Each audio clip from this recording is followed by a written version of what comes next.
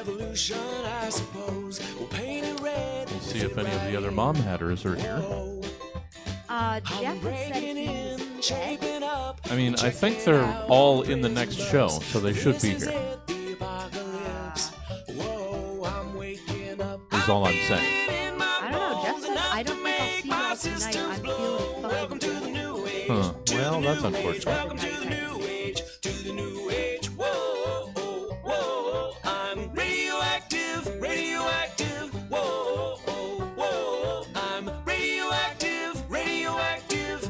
All systems go. The sun hasn't died. Deep in my bones, straight from inside. I'm waking up, I feel it in my bones, enough to make my systems blow. Welcome to the new age, to the new age. Welcome to the new age, to the new age. Whoa, oh, whoa, I'm radioactive, radioactive. Whoa, oh, whoa, I'm radioactive, radioactive.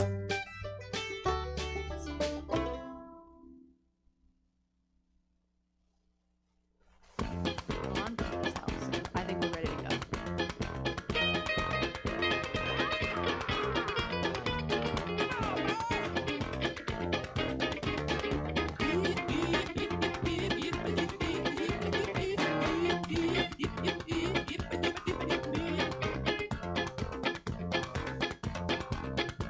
You can tell by the way I use my walk. I'm a woman's man, no time to talk. Music loud and women warm. I've been kicked around since I was born. But it's alright, it's okay. You can look the other way. You can try to understand. New York Times effect on man. Whether your brother, whether your mother, you're staying alive, staying alive. See the city breaking and everybody shaking and we're staying alive, staying alive. Ham, ham, ham, ham. We're staying alive, staying alive. Ham, ham, ham, ham. We're staying alive.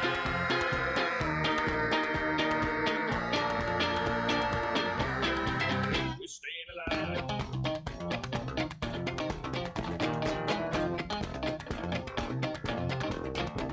Well, I get low and I get high, and if I don't, at least I try. Heaven's wings upon my shoes, I'm a dancer man, and I just can't lose. Well, it's alright, it's okay. I live to see another day.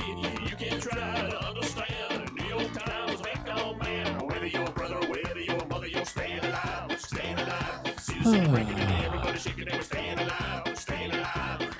All right. We're staying alive. You know, things. And positivity, right? Positivity? I That's didn't know the you knew that word. positivity. Yeah, We're staying alive. it's something that some people have tried before.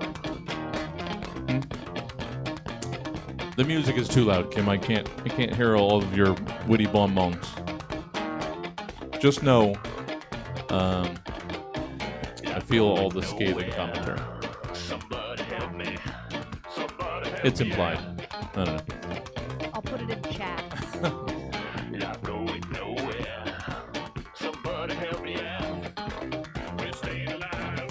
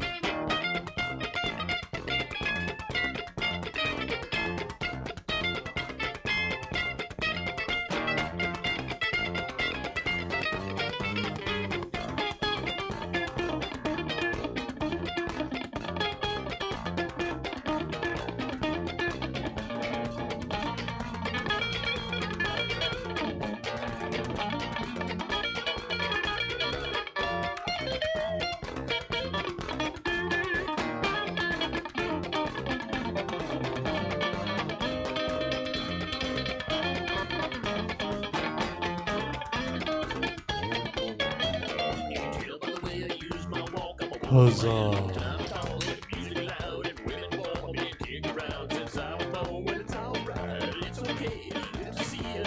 Oh, yeah. Have not had grapefruit in a while. That one's not great. See the city breaking and everybody shaking and we're staying alive, staying alive.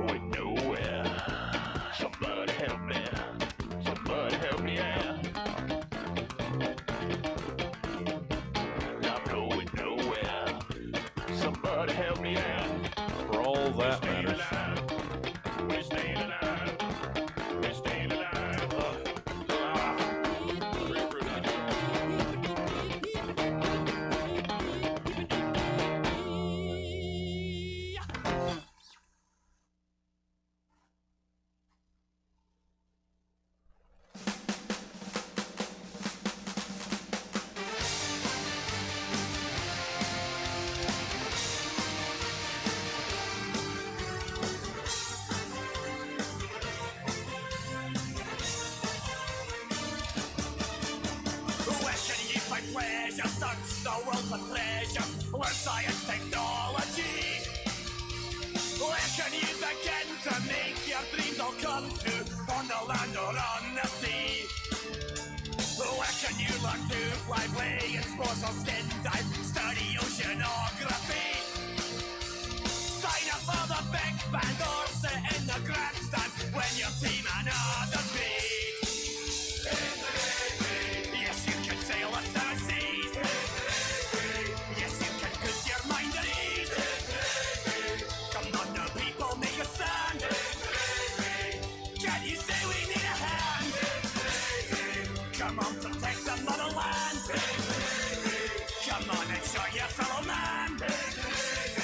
Come on, people, and make a stand.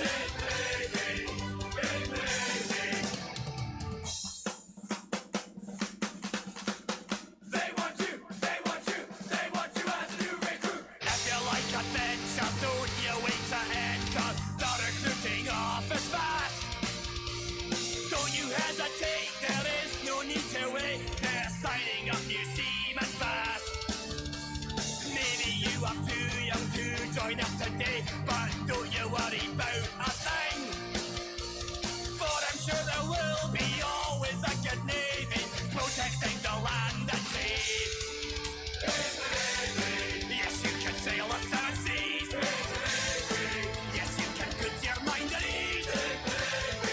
Come on now, people, make a stand. Can you say we need a hand? Come on, protect the motherland. Come on and show your fellow man. Come on, people, and make a stand.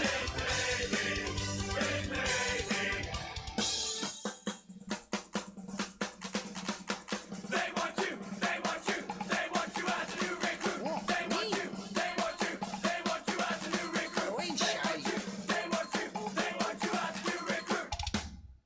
No, your mom's a rubber. Yes, you can sail the seven seas. Yes, you can put your mind at ease. Come on, people, make a stand. Can you say we need a hand? Come on, protect the motherland. Come on and join your fellow man. Come on, people, make a stand.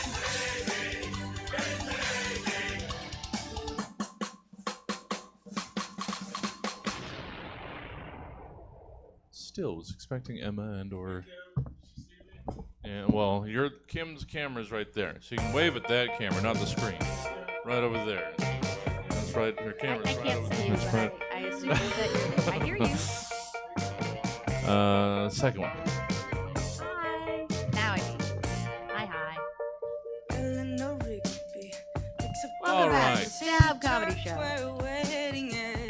Let's do a thing as Frankie is arriving.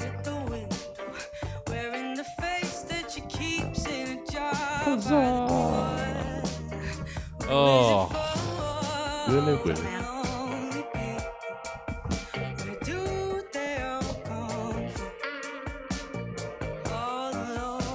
Let's just do that. And then Testing. you're fine. Then a little bit of that. A little bit of that. We'll let Frankie catch their breath. Oh! Yeah, that looks like everybody's on screen. Now I put on everyone. the show energy, like positivity. Hey, folk. Hi. Oh, futz with the stand for a little bit. Oh. Hi, guys. Oh dear. Hi there. Willie, how's whatever's been keeping you away? Your scheduling. What's going on with this? What's going on with this? Being in demand at work, or just other fuck-arounds being too unreliable that we have to rely on trusty old Willie. Trusty old Willie. That's what it is. That's what I get for being trusty and old. Yeah. It's always nice. One's reward for being halfway competent at what they do That's what they is do, to pick up man. the slack for the jerk-offs. Yeah, we like to call it fuckery. Yeah. It's constant fuckery. But I'm back to something normal now. good. Something normal-esque. So Normal-esque is really all we can ask for in these days. it's just something. Yeah. Give me something. We are all in this just maintaining orbit right now. We are all just head above water. We're all just treading and Every now and then, gulp. yeah. Eventually, we will drown. Just a one swallow of seawater at a time. Salty. Oh, hi, Frankie. Hi. Hi there. Hi. Hi. Not to put additional undue pressure on Frankie, but it is actually due pressure. I'm assuming you're late because you were making cards for all of your works in the lobby. Close. You son of a Close. I had already made the. I had okay. already made the cards. Yeah. I'm gonna cut them up after. Okay. But mostly I was waiting on the Milk needed to print some stuff for me. Oh, and okay. the printer is the pretty printer is really slow. Mm. So- Well, yeah. You have to be patient for the high quality schmance, the fance Good and the things take schmance. time. Yeah. As with everything, beauty does take time. You think this just gets slapped together and we just no, hours, like over a year, probably added up. It's probably hours. This is premeditated, partner. Yeah. Just wander out of the house like this? No. Yes. Kimberly, you had a severe weather warning. Yeah, I think we're okay now. But if Yeah. a tree falls, our power goes out forever What is... for like days. Oh, Milk is referencing the weird video quality, which is due to Oh no, I like it. I look good. Shut up, Milk. It is a fun setting, but it's Don't yuck my yum. It is due to the filter that we have to put on when we're using the timer for the. All right, hold on. I'm not centered though. Let me work on that. Yeah. Oh well, that actually you're pretty well centered. Maybe I can hold on. You stay There. still. I'm here. I'm here now. And I will. Can't get my bangs to do what I want though. Oh. Hold on. Wait for it. Are they? Yeah. Okay. You know what? That's fine. I Okay, still got there one we are. that's like, I want to be in the middle. There. You made it. You made it. We made it. Everything's happening. It's all happening. We're making it. Yep. It's all coming together now. Yeah. Oh. All the strings on the board. Oh, Well, see? why Look did at this. why did we wait See, this you took long? me off comic book, and now I can see that my hair's not perfect. Oh, sorry. It's all right. I'll put the filter back on. No, it's okay. I'll just be imperfect. If we're just now finally getting things together, why did we wait? Why didn't we just do this before? Why didn't we hit this mark before? I don't know. Everything's fine. Everything's fine. All right, are we starting? Can I tell people that we're starting? I mean, we're live now. People could have been. Yeah, but I mean, People could have been watching you futz with your bangs. Yeah, I don't know. Wasn't meant to be innuendo, but I felt the potential as it was escaping my face. as we do. Yeah, you futz with your bangs. No, now I'm making it worse. Well, I mean, we can start, but this doesn't strike me as a wordy group, so it's not like we're in a hurry. We can just sit here and enjoy each other's company. You know, that would be nice. I'm in a basement, which is fine. Well, It's like if a tree falls, I'm in a basement. exactly. You're in the safest.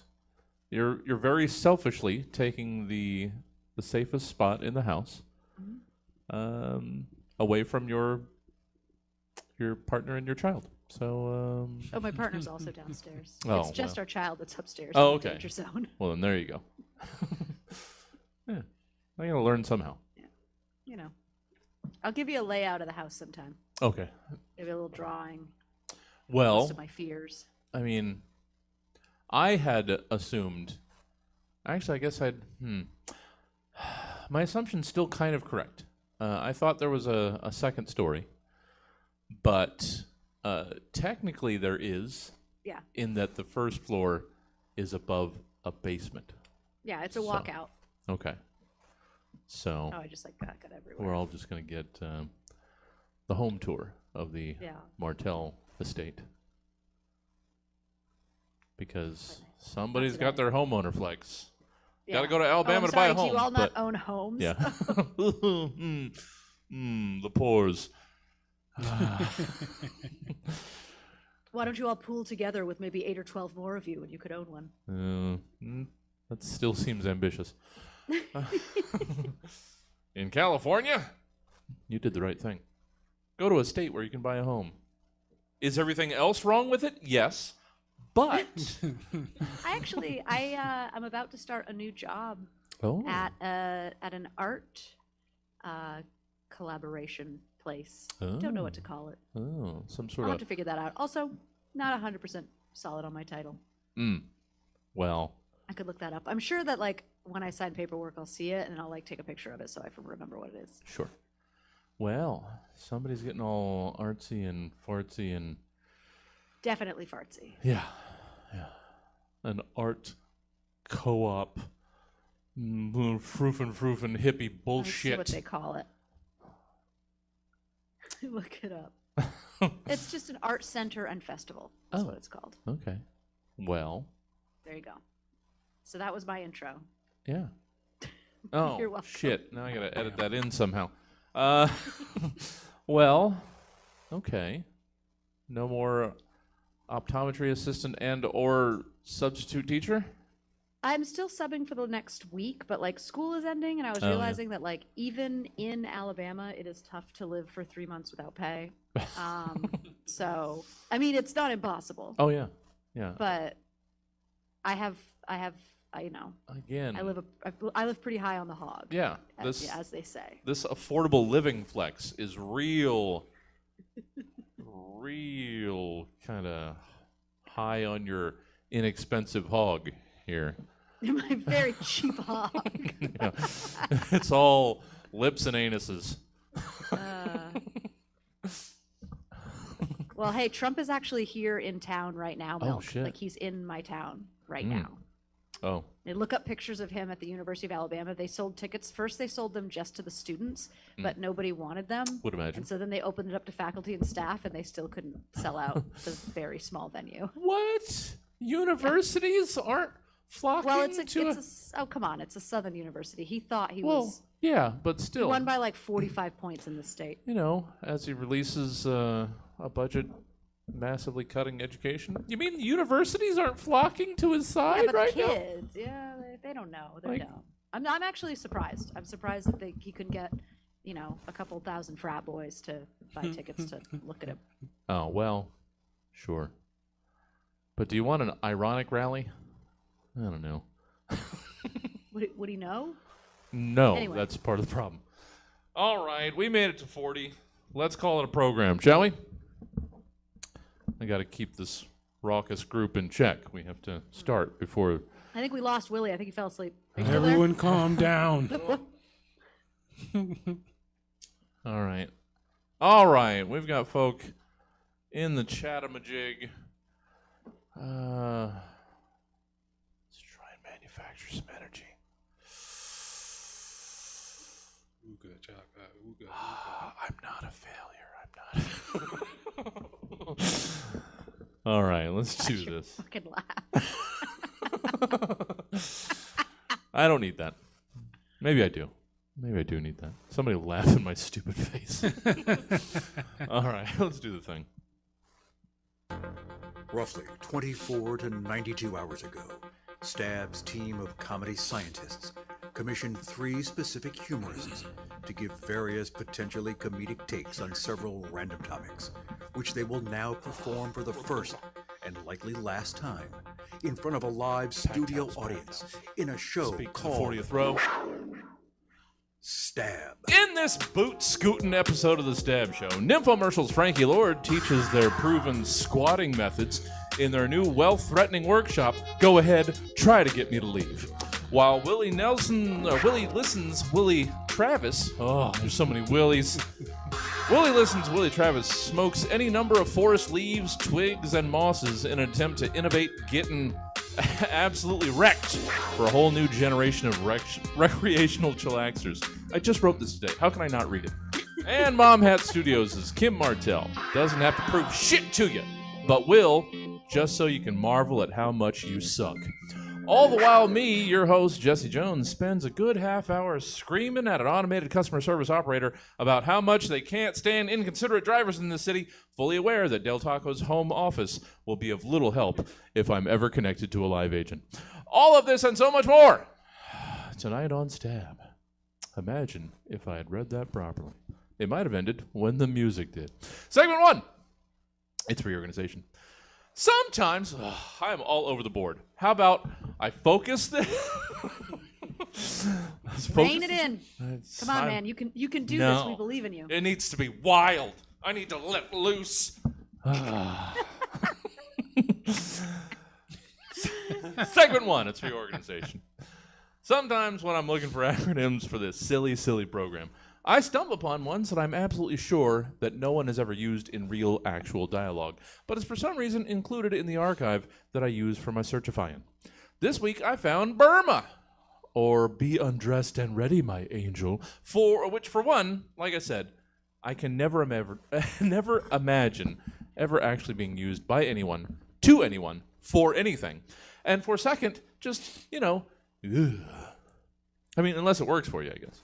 But mostly, So let's quickly try to scrub that from our minds and instead give me who or what else. Jesus balls. Whew. I cannot speak today.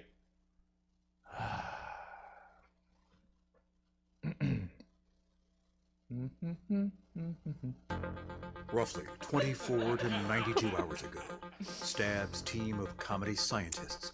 What, am I going to throw the audience off? Humorists What, am I going to give various potentially comedic takes. Well, let's make this easier for me to edit, which shall they we? will now Can we do perform that? for Bar the next first door. and last time in front of a live studio audience in a show called At this point. Stab. In this boot-scootin' episode of the Stab Show, Nymphomercial's Frankie Lord teaches their proven squatting methods in their new wealth-threatening workshop. Go ahead, try to make me move.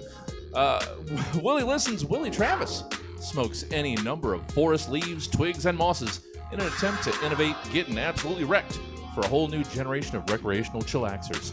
And Mom Hat Studios' Kim Martel doesn't have to prove shit to you, but will, just so you can marvel at how much you suck. All the while me, your host, Jesse Jones, spends a good half hour screaming at an automated customer service operator about how much they can't stand inconsiderate drivers in this city, fully aware that Del Taco's home office will be of little help if I'm ever connected to a live agent. All of this and so much more tonight on the show we insist on calling Stab. Let's dive right into the program with segment 1 for the first time tonight. I don't even know what you're talking about. It's segment 1, it's reorganization.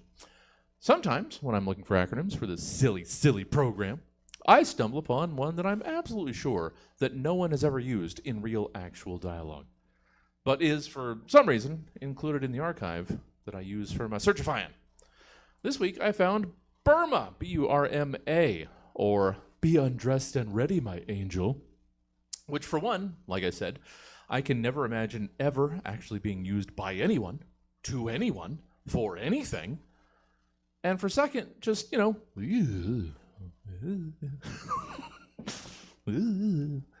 EWW. I'm not sure why I'm extemporaneizing. Unless it works for you, I guess. But mostly, so let's quickly try to scrub that from our minds and instead give me who or what else BURMAS BURMA might stand for or represent to you. Francis Aloysius Lord! Frankie, let's hear your BURMA. Everything's fine. I'm not sure what that looks about. I spent so much concentration to get into like the zone and now I'm just concerned. Are you okay? Oh, I'm fine. You're fine. I'm so fine. Okay. I am double backflip, somersault, high five, fine. So fine. Barrel roll. Jump kick. Great. Okay.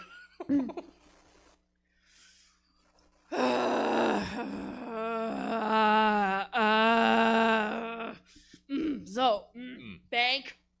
Just call the bank. I call the bank. And it's the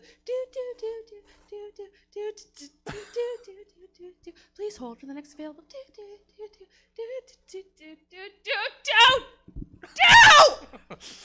Hours and hours. I'm at work.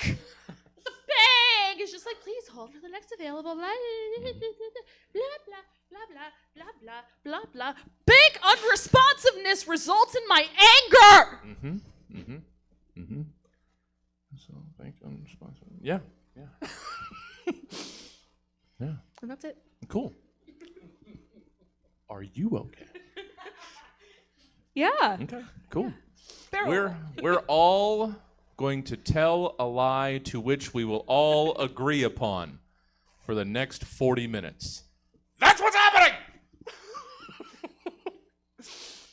Thank you, Frankie. So good. Oh. Willie Travis. Yeah. Hi. Hello. Hi. BURMA. Willie, do that thing. Burma. Bending under rare mommy atmospheres. It's in reference to my collector's card set of rare, powerful mommies that don't take no guff. From cards like the rare Irish goth mommy to the ultra rare Trinidadian mummy mommy gold. This is a Tibetan monastery muscle mommy. I collected that back in grade school. This one is a hard to find mini mommy ultra from Brazil. Here's my tumultuous mommy Titan Plus from the Andes. And this one's one of my favorites, aptly titled The Mommiest. Let's see.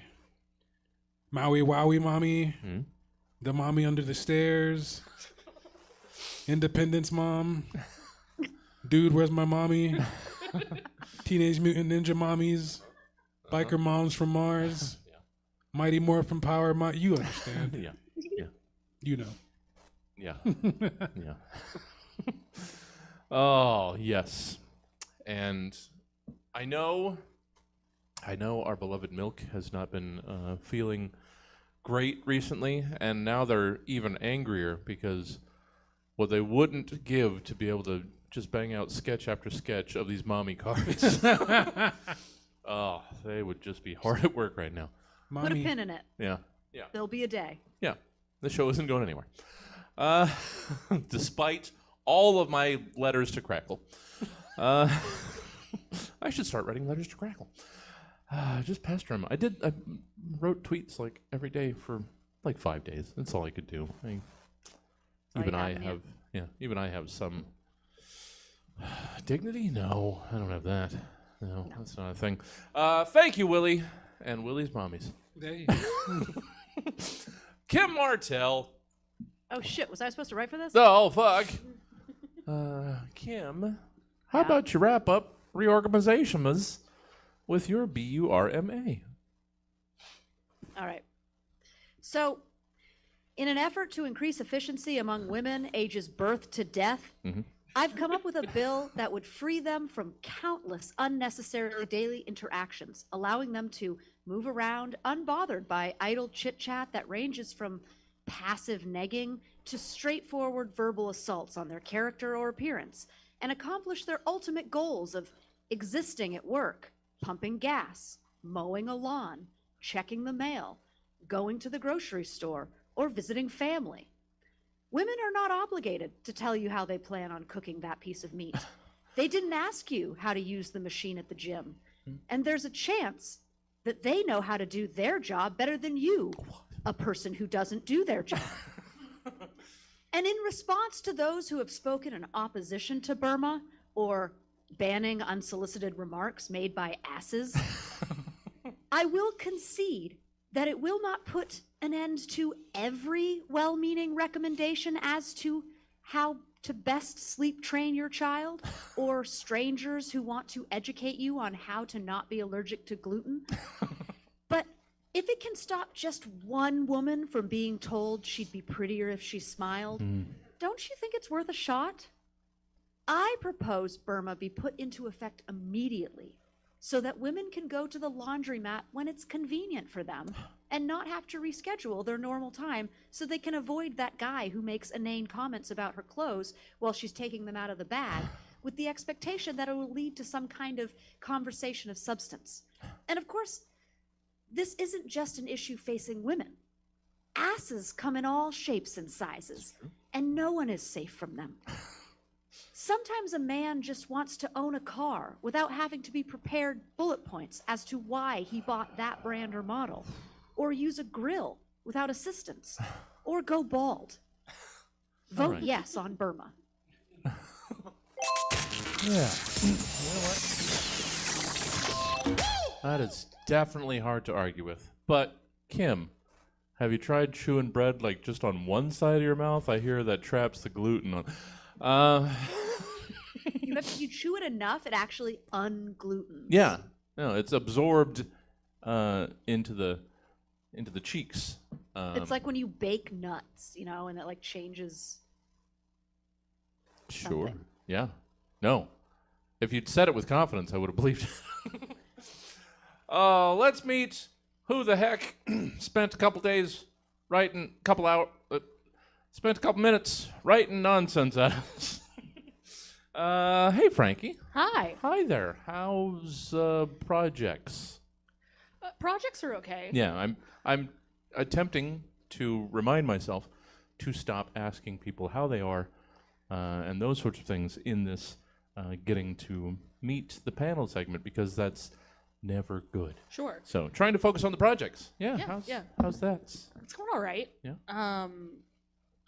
This is the one time I had like a thing lined up for how are you, and then you asked a different question. Oh, and what's I'm what we do? panicked. Okay, well, how are you? I'm good. Okay. Because basically the site I've been working at for a few weeks, Yeah. there is this nurse, and she is very pretty, and I think that she realized some things about me because she asked me for some information. I showed her a spreadsheet I made, and she leaned over and went, "Oh, I really like your spreadsheet.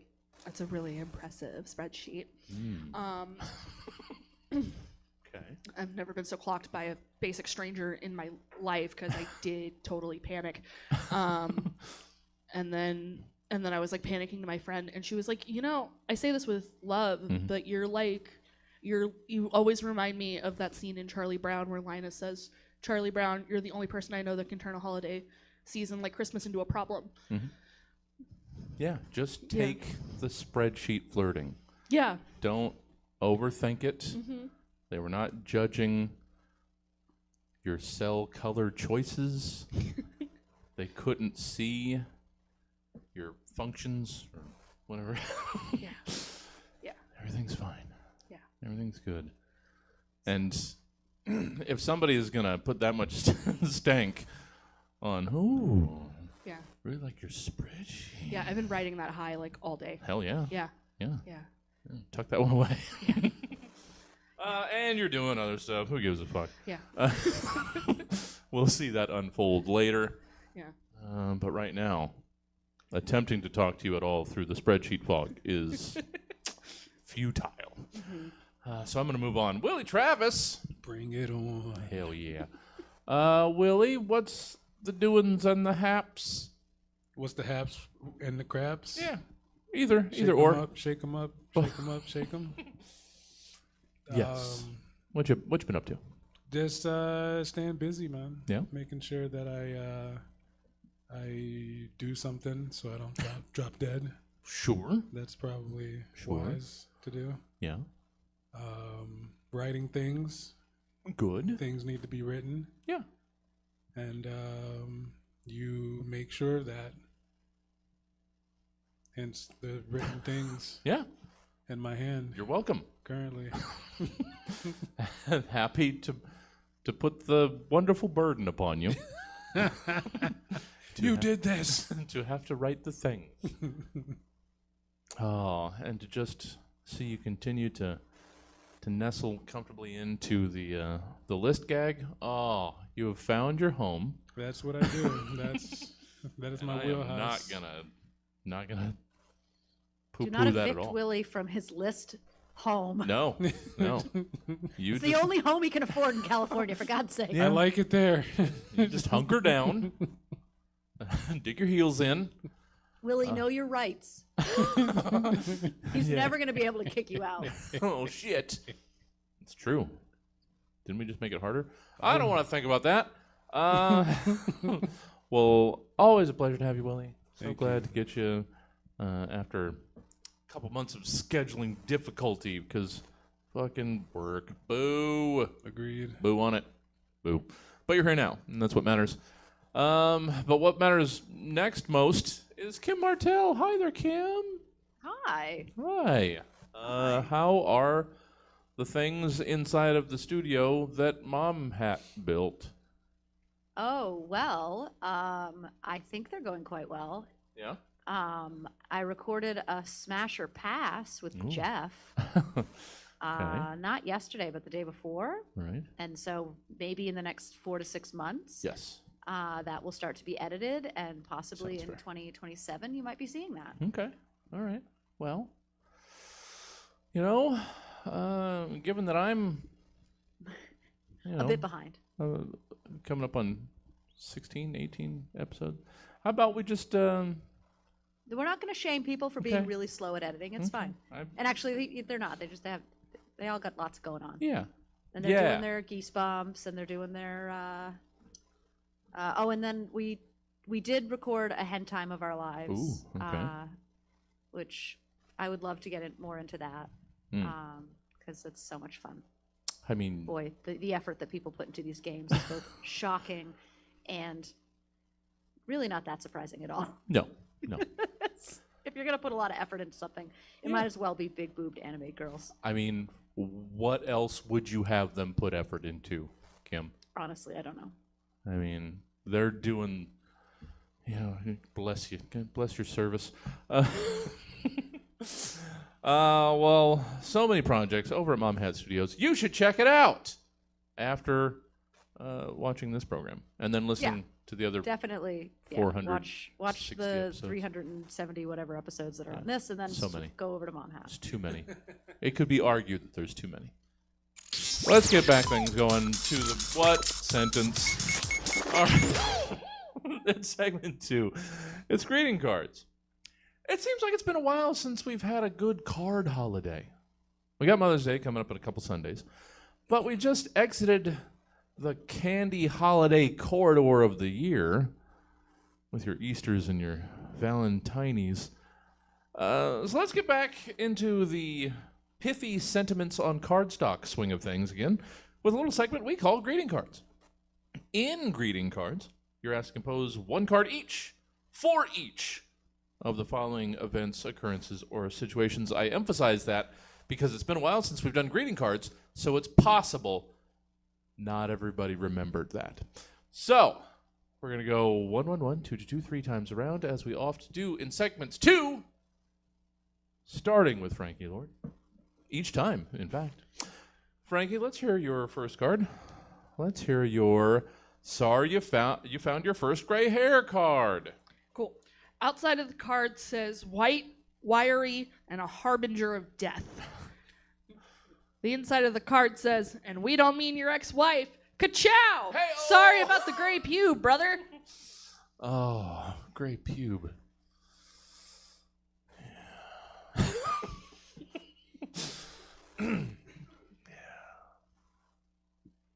What's happening? Oh, Willie Travis.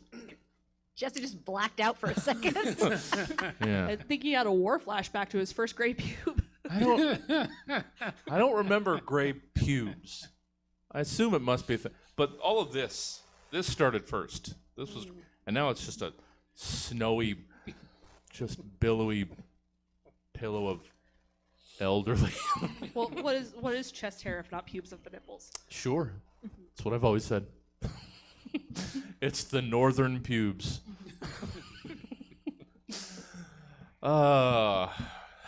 It's the pubes of the thorax. Willie Travis, let's hear your first. Sorry, you found your first gray hair card. Sorry, you found your first gray hair. Hopefully, it wasn't around the pube area. Oh shit! So 2 for 2 pubes. Oh, Kim Martel, can we have the pube hat trick? I missed the Pube Boat. Oh, you hate to miss the pube boat. I thought about being on Team Pube. And there it But is. I don't have to listen to the rest of the episode. Me listening to this later, editing, you can stop now. Pube Boat is clearly the name of Kim, then what the hell did you do for your you found your first gray hair card? I Oh, shit, yeah. illustrated all of my cards, Oh, bless. which I know is going to be helpful in this, which is not a visual medium. Its initial form it is, but sure. So let me, I'll describe it to you. Okay. The front of the card, let me hold it up to the camera here.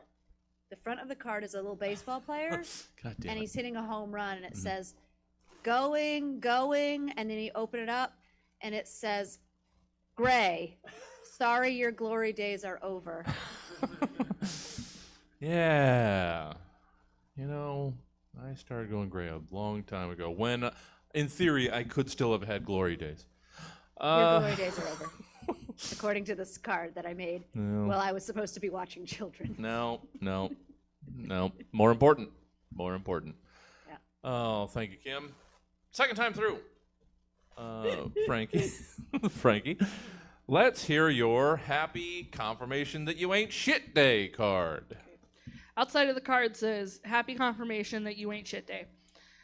Inside of the card says, remember when you were young and had aspirations you thought you could meet? Now you work a 9 to 5 like everyone else, and you're one of the lucky ones, you bastard. Ka-chow. So are these not? These are all from Lightning McQueen. Yeah, I was gonna say, are these not Pixar branded cards? Do we not have just a stock Lightning McQueen picture on the front of the card? We might. In you know what? Two Mater from Lightning. That look means I should shut up for the card 3 reveal. Willie Travis, let's hear your happy confirmation you ain't shit day card. Happy confirmation you ain't shit day. Love your son. Wait, I have a son? Yeah. And that's printed on the card. Nobody wrote that in there. This is a very specialized card. Some people just make their own cards. Yeah. Why not? You use the nice printer for that. Kim, and speaking of nice printers, or at least your hand printing, Kim, let's experience your happy confirmation you ain't shit day card. All a bit of everything here. So the front of the card, it says, I can't believe that nobody else did this. I really thought that I was we were gonna have sometimes. a repeat. Front of the card says, roses are red, violets are blue. Just writing to say your shit smells like poo. And it's got a little picture of poop on it. Ka-chow, motherfucker. Sorry, we are just putting so many dents into Frankie's bit here, and I'm starting to feel bad.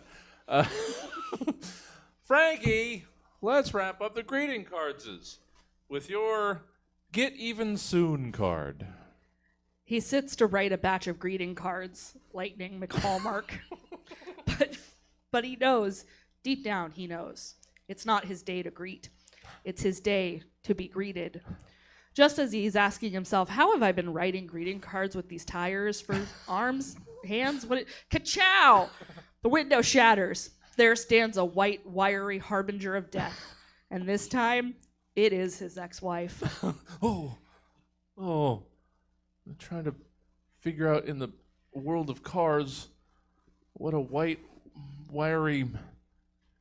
Oh, it's a human woman. It's a Teton situation. Yeah, Okay. Yeah. Okay. Got it. Keep up, Jesse. Sorry. I didn't think in that direction. Clearly. I mean, the two people in the field of hentai obviously got to that conclusion sooner. Sorry. We got into it and then out of it and back into it. Yeah. Just so much penetration of that topic. Thank you, Frankie. Hey, Willie, let's hear your Get Even Soon card. Get even soon. Crush your enemies. See them driven before you. And may you hear the lamentations of their women. Yeah. Oh, it's never too late to have a good Conan-themed card. It's, for the moment. Yeah. Memories. That was just one of the 32 in the little cardboard Valentine's Day pack that you passed around to all the other kids in class. It was a weird promotional tie-in for 1982 or whatever that was. Kim, let's wrap up some greeting cards with your happy or with your just Get Even Soon card. Okay, so this one, it's kind of like more of a handmade. Also, it was raining outside today because I mentioned the severe weather, Sure. and this one got wet. Oh, no. So it's a little smudged, but it says, "I know it looks like my forgiveness runs deep, but the reality is, I know where you sleep." Yeah. Good luck with that for the next week or two. See how that goes. Sleep well. Yeah. Sleep. Well done. Let's get to segment 3, shall we? It's celebration time. And if you guys notice the theme of me pulling out shit that we haven't done in a while, it's because we needed to with this group. I feel like I like the greeting cards, but good Lord, I feel like I get celebration time every time. Oh, please. I don't think that's the case. No, I'm sure it's not. But, I mean, it's just... That's why I said feels like. It hurts so much. It feels like it spans several episodes. I don't know what I did to deserve this, is what I'm saying. Well, you guys you had most of the other segment 3s covered too recently. Yeah. So at segment 3, it's celebration time. It's May 2nd again. Did you know that one happens every year? It does. If it weren't to, how would that even work? Would it just go from the 1st to the 3rd? Will we start May on the 3rd, just skipping the 1st altogether? Well, fortunately, we don't have to worry about that very weird possibility because it is, in fact, May 2nd. It is May 2nd, right? It is. And in this segment, known as Celebration Time, you've been given a couple things that just so happen to happen on this date throughout history. And you've been asked to tell us how you've been celebrating those things. I'm all over the map. Frankie, let us know how you've been celebrating these two thingses for Ejemple. I don't know what I'm doing. On this day, in 1903, Dr. Spock, American pediatrician and author of Baby and Child Care, was born. Also, today is International Harry Potter Day. How have you been celebrating these things? Just punch a turf. It's really that easy to celebrate. Dr. Spock was a leftist who advocated for women by advocating for children. Who cares? Just punch a turf. It's good for your skin and your telomeres, and it's the equivalent of 1,000 Kegels, just the one punch, 1,000 Kegels. It'll cure cancer, at least social cancer. Punch a turf. Sure. I mean, yeah. Wait, how many Kegels are we saying? 1,000. 1K. What if I punch 12? Well, you do the 12,000 math. Kegels. You do the math. Yeah. I gotta go. Yeah, yeah. Oh, there's still almost 4 hours in the day, guys. Let's get out there. Just get out there. Just windmill haymakers. I am in the deep south. Yeah. Do you understand? You could have gone to roll some tide at that rally. Oh, hey, look at you knowing your stuff. Yeah, I have things that are knowledge. Willie Travis. On this day in the year of our Lord 2000, President Bill Clinton announced that highly accurate GPS would be made available to the public after previously being restricted to the United States military. Also on this day in 1972, American professional wrestler and actor Dwayne "The Rock" Johnson was born. How are you celebrating these motherfucking things? I celebrated by purchasing Dwayne's home address from the dark web and using the cleaning power of highly accurate GPS tracking to make my way to his home so I could give him some dap. That was the plan, at least, until I realized I had purchased another Dwayne's address. I mean, I had my suspicions when the address was 123 Fake Street, but I thought it was one of those psych outs. Sure. You know what I mean? Like he purchased 123 Fake Street. Anyway, couldn't let this day go to waste, so I ended up going to meet Dwayne Johnston, a Scottish oil wrestler from Glasgow. Pretty cool guy, turns out. Says he's says he welcomes his random visitors from the dark web because moving to Fake Street, well, he knew what he was signing up for. Sure. He invited me in for haggis and a pint. He tried talking me into learning some oil wrestling, but he wasn't slick. I had to talk my way out of the door because I don't know if you know this, but haggis is kind of gross. Not gross tasting, but more like how it's made. Anywho, I celebrated the day going on this road trip and making a new moist friend. Say it was a success. Yeah, sounds successful. Any day that you can make a new moist friend, I call a win. Especially when you spend part of the day watching them stuff a sheep's intestine with all sorts of awful. Yay, haggis! It's haggis. It's either stomach or intestine. I can't remember. It's one of them, and they connect, so why not both?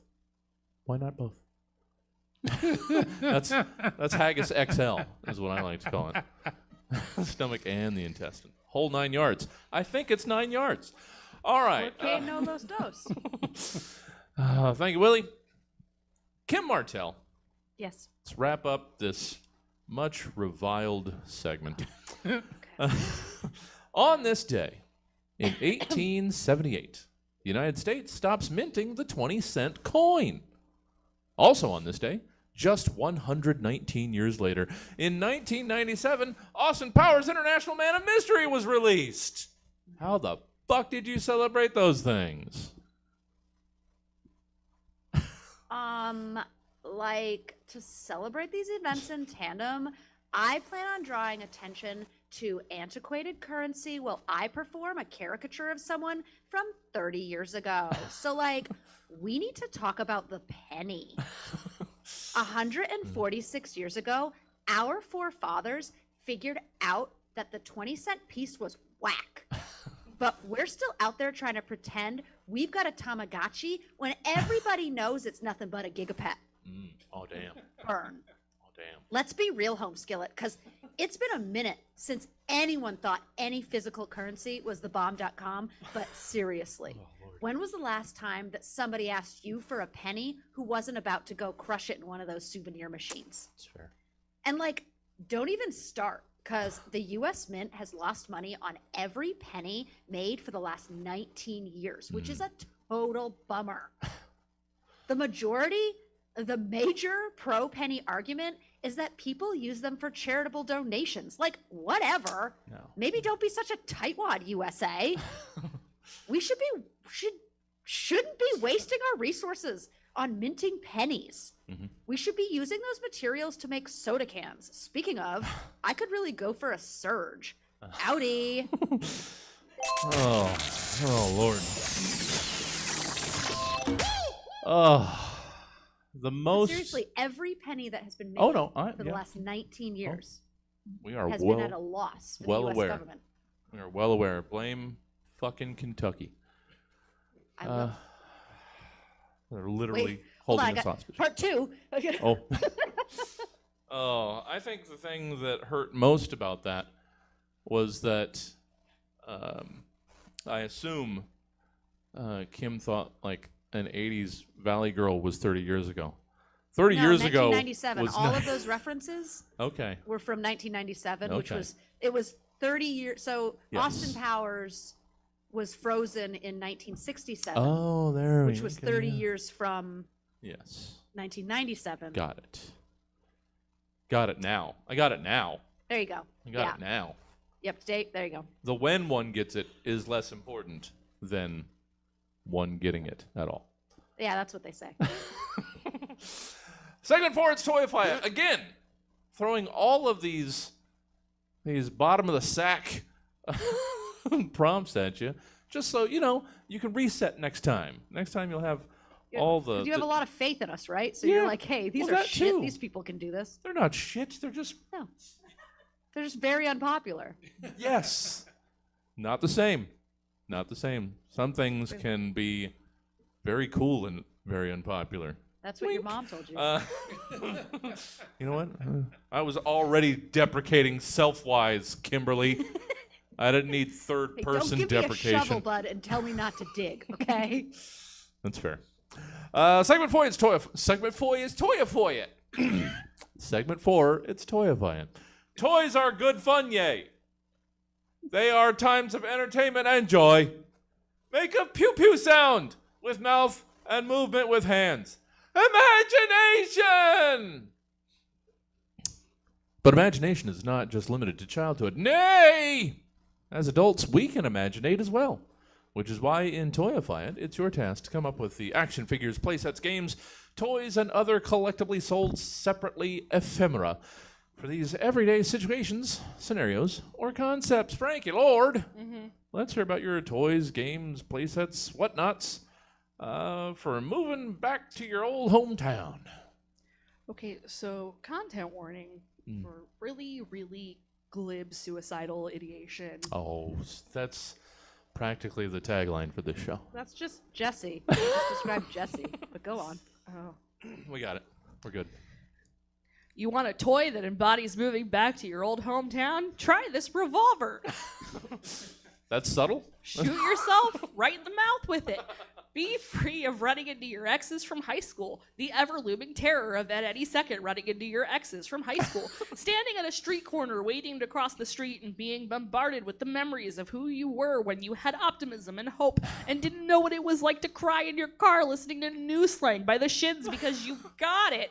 And of course, the unspoken implication of moving back to your old hometown, moving back in with your parents. Yep, that settles it. The best toy is a gun in your mouth. Moving back to your old hometown? Call 988, the suicide prevention hotline. It gets better, but only if you endure and escape Boise or wherever. Yeah. Yeah. Hotline added to the description of this episode. Just a ticker on the bottom. Yeah. Just if you're having thoughts of moving back to your old hometown. Yeah, where's that hotline? Yeah, just go to your local Craigslist and move in with whatever stranger in the city you're currently in. You will thank your future self will thank past you later. Well, Frankie, what the fuck? yeah, sorry. Sorry. I thought we all had fond memories of our pasts.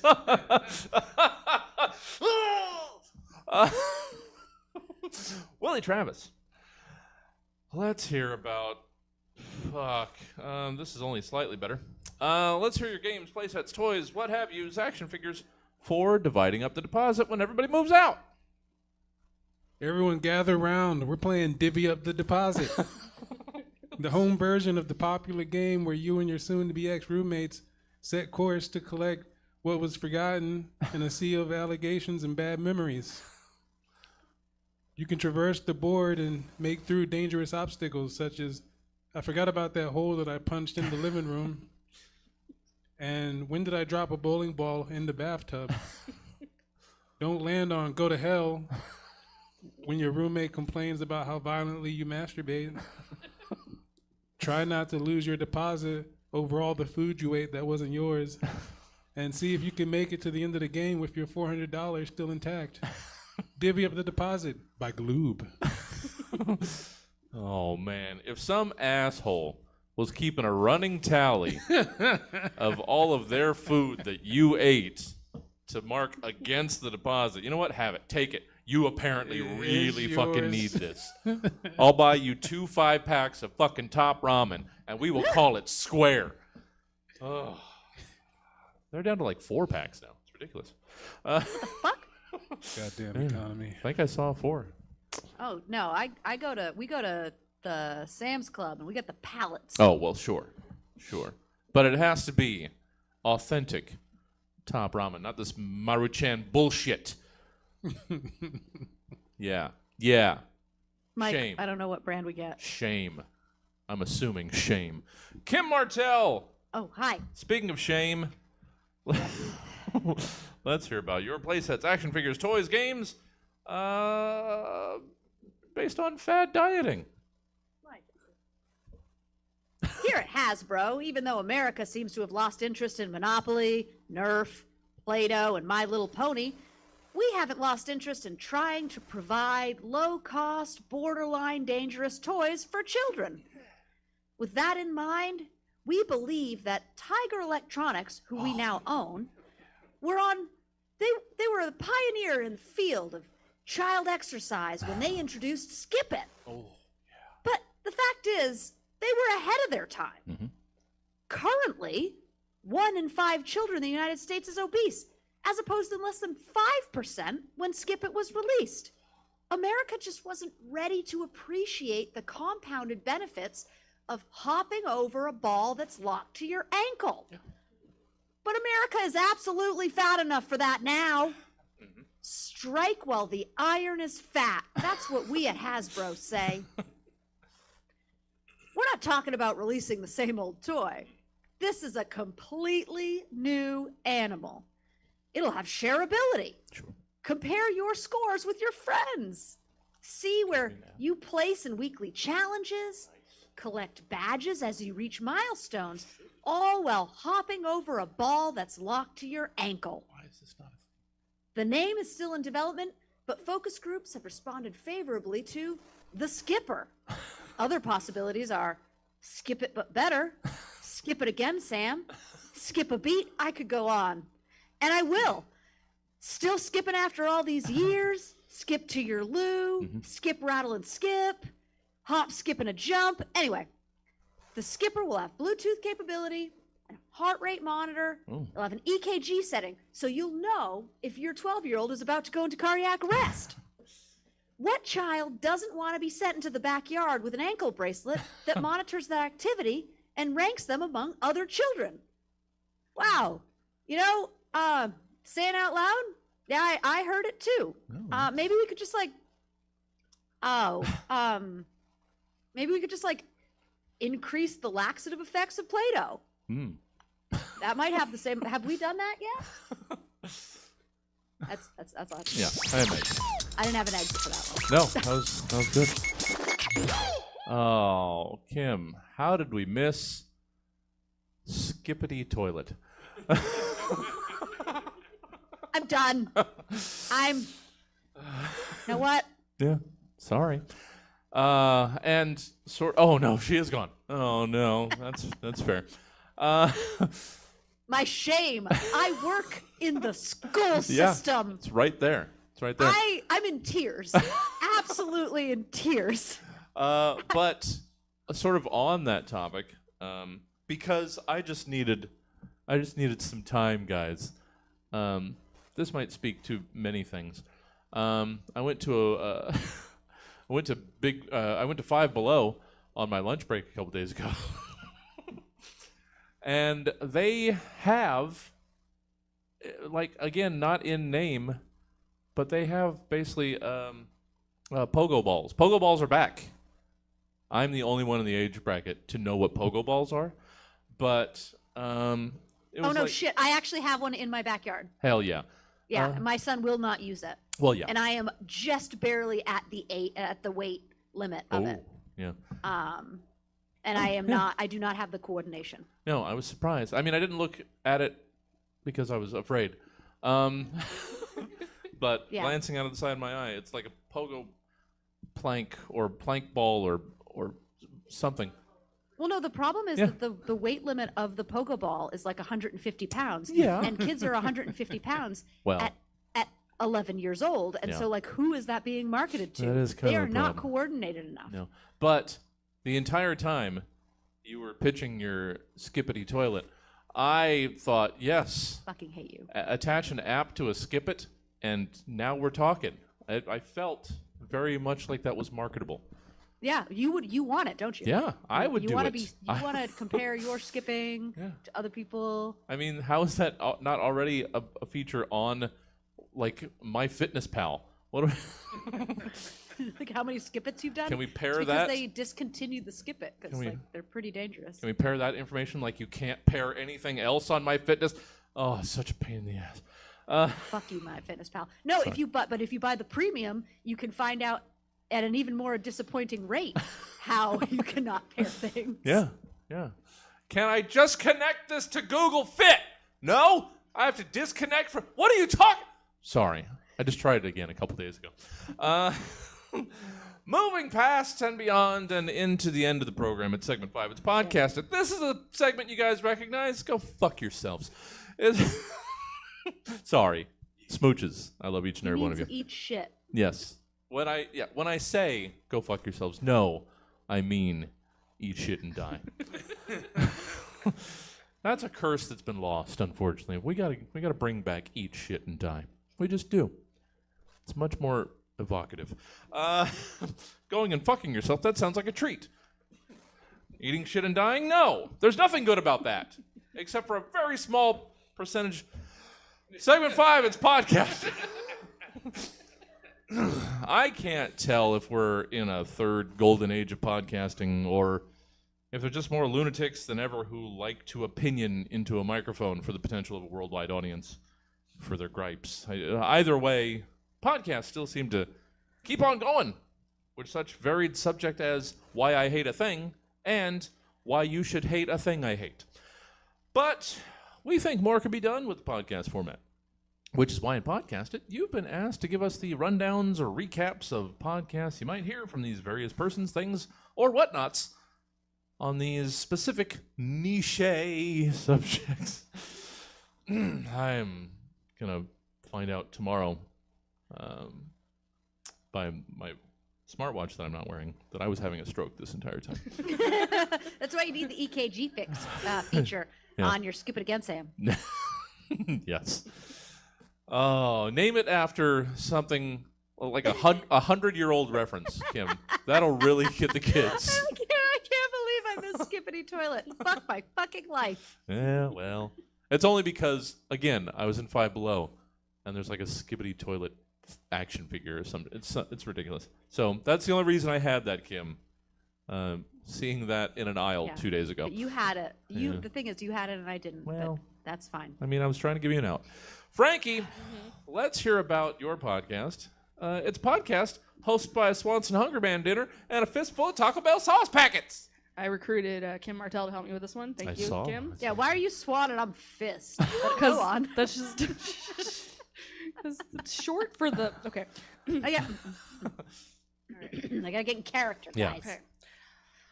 Welcome to a heterosexual podcast about making a doomed heterosexual marriage work. I'm a Swanson hungry man dinner. Now I'm a fistful of Taco Bell sauce packets.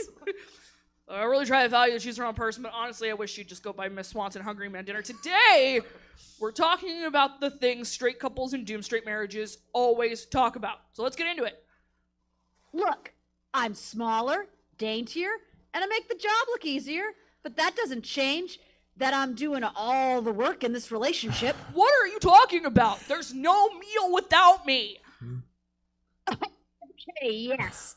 In our traditional dynamic, you are the provider. Well, all my work is seen as ephemeral because it doesn't provide the meat and potatoes, except I pay attention to the details, and that makes life worth living.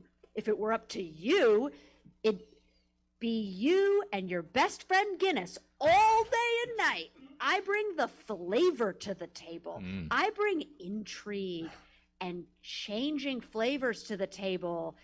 I make sure that sometimes you bring home a different flavor of yourself from the Swanson Hungry Man Dinner Factory. Because that's the foundation of the argument. You want me to change into something else. You know what? Maybe I do. Maybe I want you to be a version of yourself that doesn't cheat on me with a small baggie of McDonald's dipping cups. Or a version of yourself that doesn't steal all my money to fund your rug pull Ponzi scheme bullshit. Finance is as simple as line go up, and the fact that you don't get it means you need me. I don't fucking need you. I practically do everything around here anyway. Living on my own wouldn't be easy, but I could do it. Hell, maybe I'd find it's even easier than living with you, because at least then the illusion wouldn't be that I wasn't doing it all alone when I am. You know, marriage was something I did for you.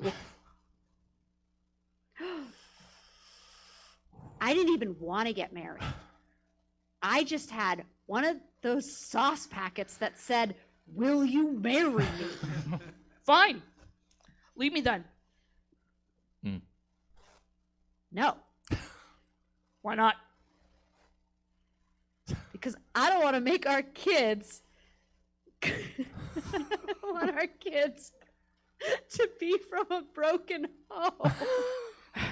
Yeah, neither do I. Oh, look, a letter from a listener by the name of Cool Ranch Doritos Taco, who claims to be, quote, the most lesbian of the Doritos tacos. Anyway, Cool Butch Dildito Taco Muncher. She asks, aren't your kids already from a broken home if what you've modeled for them is a relationship where people don't love each other, don't bring value to each other's lives, but scapegoat children to justify their continued miserable proximity in each other's lives? That sounds pretty standard.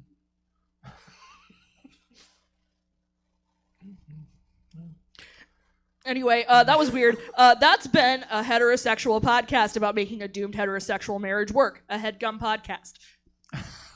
I'm going to stay at my mom's for tonight. Yeah. I want everyone to know that I worked very hard to not read that in advance so that it would be a surprise for me like it was for you. Yeah. That's what we always... That's the angle we always want to take. Found myself... And you know what? Didn't go the direction I thought it was going. Well- Michael, could I please have a beverage? Yeah, why is this even a question?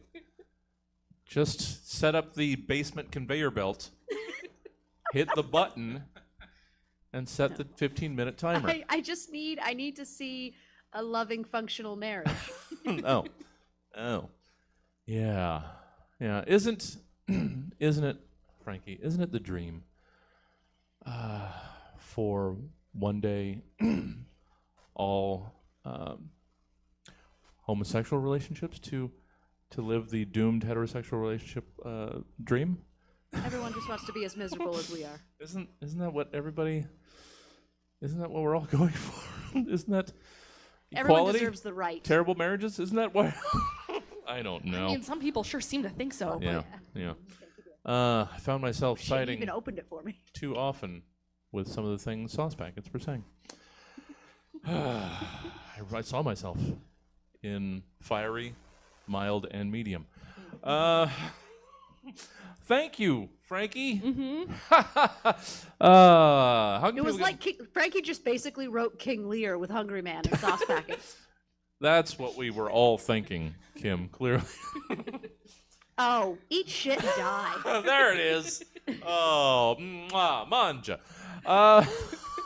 Frankie, how can we get more Frankie Lord in our lives outside of this time frame? Okay, well, first of all, I'm basically here every night, even when I'm not here, because all of my art is in the lobby for questionable amount of time. Well, people have been admiring it as well. Good. Who knows how much could have been sold? Well, it can sell now. Nice. Yeah, so it was like sale foreplay. Sure. Yeah. It was a preview. Now it's available. Yep. Well, yeah, lots of fun stuff. Come by the theater, check it out. Maybe take some home. Yeah. To force Frankie to make more to put up on the walls.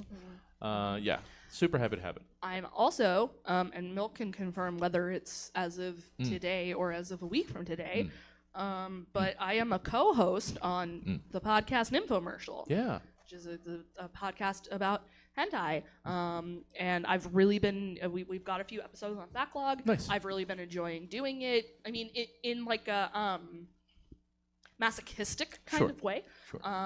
Yeah, you definitely, like, it's an experience for sure. But yeah, I've been having a lot of fun with that, and we're gonna start doing live shows here soon. Yes. And so we're still finalizing dates on that, so I won't brag about that too much, but No, they're it's coming coming. very soon. Yeah, we're gonna keep expanding this gosh darn schedule, and then we'll have wonderful nights with wonderful people doing and saying terrible, terrible things. I didn't touch the keyboard in too long. Went to sleep. All of this excitement.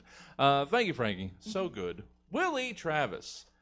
I didn't look up the date of when this fell, but it felt like you might be in the wheelhouse of this subject. Was I wrong? Did you miss it? Were you familiar? No, it was a good guesstimate. Yeah? Okay. Yeah. Okay, well, good. Try and lob it in there when I can. So, Willie Travis, let's hear your recap rundown of a podcast from the world of Animorphs.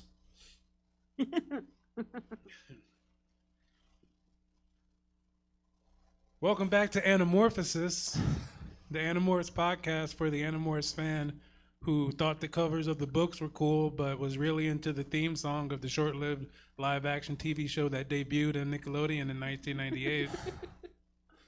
We're taking live callers. Hey, Jake, you're on the air.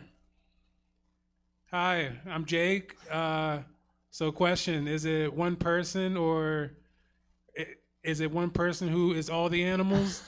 Or are all the animals all people? Love the podcast, thank you. Great call, Jake. You see 4 friends and a goth dude. They go chasing after a dog and they run into an alien who crash lands at a power plant. The alien gets the alien gets the kids to touch a glowing cube before dying violently before them. The power lies within the cube, but unlike Nintendo GameCube, the kids acquire the power to touch an animal and gain their DNA and transform or animorph into said animal. They then have 2 hours to change back before becoming that animal forever. Next caller. Tobias from Minnetonka. Hello. How does the whole morphing process work? Does it hurt? Great question, Tobias.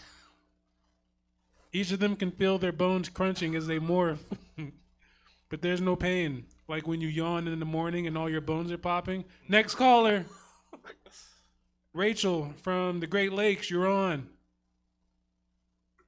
Can you hit me with that theme song? Sure can. No turning back, no backing down, nowhere to run, no solid ground. No place to hide, no one to trust, no one to help you when you're lost. There's only us. It's all in your hands. Hold on, hold back the darkness. Gotta take a stand. It's all in your hands. Wow. Yeah. I didn't. We're gonna get a cease and desist now, right? Well, it was that good. Take it down. Yeah. I didn't accidentally give you your next project, did I? Animorphs is coming soon to stab. Yeah. Oh, God, that was... Fuck, the covers of those books were so good. They were dope. The insides of those books were so good. Oh, yeah? I 12-year-old me read all the ones. I wasn't a that were at strong the library. reader. I didn't have friends, so Oh, well, now I feel bad because I was this close to giving you that one. yeah, but I wouldn't have written King Lear with Animorphs. Well, yeah, that's fair. That's fair. And I wouldn't have sung the theme Make song. good, So it was make really good it was the choices, best. Jesse. You make good Ultimately, choices. it all worked out. I was right. I usually am. Willie, how can people enjoy more Willie Travis before they're working back? WillieListen.com is still a thing. Hell yeah. Surprisingly, what? Yeah. Go there. And you can hear me and my co-host Nicole Eichenberg talk some shit here on the Stab premises. And next month, we'll call it fourth Saturdays at 7. Get your Animorphs. And Animorphs. That can still be housed on Willie Listen. It's a Willie Listen production. Yeah. Thank you, Willie. Thank it you. just feels like waking up and cracking all of your... Yeah. That's not bad. That's better than we expected. We all expected it was just excruciating pain of every bone in your body being broken simultaneously and rearranged into a new form. You would think. So, yeah. Thank you, Willie. Why you need the podcast, guys. Yeah. You These gotta hard-hitting listen. questions. That's a letter every week. People still ask it every week. Kim, tell people about enjoying Kim Martel on the mom hat thing. Okay, so for the third time, the Kim Martel was stolen from me by somebody who stole my identity, and they wanted me to pay them $30, and I said, "You can fuck all the way off. I will not pay you $30." Yeah. And then Instagram deleted my account, so that no longer belongs to me. I'm working on a new Instagram handle. If you would like to listen to my voice, Mom Hat Studios. There's a little dash, I think, somewhere in there. Yeah. You can Google it.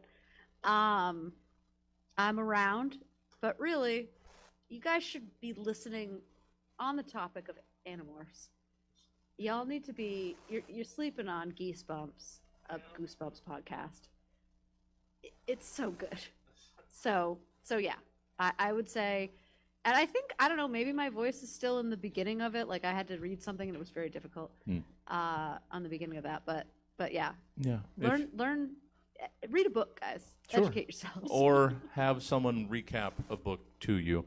Yeah. If you need your fix while Animorphs is still in production, if you need your fix on YA novel recaps, Yeah, get your it's wicked good. Get your Goosebumps.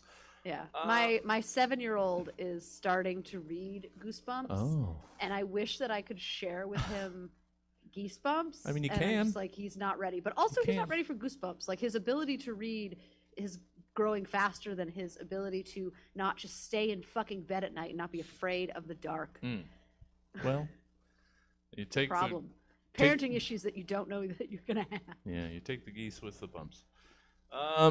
Kim, let's close out this gosh darn an episode of this program, this highly successful and popular show called The Stab. Let's hear about your podcast. It's a podcast titled Cheese Me Off. All right, first of all, I had to rein this all the way in because Okay. I could go off for fucking days. Well, cheese us off, Kim.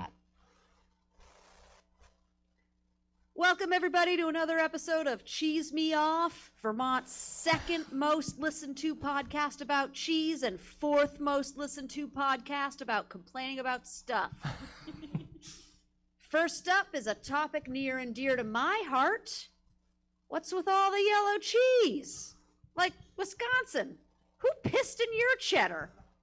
What are you hiding under all that annatto? What? Do you have to add color to your food to make it appealing like you're a bunch of picky-eating toddlers? If you're such goddamn cheeseheads, why don't you come out and fight the cheese wars with honor? Show us what you're actually made of, instead of dressing up like a carrot and embarrassing yourself. Who hurt you?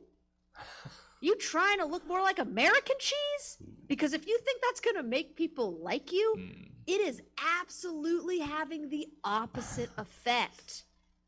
You guys know that Ringling Brothers was started in Wisconsin? Makes sense since they're all a bunch of fucking clowns.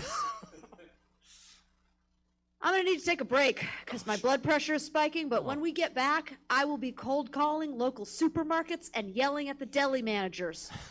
This has been Kim Martel with Cheese Me Off. Oh, Kim, why did you rein that in? I wanted to hear 40 more minutes of that. You spoke to my soul with Cheese Me Off. Oh, man.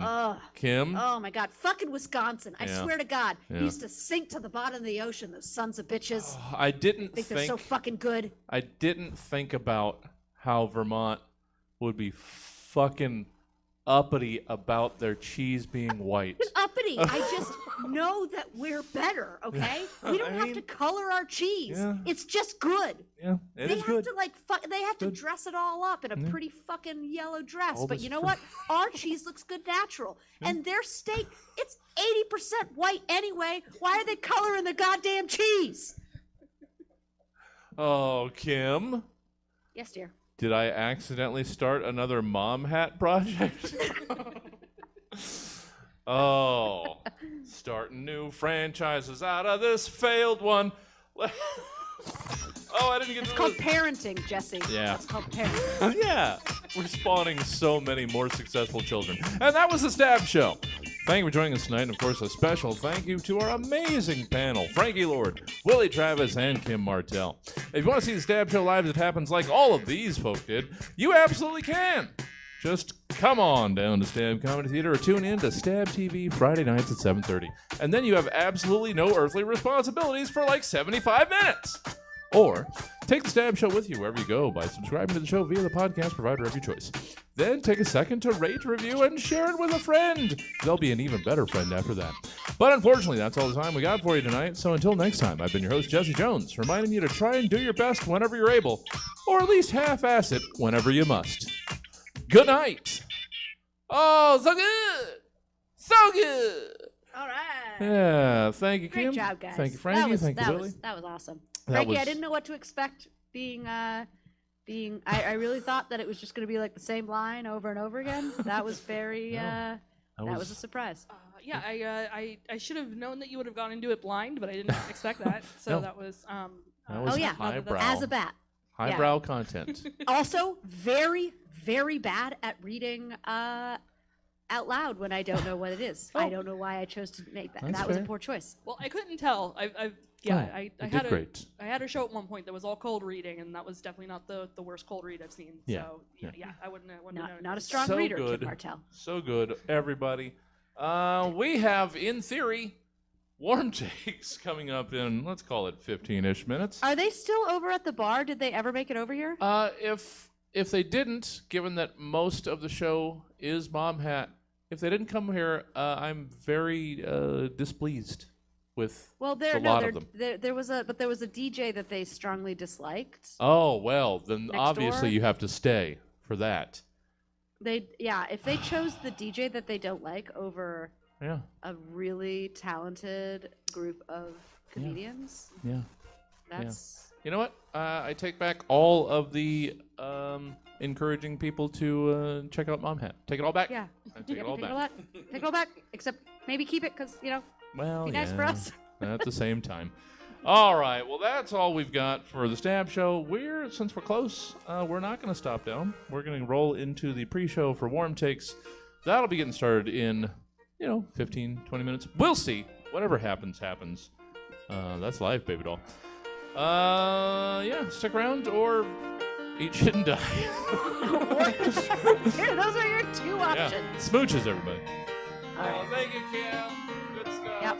Yep. I'm gonna go. I don't know. Play Fallout probably. Oh, I've been trying to get myself to play Fallout, but I can't because I'm dumb. Well, I mean, it takes up a lot of your life. That's true. All right. A Well, good night, lot. Kim. Anyway, it was great seeing you guys. Great seeing you.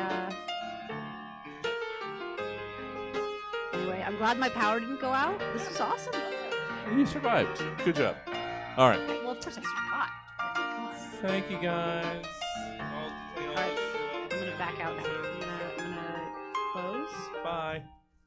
Bye. Oh, good stuff, guys. As always. Gosh darn pleasure. You're good. You got it.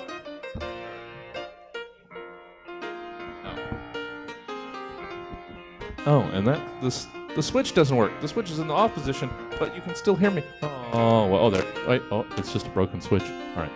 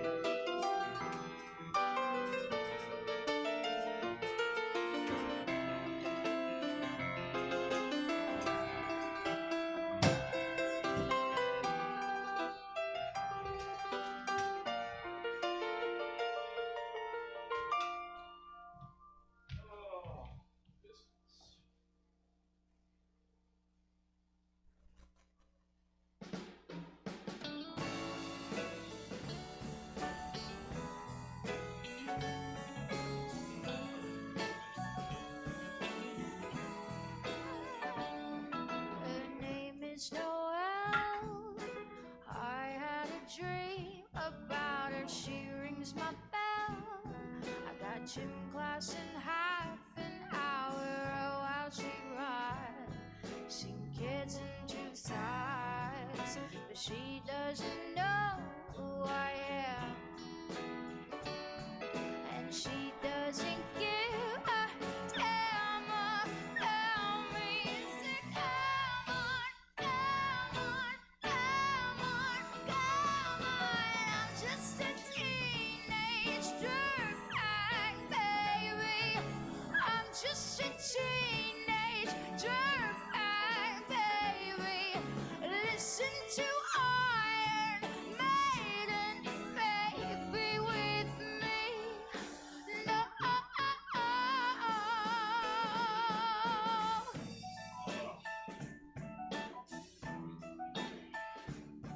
Her boyfriend's named Jay.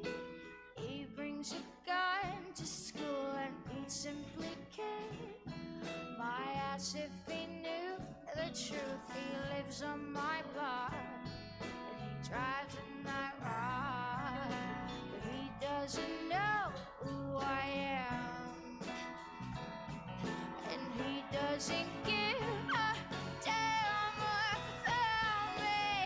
I'm just a teenage dirtbag, baby. I'm just a teenage dirtbag, baby. Listen to Iron Maiden, baby, with me. No.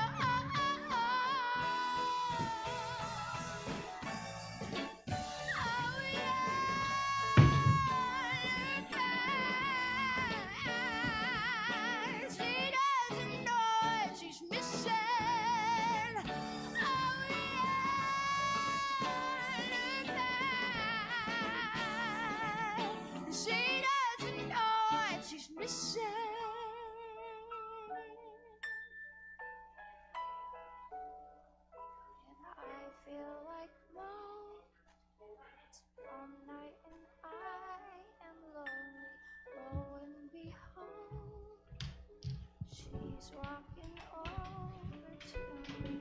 This must be fate. My lips starts to shake. How does she know who I am?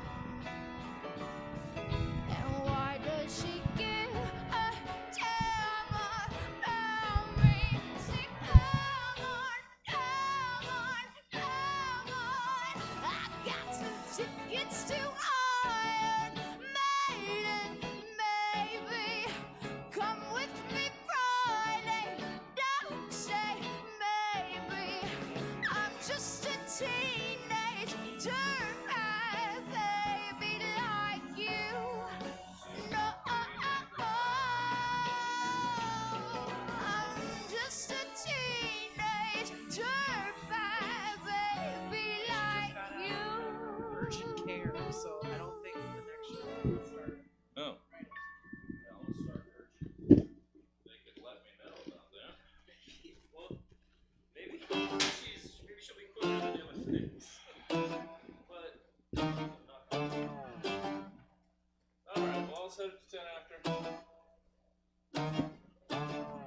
I'm having trouble trying to sleep. I'm counting sheep but running out. As time ticks by, and still I try. No rest for crosstops in my mind. On my own, here we go.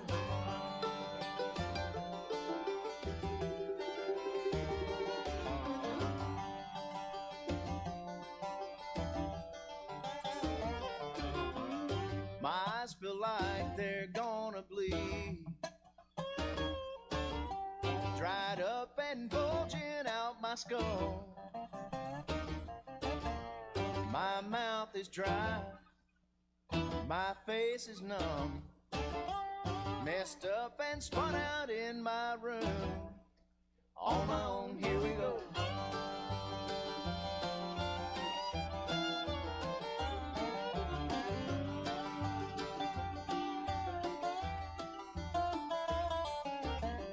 My mind is set on overdrive. The clock is laughing in my face. A crooked spine, my senses dull.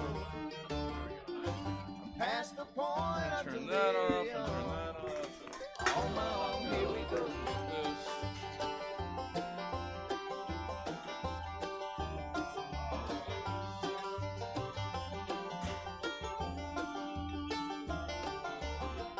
My eyes feel like they're gonna bleed. Dried up and bulging out my skull. My mouth is dry and my face is numb. Messed up and spun out in my room. On my own, here we go.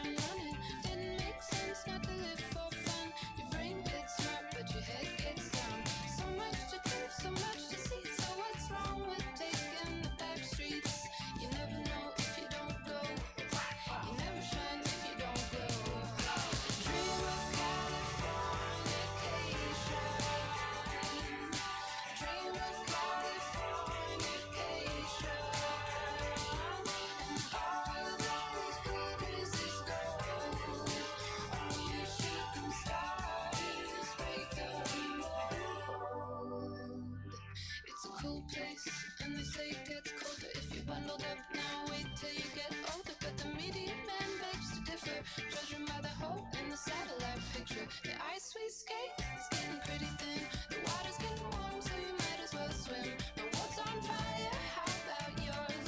That's the way I like it, 'cause I never get bored. Dream of Californication. Oh, dream of Californication. And all that glitters is gold. Only shooting stars break the rainbow. Can't stop, addicted to the shindig. Trap top, he says I'm gonna win big. Choose not a life of imitation. Distant cousin to the reservation. Defunk the pistol that you pay for. This punk feeling that you stay for. In time, I want to be your best friend. East side lovers living on the west end. Dream of Californication. Dream of Californication. And all that glitters is gold. Only shooting stars break the rainbow. And all that glitters is gold. Only shooting stars break the rainbow.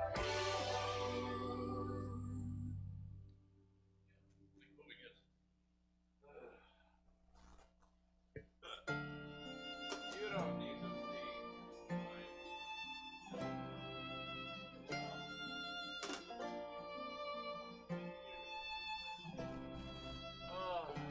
Do you know what's worth fighting for when it's not worth dying for? Does it take your breath away and you feel yourself suffocating? Does the pain weigh out the pride and you look for a place to hide? Did someone break your heart inside? You're in ruins. 121 guns, lay down your arms, give up the fight. 121 guns, throw up your arms into the sky. You and I.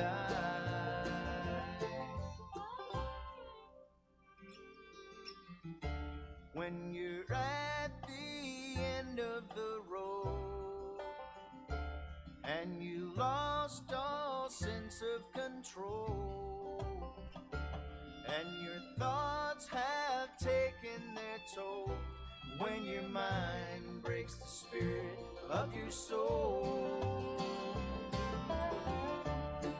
your faith walks on broken glass and the hangover doesn't pass.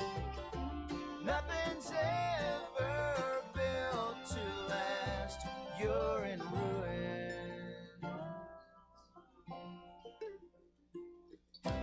121 guns, lay down your arms, give up the fight. 121 guns, throw up your arms into the sky. You and I.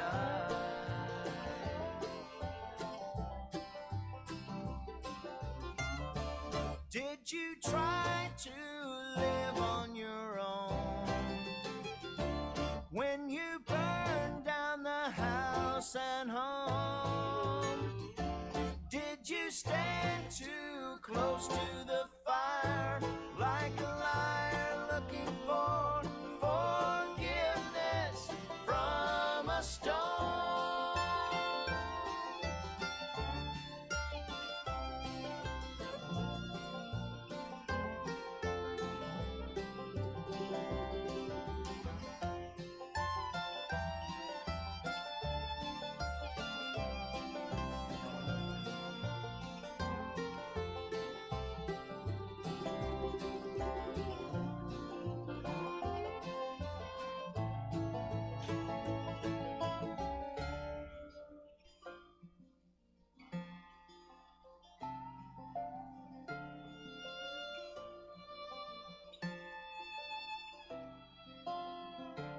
when it's time to live and let die, and you can't get another try. Something inside this heart has died. You're in ruins. 121 guns. Lay down your arms. Give up the fight. 121 guns. Throw up your arms into the sky. 121 guns. Lay down your arms. Give up the fight. 121 guns. Throw up your arms into the sky. You and I.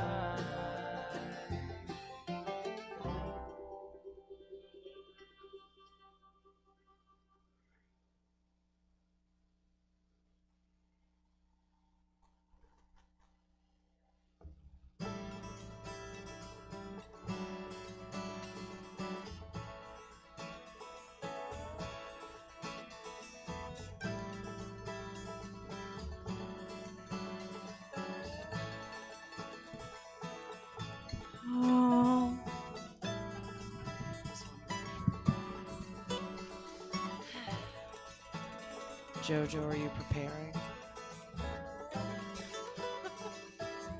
Motherfucker watching TikTok.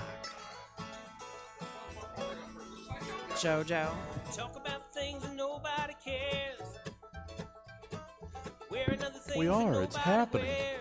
It's happening. You're calling my name, Everybody but I settle gotta down. make Quit it. wrestling in the aisles. Get back to your hold seats. on. Let Come him, on. let him sit. Oh, Let him everybody- cook. Let him cook. Welcome to the Stab Comedy Theater, you so's and so's. It's time for Warm Takes. Please welcome to the stage one of your hosts, it's JoJo Lewis. Yeah.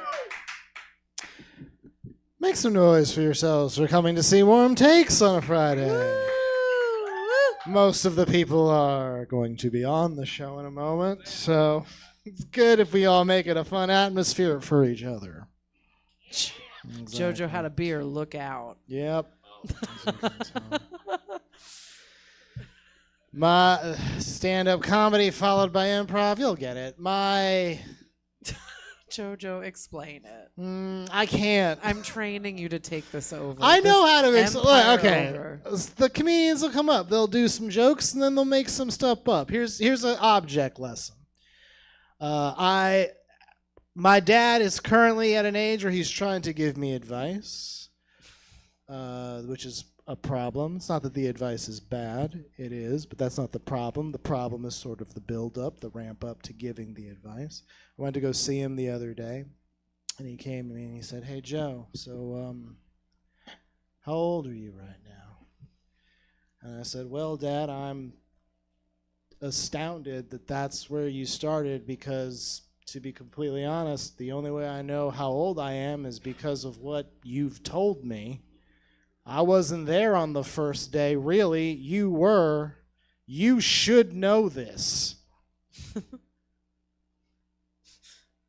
But I decided to acquiesce for the sake of the tale, and I said, "Well, Dad, I'm 37. And he said, yes, 37, I know it well. When Joe and I was your age, I remember I was waking up every day feeling a lot of anger, being really upset about how hard my life had become and how my dreams were starting to slip away. And I remember there were a lot of times when I was just trying to think of ways to check out. But you know what? I got through it and everything was fine." I said, "Well, Dad, that's pretty good to hear, except here's the thing.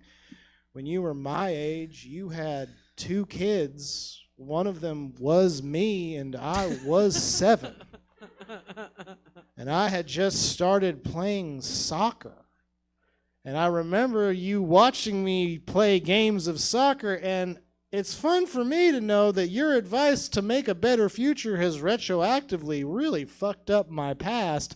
Because now I just think now of my dad watching me play for the St. John's Screaming Eagles. As I'm running down the field, he's trying to contemplate if he could buy a gun on credit. The answer is he couldn't. He had shitty credit. Guns are easy to get in America, but they're not fucking free. Nice. That's where I'm at. That's where He then pointed to, I was like, that's not very good advice, Dad, because you don't really have the same experiences that I have. Like, you don't know the same things. I was like, yeah, Joe, but there are things that you don't know. For example, you don't know how to use one of these.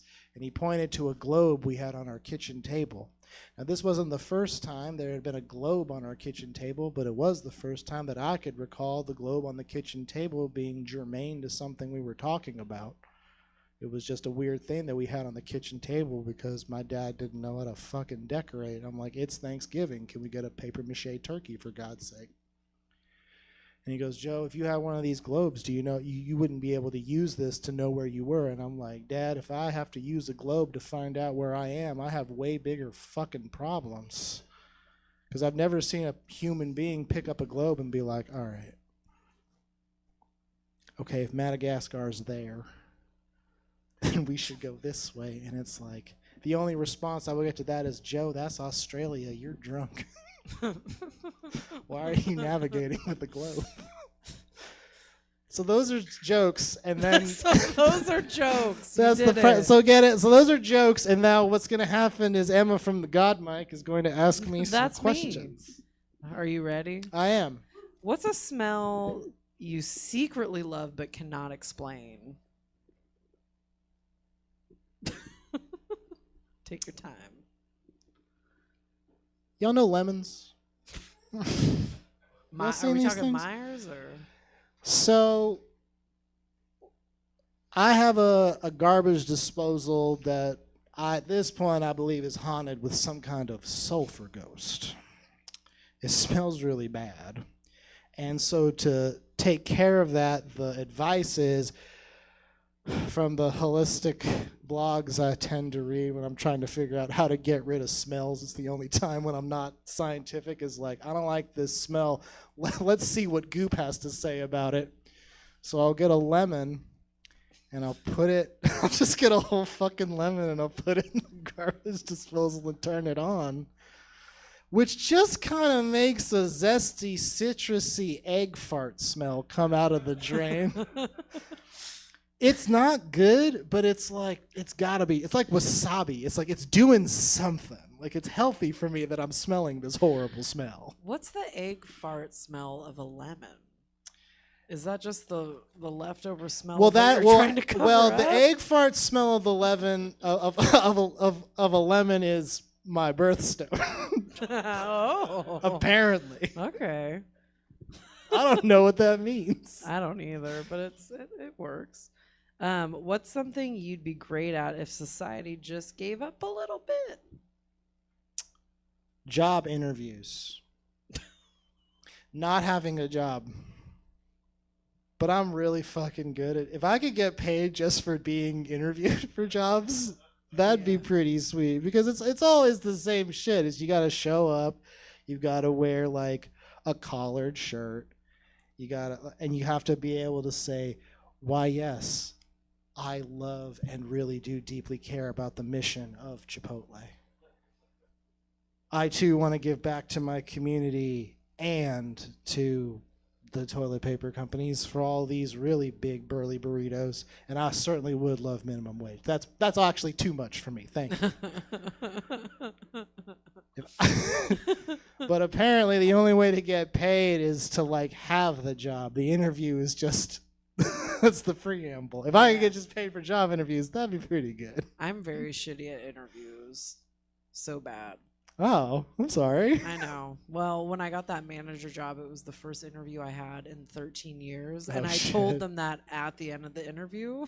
And the HR's lady, he's like, "You don't have to say that. You shouldn't say that." You shouldn't say that. Hey, listen, you were doing really great right up until now. I'm all, this is the first one I had in 13 years. All right, last one. Okay. Or do you want more than? No. I'm just the host. It's fine. Okay. I'm gonna be talking you know a lot what? Give today. it up for JoJo. You are not just the host, Oh, thank JoJo. You are the heart and soul for now of this show. All right. What's the pettiest reason you've lost interest in someone? You did a lot of Hinge dating, so The pettiest reason. I once had someone tell me that they were upset with something that I had said, but they used an emoji to express it.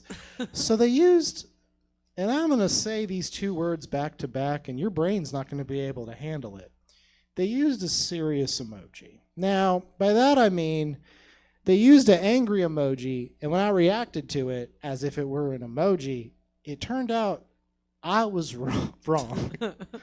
That was a mistake. And then they got even more mad, and here's what was fucked up. Then they decided to use their words. it's 2025. It's emojis first. It's emoji. Well, this is the thing, right? Like, I would have expected that from someone maybe 15 years younger than I was.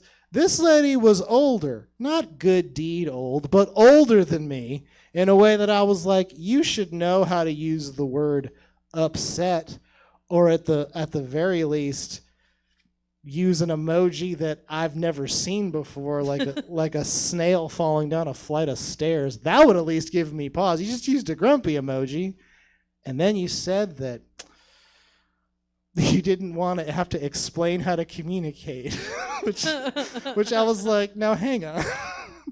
You used a shorthand comic book character to express that you were genuinely upset about my feelings on peanut butter. Which, crunchy, no stir all day. I don't know. Hell yeah. Fuck. Wait, what? Yeah, crunchy, no stir. No, we're not done with you yet. Fuck. Wait, show of hands, because there's enough for me to count. You want crunchy? No. Okay, hang on. Wait a minute. Wait. No. Let me for the online audience, because Okay. Jesse doesn't have a mic. Yeah. You want some crunchy shit with some oily on top? Exactly. When I say it sounds worse. So if y'all think that in the wide world of peanut butter, what with Peter Pan of it all, do you think that the only way you could have crunchy is with stir, my friends?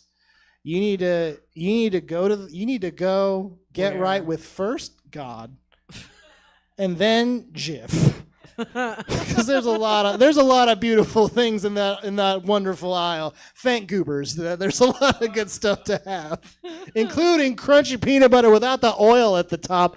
Zoodalore, why did you think that's a thing? Did you just say?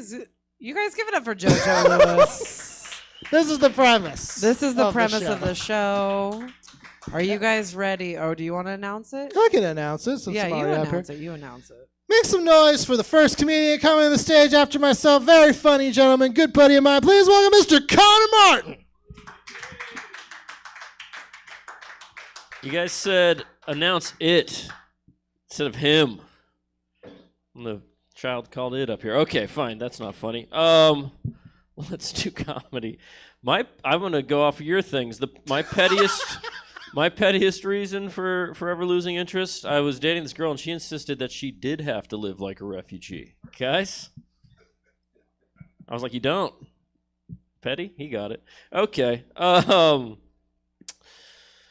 used the word germane up here, which I appreciate because you could say relevant, but he's a doctor of words, so he said germane, which is a great word.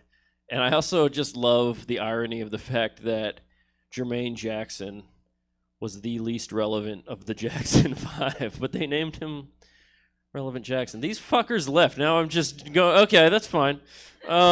We thought you had more jokes. Are no, you ready I've for got me yet? stuff. I need people to pretend to laugh in the corner, and then it'll coach them into thinking that what I'm saying is funny. I don't pretend. Hang on. I've never pretended to laugh in my entire life. If I don't laugh, you fucked up.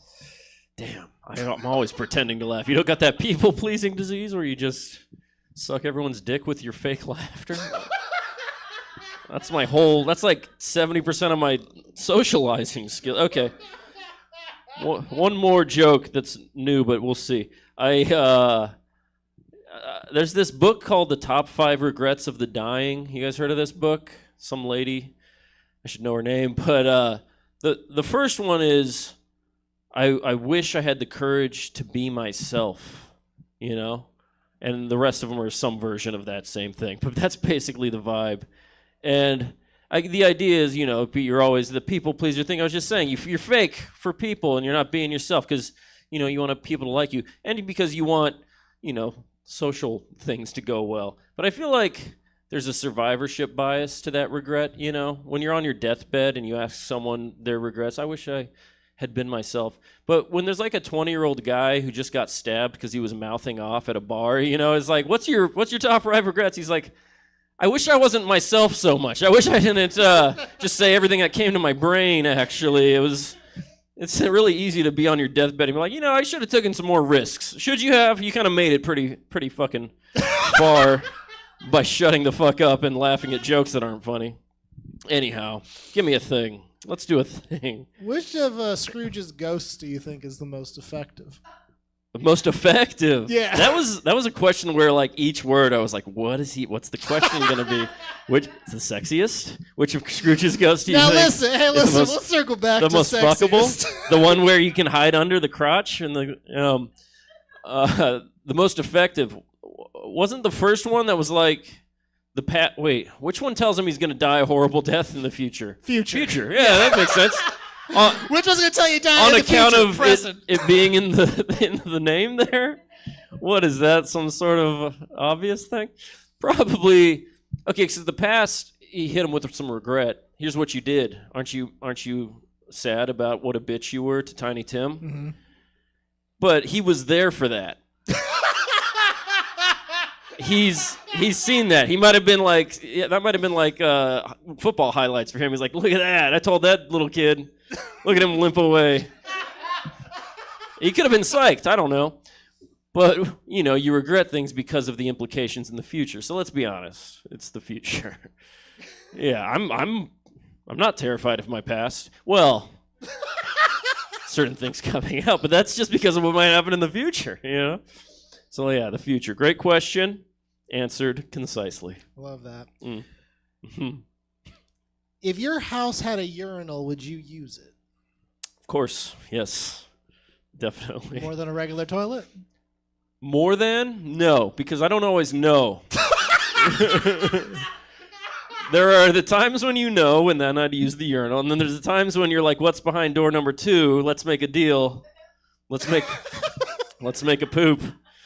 And because there's that thing, we're all aware of this. You don't always poop when you pee, but you always pee when you poop. Don't it always seem to go? You don't know what you got till it's gone. So, you know, sometimes I'll sit down speculatively. I'm like an oil guy. Isn't that what they called them? Yeah. I'm like Daniel Plainview out there. Like, I've abandoned my boy, but it's just the turd I just shat. I like to be dramatic when I poop. So I would use it less than the toilet, but there's times, like right now, I could go for a piss and my butt is fine. My butthole is let sleeping dogs lie. You know what I mean? Okay, give me another question. I've done, yeah. What's your favorite ice cream flavored topping? Oh, okay. All right.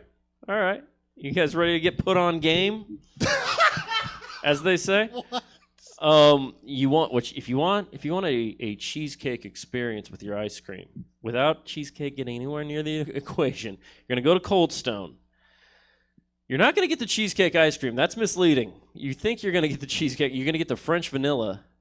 Then you're gonna add graham cracker pie crust. That's the secret. Okay. And caramel. Caramel's obvious, but the graham cracker pie crust on the French vanilla, all of a sudden you're having... Don't get the cheesecake ice cream. It's overly sweet. It's like an analogy I can't think of. It's it's like you think that's what you want, but you want to get close, but you don't want to touch it. So graham cracker pie crust. There's not much that's funny about that, but it's like you can't get it. You go, oh, I'll just go get graham crackers at the store and I'll crush them up. Nope, it's not the same thing. You got to go to Cold Stone. Or you got to basically bake. I don't know how you make graham cracker pie crust, but I know there's involves melting butter and a longer process than a hammer and sugar. Exactly. So it's a pretty, there's gatekeeping in the graham cracker pie crust. It's not just for anybody. You got to, next question. Okay. Oh, that's going in the act. I'm not even taking That it one's to a got mic. legs.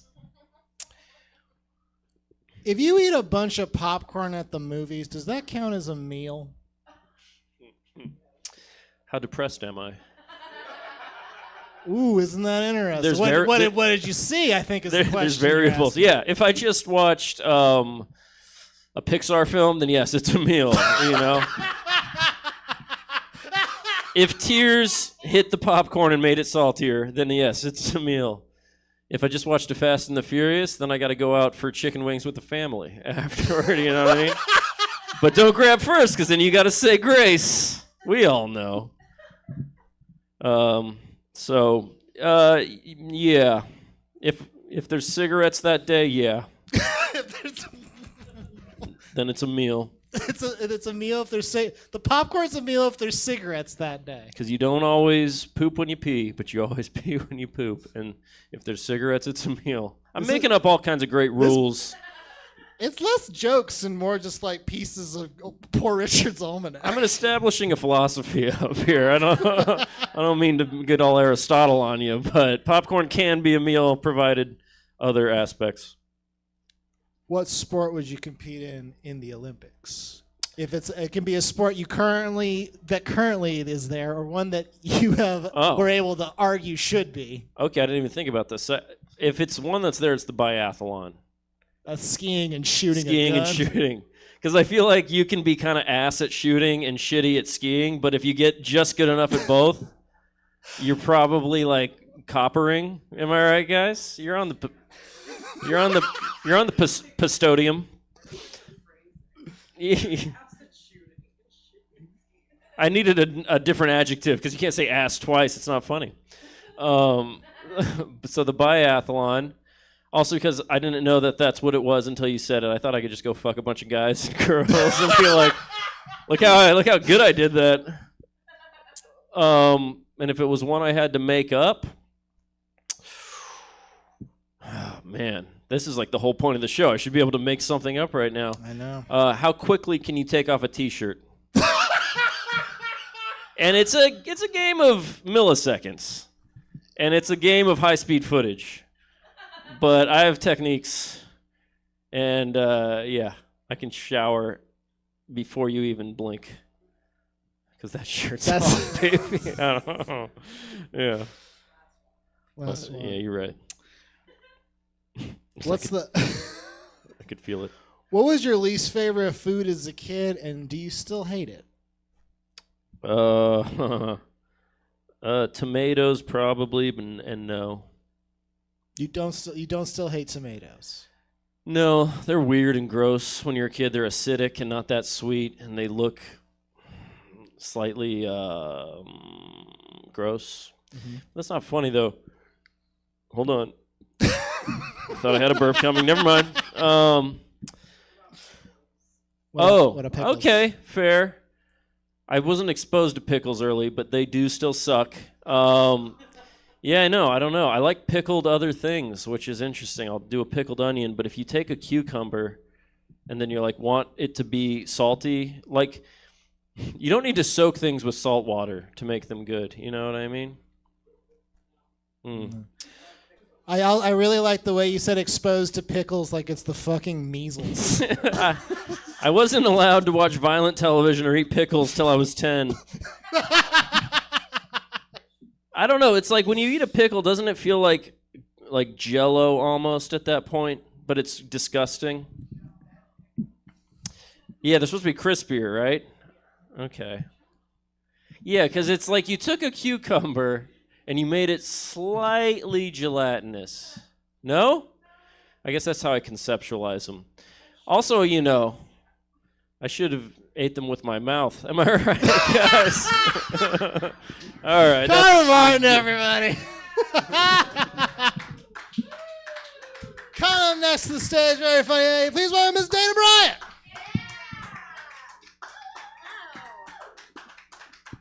I don't know. I feel like I have some things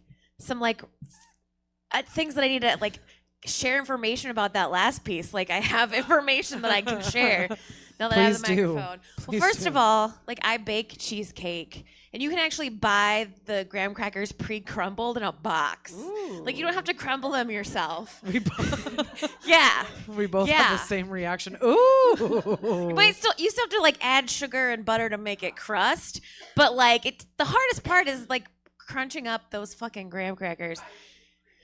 And one time I made a cheesecake where the crust was made of animal crackers, but I didn't have a blender or like a food processor. Yeah. So I literally took one of those like meat mallets and I put the animal crackers in a plastic bag and just hammered the fuck out of them.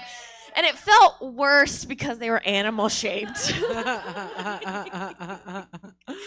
Yeah.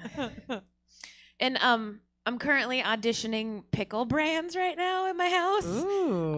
Because growing up, we only ate one brand of pickles and we ate them like the full pickle. And I didn't, never thought as an adult I can like just pick what pickles I like. So I like the spears. So I've got like 4 different brands because I was like, I don't remember which one I bought last time and which ones I like. So I'm just going to buy them all at once and then just eat them and then see which ones make me happy.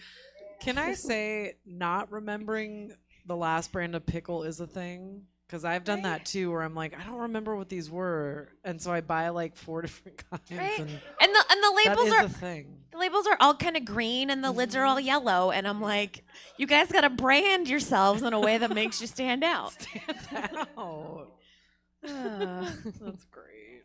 Okay. Classic. Yeah, I don't do stand-up, so I don't have a bit. Oh, do you want me just to? We can just throw it into the. Yeah, I recently, twice in like the last couple weeks, I've had strangers come up to me and ask to buy drugs. And I was like, what about me makes you think, like, I literally look like this all the time. I'm cute and adorable. I drive a sensible Honda, and it was made in the last, like, 10 years. And I'm like, what makes you think that I'm selling drugs? One lady, she was like, do you have anything? I was like, what, drugs? And I just said it out loud. I'm like, I was like, I'm pretty sure if I'm trying to be sneaky and sell illicit substances, I wouldn't say it like that. Like I was 12. Clutching your pearls. What, drugs? What? I wouldn't even know that those look like. Is acetaminophen hard? That's funny. Hell yeah. Do you want a topic? Yeah, let's do it. Okay. What's something totally normal someone did that gave you the ick? Oh, jeez. I have this weird pet peeve, and I don't know if it was like somebody in particular, but like it makes me angry when people misuse the phrase catch-22. Because I like read that book, and now I'm all highfalutin and like snarky, like I know what that means. Because people just assume it just means like you have a bad choice. And I'm like, no, it means that like the thing that you have to do, you literally can't do it because of like the like way that you have to do it. And it like makes me angry because I'm like, why didn't you read that book that like I'm sure was probably banned from schools? And I read because I'm one of those people. That's good. What is a catch-22? I am that bitch. Yeah. Because like in the book, it was set up of like, you have to prove you're crazy to get out of the war. But if you're able to prove yourself crazy, you're sane, and therefore you can't. So it's like literally impossible to like do the thing. It's the perfect example of the real world is you need experience to get a job, but you need to get a job to get experience. Like that's a catch-22. Yeah. Now you just blew my mind. Right? Millennials. We all know that. What's the weirdest rule you've ever had to follow at work? Ooh. I mean, I don't, I'm one of those lucky people that haven't had any, like, weird shit. I mean, like, I used to work with, like, a narcissist, so that's really fun. So, like, you never know, like, when you're the one that's in trouble. Yeah. So, like, there's that rule of, like, oh, you can't say hi to that person that she's mad at or she's going to be mad at you next kind of thing. I don't know. That's hard. That is I did, though, one time.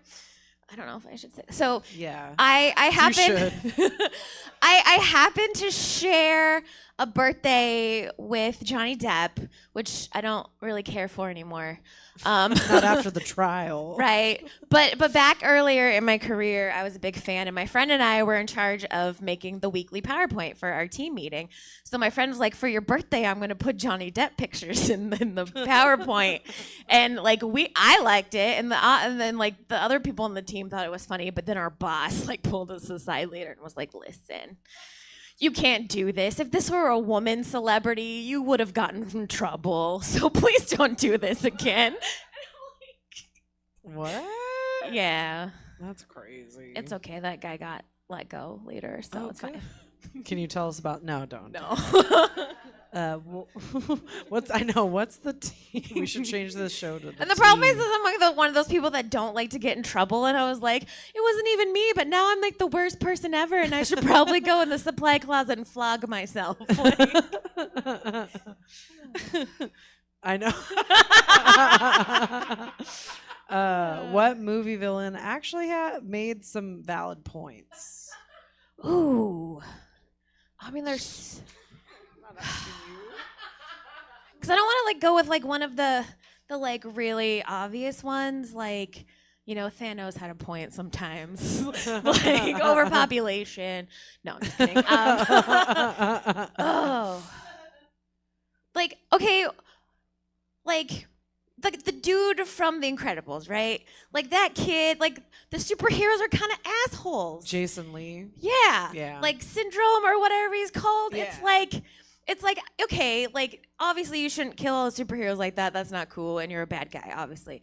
But like, you know, you're here. Like that was his hero. And how many people have like met celebrities or people that they like, and then walked away, and they're like, oh, that fucking asshole. Like, yeah. David Cross. Oh, You guys know who David no. Cross is? He's a dick. Right. Am I like the only person that like when I see in like a social media feed as a picture of a celebrity, my first instinct is like, did they die or did they do something bad? Yeah.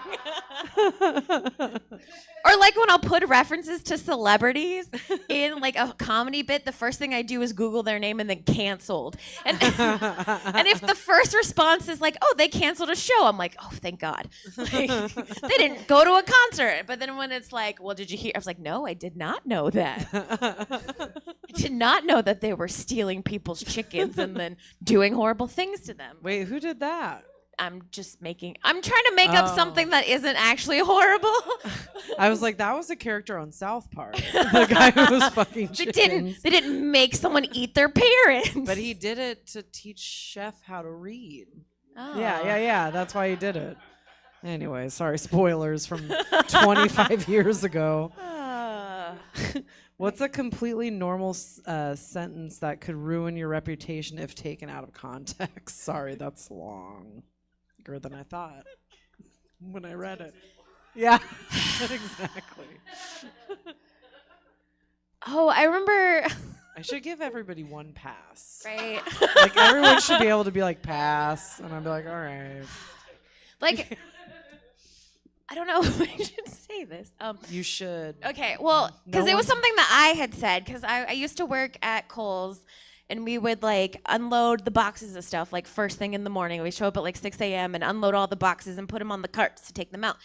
And so like I worked in the women's section, and so there was stuff coming down, and I would like have to sort it and put it in the right place so it could go to the right department. And so they had husky pants, and like I'm not experienced with buying pants, right? Like for men, I don't, And so I was like, is huskies like a man thing or a child thing? Because I don't spend a lot of time in little boys' pants. And I said it out loud like that, and then I realized, oh, I meant like the boys' department, Yeah. but clearly it did not come out the right way. That's funny. I literally only buy men's pants. Huskies is a boys thing specifically. You can't call men. You can call women petite, but you can't call men husky. No. No. Last one. What's your most controversial take about email etiquette? I feel like you're a working gal, a day working gal, not a night working gal. ooh, email etiquette. Like, like there's a couple of things that like bother me. Like, first of all, if you've tried the new Outlook, it's garbage and it makes me angry. Yes. Yes. And you never realize the like most random essential things you do with like your email until someone changes it and takes away all the like little tiny things. And it like infuriates me. I got one of those like spam emails that might be phishing, and I couldn't find the button to report it, and I was like, fuck it, I might just click on the email because fuck you, Outlook. No. But I didn't. I'm not a fan of the like emails that are just thank you. Like, I don't care enough to be thanked for doing my job. Like, I don't need an extra email because I don't have time to read all of them anyway. I hate the like reply all, like do other people like complain about the reply all thing that happens?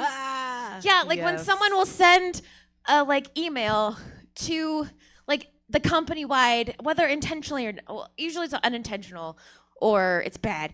And then like, but there's like a flow of like what will happen, and it's predictable because first you'll get the people that'll be like, I don't think this applies to me, or please, you're replying all, please shut up. But then I don't know if other people experience this, but like at my job, then there's like the memes that show up of people like making fun of the people who are replying all. And I'm like, you're just making it worse because you're just making fun of people for it at this point. And it's like, you're contributing to the madness. Like you are the like, I don't do D&D, but you're like the chaotic evil people. It should be the first to be fired. I work at FedEx. I love when people reply all because most people are funny. And so like people will get mad and they'll be like, oh, this doesn't apply. How do I do it? But then people are like, shut up. Some of us live for these reply alls. Just coming in with weird, and then we have those phishing emails too. But at FedEx, if you click on it, they go, "Ha, gotcha." Now you have to sit through this 20-minute training. They've never on got not me. to click on these emails. I know better. I have a mother who is a boomer, so I know all of the tricks. You guys give it up for Dana Bryant, everybody. We love it. We love it. Your next comic coming to the stage. A recent ad. He was added while he was just trying to chill in the lobby. Give it up for Willie Travis, everybody. I was actually trying to leave, but who am I to say no to? Put you in the middle of the show. Fuck you. Oh man, I have not been doing comedy, so this should be interesting. I don't know. I've been watching a lot of basketball. You guys, I don't know if you guys watch any basketball, but you know who LeBron James is? Yeah, he's a pretty well-known basketball player. Just turned 40 years old. I hate that I just turned 40 years old.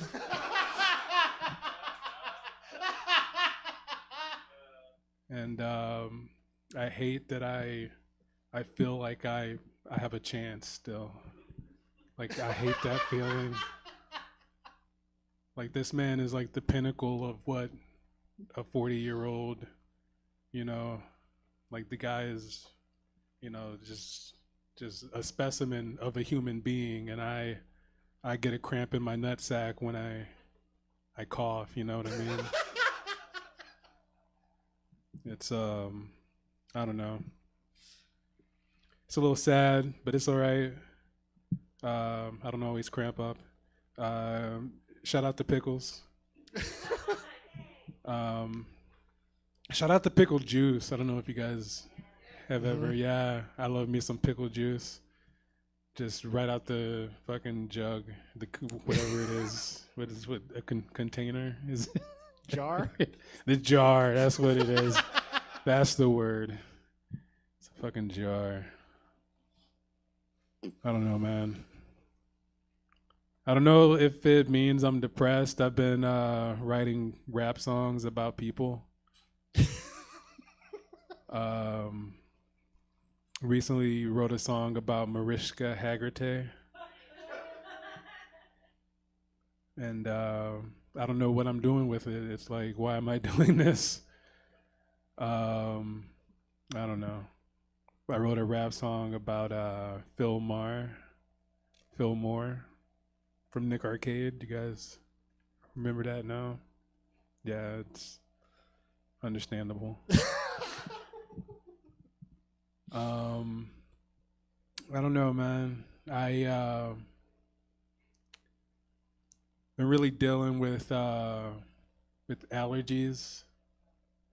I don't know, like where I'm from, we've never seen that. Like, I just watched the movie Willow, and like I feel like I'm from like a mystical land. Like we don't have that where I'm from. And then I move here, and it's all like, what is this magical juice coming from my eyes and nose? I don't like it at all.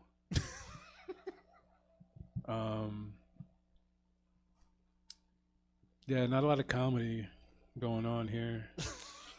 Do you want to go to the question? A lot of observations. Let's do that. Okay. Yeah, let's do the. How many degrees removed do you think you are from Kevin Bacon? From Kevin Bacon? Oh, shit. Yeah. Mr. Footloose himself. Because, I mean, is it always 6 degrees, or is it like... Six is considered the ceiling. Okay, so 6 is the max. You might be able... The only person who has 0 is Kevin Bacon. Well, my uncle is from Trinidad. Holy fuck. And I can't wait to see where this goes. That's a good start. My uncle is from Trinidad, and he knows a guy. Okay. Who knows another guy. Who's that's 3, right? That's 3. If one of those 3 is Kevin Bacon, you got it. Kevin Bacon, geez. I mean, does he like chocolate? I don't know, man. Yeah. Is he like in the? I don't. Is he down with the swirl? The bacon swirl? Is that? Oh shit! All right. Well, maybe she's down with the swirl. I don't know. I used to watch a lot of Vivid films, so maybe she was a thing. I don't know. I'm gonna say 6 degrees, the maximum of degrees. Nice. That's just the law of large numbers at that point, probably. I'll be honest, Uncle from Trinidad is a pretty strong start. Well, you know. You ready for another one? Oh, no, I don't. Sorry. You have to. Okay, this is the way this question is worded, and is very forceful. You have to sing karaoke. What song do you pick? You know what? My go-to is Sex and Candy. Yeah. Marcy's Playground. Yeah. That one just starts. There's no preamble with that one. Downtown by myself. Thank you. Hell yeah, man. I don't, there she was. Like disco lemonade.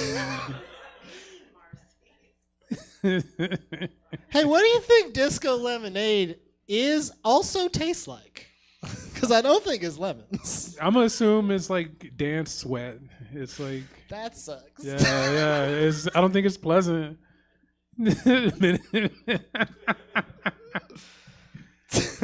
Hang on, I gotta say this, or it won't leave my brain. Disco Minute Maid. All right, Disco cool. Minute Maid.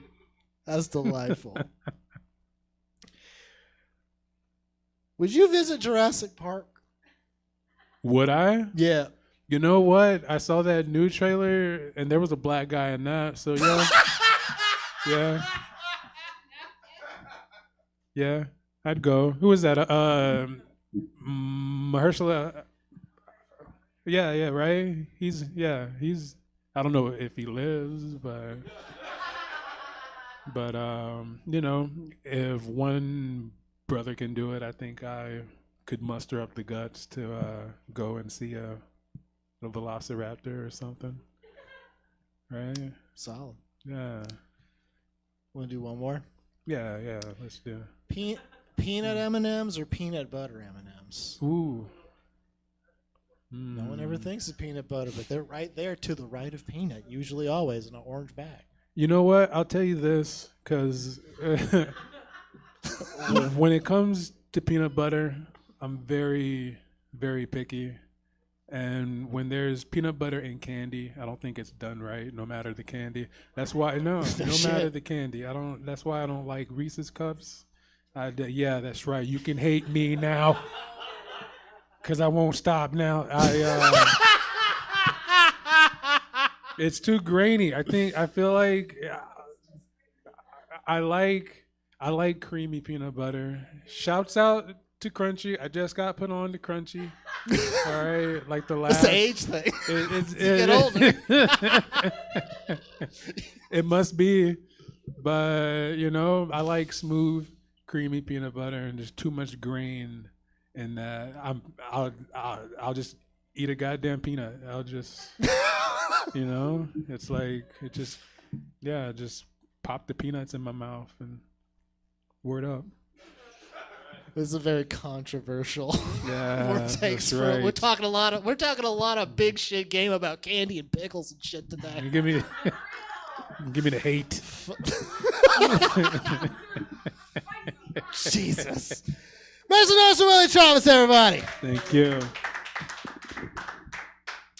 Next person coming on the stage has a lot of, I believe, spicy opinions about many a snack food, given the way she's been yelling from the back. Who's my name is Sarah Ellsworth? I'm excited to be here. I feel like if you don't like Reese's, that's wild. You were pissed when Reese's Pieces came out. What's up, you guys? Hi. You got two redheads with bangs on this thing. I booked with a purpose Sister. tonight. I love a theme. Yep. Hell yeah. Also, disco lemonade, I think, is when people pee after they did Molly. I heard someone in the back. I think it's cocaine. Someone said cocaine. Cocaine pee. Yeah. I feel like I'd way rather do a Molly at a disco than cocaine, but that's cool. I don't know. To That's each what their I heard own. in the back, and it wasn't me. Was there Molly in the 70s? I don't know. I can ask Google. These are the things I need to know. Well, hi. Probably. I got a lot of weird friends. What's up, y'all?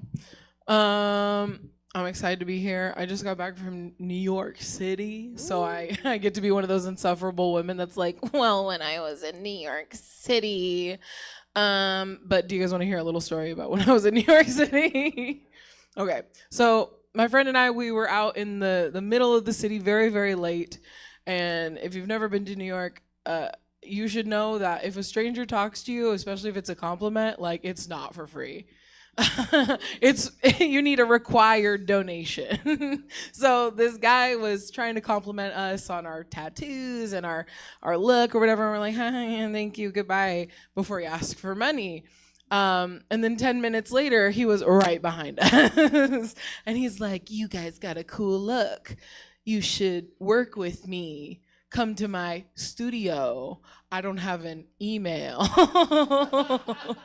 And we just like scurried away as fast as we could. But really, we were talking and I was like, girl, I think we almost just got sex trafficked.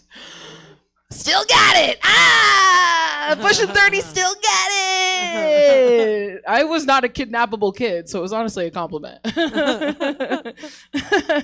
I was really late to get here because I just rushed here after I got off my shift at Hot Topic. What's up? I don't work at Hot Topic anymore. People are like, you look like you still work there.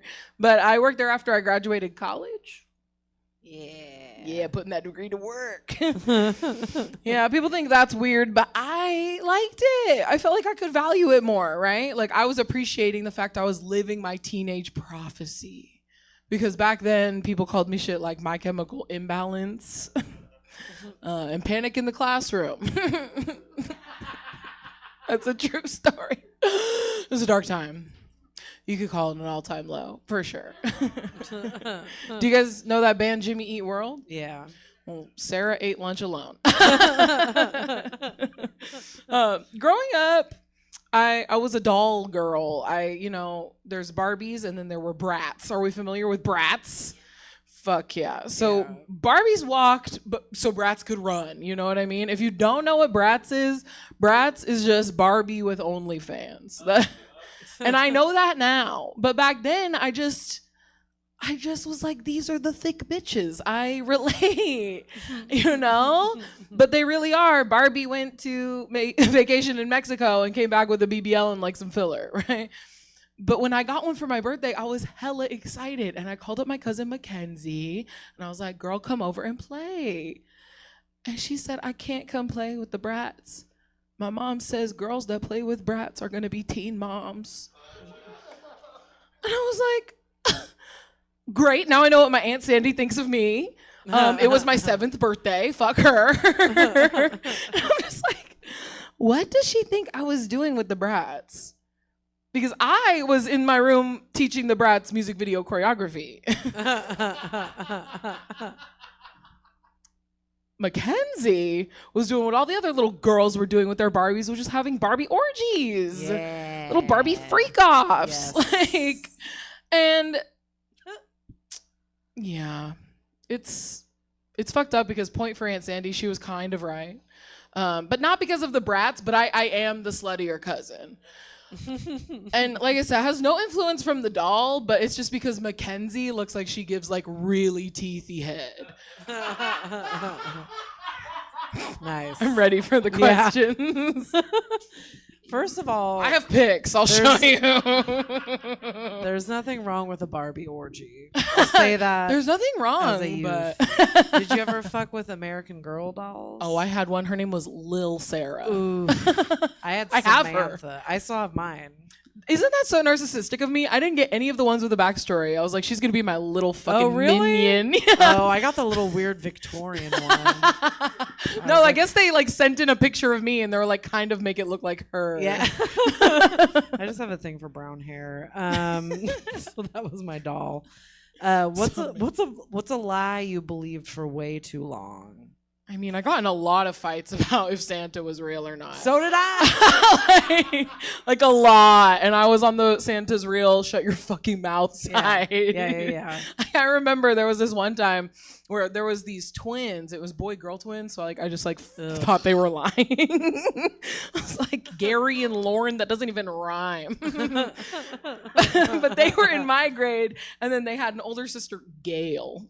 Who names their baby Gail, first of all? What is this, the late 90s, early 2000s? Yeah, late 90s, early 2000s kids for sure. That's a very odd name. Yeah, for that Gail. time. Gail Jones? Like, who the fuck? Do you do the news? Like, But I got in like a fist fight with Gail, and she was an older, a couple grades above, and I was like, I will fucking throw down for Santa. So that's probably it. Yeah. I thought Santa was real for a long time because I got a Littlest Pet Shop toy thing that I didn't tell anyone I wanted, and I was like, Santa is real. Literally, when I got a trampoline, I was like, my mom cannot afford a trampoline. Yeah. There's no fucking way. Exactly. What's the dumbest hill you would have died on as a kid besides Santa is real? Besides Santa is real. That God was real. I'm kidding. That's deep. I was definitely one of those like kids/teenagers that was raised to be like, Jesus is so fucking cool. Like one of those who would like post on Facebook like, Jesus is my homeboy. So maybe that. What was the question again? What hill would I die on besides Santa? What hill would you die on? Stop it, Joe. It's not your turn. What did you say? I want to hear it. Say it with your chest. Just the hill where Jesus was crucified and died. Honestly, yeah, I couldn't have said it better myself. Let's go with that. So eloquent. You're so eloquent. He's cool. I'm sure he was cool, and I'm sure he was real. But yeah, like I'm sure. I'm sure he existed. I have a warm take about. Do we have that, DNA? Do we have Jesus' DNA? Did anyone ever secure? My mother's maiden name, Jojo Pipe is Magdalene. No, I'm just kidding. My mom's It's maiden. Christ? No, sorry. It's continue. Christ. And so it is a thing for Christ. Have you ever done 23andMe? I'm too scared. No, I don't want the government to have No, my for DNA, sure. They're gonna like get me for tax fraud that I didn't do. That's how that's how they found the Gold State killer. Yeah, was through that he finally 23andMe. did. I'm like, I ain't no fucking snitch. I ain't doing that. He's like, I've done a lot of killing, but do I have any half siblings? Yeah. I need some money. What's the most useless job title you've ever had? Besides that Hot Topic. That was useful. People needed me. My current job, I'm a box office manager, but it took me like 4 promotions to get that very regular title. And I joined there as the Patron Services and Administrative Associate. Oh. Fit that on a business card and feel normal. That's Like, crazy. feels so fucking useless because it means nothing. And I did everything. Ain't that the shit? Ain't that the shit? I had to fight for a shorter title to make more money. That's crazy. By a margin. I'm like, you took away less words and gave me more money. Okay. What's an inanimate object that definitely has beef with you? Oh, fuck. Beef? Like beef. Beef? You know beef. Yeah, an inanimate. Issues. No, like literal Issues cow beef. Okay. Wagyu I don't know, A5 you said beef. pushing 30 and that scared me. Honestly. What do you mean? Because I'm 37. I'm pushing 40. I'm 28. Oh, I'm dang. close. Well, let's move on to the question. All right, that's my pass. I like these questions this time too. Where are you guys reading them from? I made these ones up myself. Fuck yeah, way better than what were we on Women's Health? Yeah, Last I know. time? That was Fuck last that time. bitch. That was last time. that If your bitch. boss were a food, what would they be and why? Giuliano? That's his name. So maybe So something like Italian? Yeah, like a, but not like a sandwich. Like No. Italian. Like a breadstick. What kind of breadstick? Because Like there's some bland like a ass stale sticks. one. Yeah. Not like crazy bread from Little Caesars type shit. That's elite. That's a #1 breadstick. That's funny. Yeah. I'm trying to look for another one. What was your weirdest childhood fear that absolutely made sense at the time? Oh, that everyone I knew and loved was going to die. I was like, I'm scared of it and it's gonna happen. How do I deal with the anxiety? I used to have like really vivid, like, this is so sad. I would go to Girl Scouts every Monday and I would have like freakouts that like between the time that my mom would drive me to Girl Scouts to take me there or pick me up, within that time, someone was going to break through our window because we had like a window in front of the street, break through our window and fight my aunt who's disabled. And I'm like, what is she? They're gonna kick her ass. What is she gonna do? So, and there was this one time, do I have time to tell a little story? There was this one time, and this is 100% true. And I came in for the end of it. I used to have this shitty ex, shout out to your shitty exes, that lived in my house. And he was deaf in one ear and like permanently had an AirPod in the fucking working ear. Like just a piece of shit. But like my bedroom was like straight through to the back of the house. So you could see like the bedroom pretty much straight through from the front door. And he would always keep the garage door cracked. And I would always tell him like, make sure you close the garage door. Like this is not a safe neighborhood. Like people will come in and steal your shit. Like he had a lot of valuable shit, right? And he insisted on keeping it open all the time. But this one time, it wasn't even fully open. And it was maybe yay high. And, well, there was some commotion outside, and no one knew what it was, but it was very loud, and there was a bang, and then there was driving away very fast. And a man came inside the house through the garage, daytime, middle of the daytime, came in through the house from under the garage, crawled under the garage, went into the kitchen, and ended up in the middle of our house, standing in the middle with my aunt in the living room and my shitty ex-boyfriend in the bedroom. And this man's like fully bleeding from the head. And he got shot in the head because he owed some teenagers money. and he was screaming and taking his shirt off and wrapping his head, and my boyfriend let him stay. Asked if he wanted some water, a place to stay. I don't know. Like, all this was happening while my aunt, so my worst fucking fear, my disabled aunt, who's 20 years older at this point than my fears, had this man in the house. And like, I was like, can you make him go outside? And then the police came just because someone else called, and then he ran out the backyard. No water. Dehydrated as fuck. Anyway, I don't know if that story was worth it, but very true, and I just remembered it. It's a beautiful story. Okay, fuck yeah, bye. We have one more wonderful comedy person for you. Please welcome Emma Haney. You guys, thank you for coming tonight. I don't even know if I want to tell any jokes because I have new ones, but they're not like memorized yet. So I don't. Do you want me to just give you questions? I don't know. What do you guys think? This is an intimate crowd. I don't do it. Don't say that. Yeah. What's that? I just wrote one about. Have y'all looked up a word in the physical dictionary recently? No. No. Well, you're pushing 30, so I don't know. I was thinking about it the other day because I needed to spell something that was ridiculous, but like luckily you can just kind of like meander across the keyboard and then miraculously find the word you need.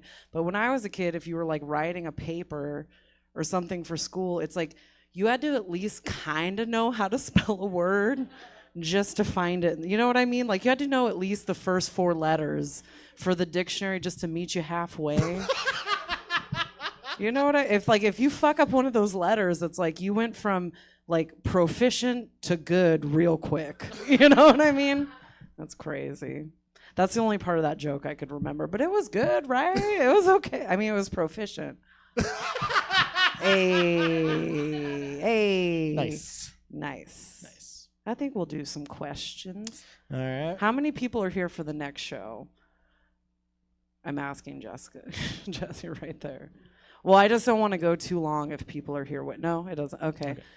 We're going to do a 20-minute set right now. No, I'm just kidding. If you had to enter a room like a wrestler, what would your walkout music be? I asked you to ask me this question. They don't need to know that. That's called kayfabe, and they don't need to know that. Let's see how the sausage is made, first of all.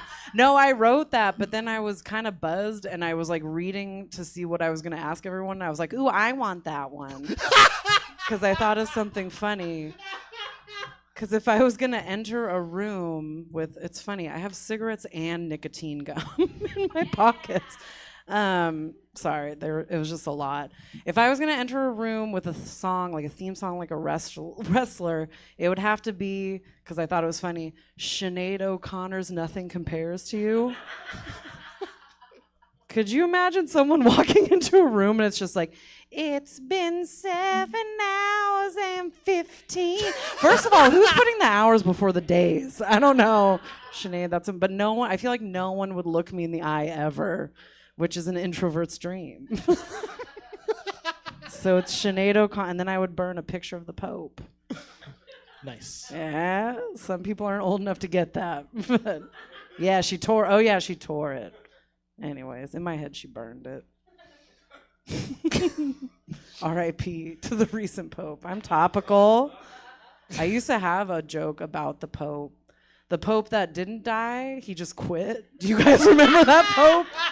Do you want to hear that joke? I think I remember. Yeah, it almost sounded like you were pitching a new Harry Potter spin-off. The Pope that didn't die. Get this. He didn't die, you guys. He just quit. I wrote a joke about it when that happened because I think I was pretty new in stand-up, and the joke was like, because that is a job where you have to like pass away to get out of. So I'm just like, did he just like quit? Like he just got some cool job offer or something. Like he's like, I'm leaving the Vatican, you guys. I got an offer from Calvin Klein. I got my own perfume coming out. And then it was, what was it? The commercial would be like lust, sin, confession, repentance by Pope. So that joke still, maybe I bring it back. I think that's a good sign. I went from that to like, and then I was like, what if all the holy men did that? Like we have, instead of P90X, it's P90 Moses. You just walk on a treadmill for 40 years in the heat. It's not as funny. Do you play any instruments, and if so, which ones? Do I play any instruments? Yeah. I know how to play the guitar. Not like great. Like I wouldn't just like be at a party and I'd be one of those people that's like, I can play, but then I just tune it for like 20 minutes. You know those people at the parties are like, hold on. That would be me. I did play the trumpet in elementary school, but I can't say I played it as much as I aired the keys at the recital and didn't blow. And my band teacher always knew. And then I got kicked out of band after the 4th grade because I wasn't blowing that brass, you know? So no. So no? Mm-mm. Excellent. Hedgehogs or porcupine? Aren't they the same? That's what I'm asking you. Oh, if they're the same, because Yeah. you just said the two. Okay. So I don't have to pick? Unless you want to. So I do like, I have a thing for hedgehogs, but it's because my grandma had a big thing for hedgehogs. So I think they're cute. Until I saw one in the flesh, and I was like, this is terrifying. What the fuck was wrong with Nana? You know what I mean? So neither. They're both gross. They're ugly mole. It's like a mole. Have you seen like a mole in real life? Mm-hmm. They're frightening, and they always run backwards because they're trying to get back into their holes, and it's really sad. That's me, just always trying to get back in that hole. Not funny. You ever see that picture of the Mona Lisa? What do you think she's thinking about? That dick. No, I don't know. She's all. I said that too fast. I'm sorry. That's a great answer, though. Because the speed and alacrity was like, oh, that was Do you think anybody in the world has ever said that? I or don't. am I the first? I don't think anyone said that. I also don't think anyone's inside-out console in their brain has that button just like ready to go. Yeah. Someone like, asked about Mona Lisa's thoughts. Time to say that, dick. If you could learn one new personal skill, what would it be? One new personal skill? Yeah. Fuck. I don't know. Needlepoint. Just because I saw the new Needlepoint at Stab Comedy Theater, you guys. It's for sale. Online crowd. It's good seamless integration. I don't know. A new personal skill. I've always wanted to learn a second language. I kind of know Spanish just because I was married to a Hispanic man, but it's really just cuss words and degrading women. I don't know anything outside of that. If you were going to sail a boat around the world, what would you name the boat? That dick. Excellent. No, getting it wet. Yeah, that's what I name it. Because I liked it after I finished that thought. It's got a name and it's like that dick getting it wet. No, it's dat dick. Dat ED. dick. That's ED. important for the ports to know. It's good for the plot. The SS that dick. That's how you'd have to say it. If you're going to get on my boat. I'm so sorry, everyone. What's the most out of character thing you've done recently? Tried to quit smoking.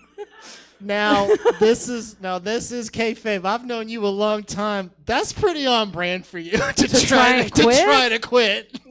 Jojo, we've known each other over 10 years. How many times have I tried to quit smoking? It's 7. not so recent. No, 7.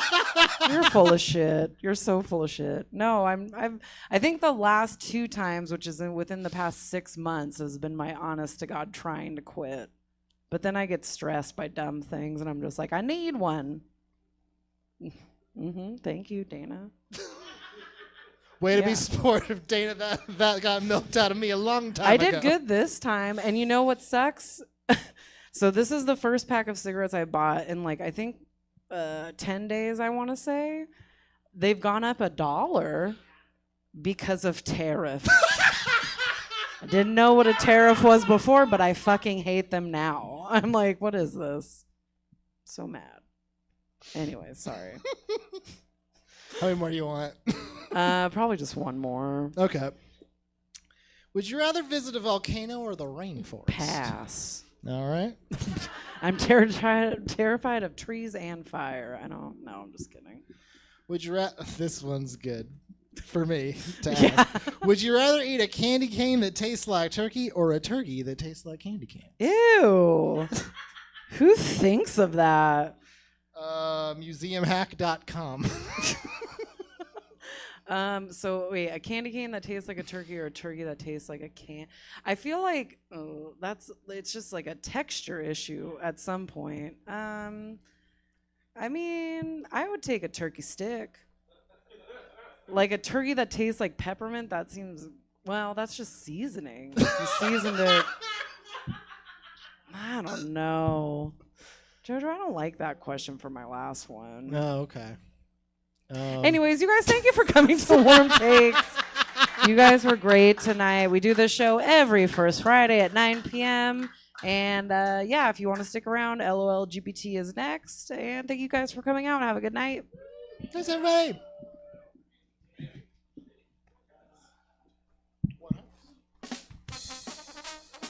Sorry, I was away from the keyboard. Yes. In theory, we do have Say Yes. I haven't heard one way or the other. So, we'll do a little bit of a countdown. And if folks show up, I guess we'll do a thing. Otherwise, check out stayupcomedytheater.com for our full calendar of events. All those wonderful things. Thanks for sticking around over on the YouTubes. Oh, we were seeing your chats. Sorry, I was trying to relay them, but they're on stage. And I don't have my system set up where one day I would like to have all the chat on the stage so that it's a whole thing. Stick around, and I'll let you know in a couple minutes if you have something to stick around for.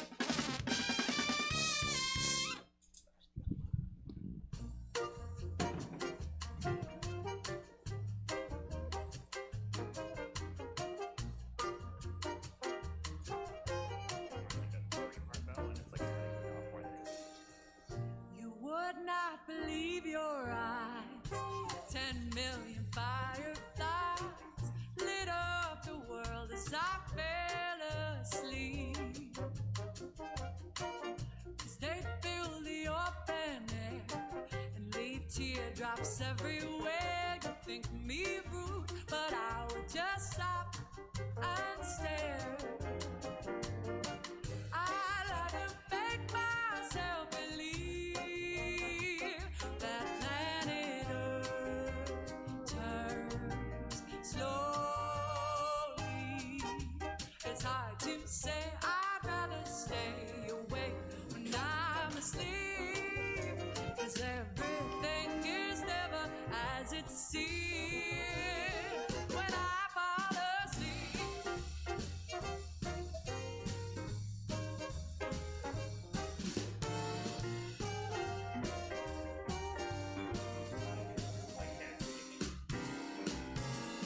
'Cause I'd get 1,000 hugs from 10,000 lightning bugs as they try to teach me how to dance.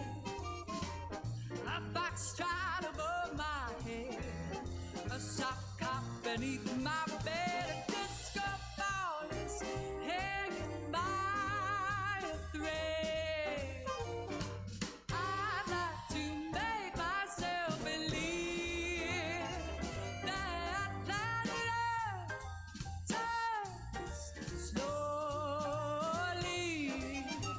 It's hard to say. I'd rather stay awake when I'm asleep, 'cause everything is never as it seems. 'Cause everything is never as it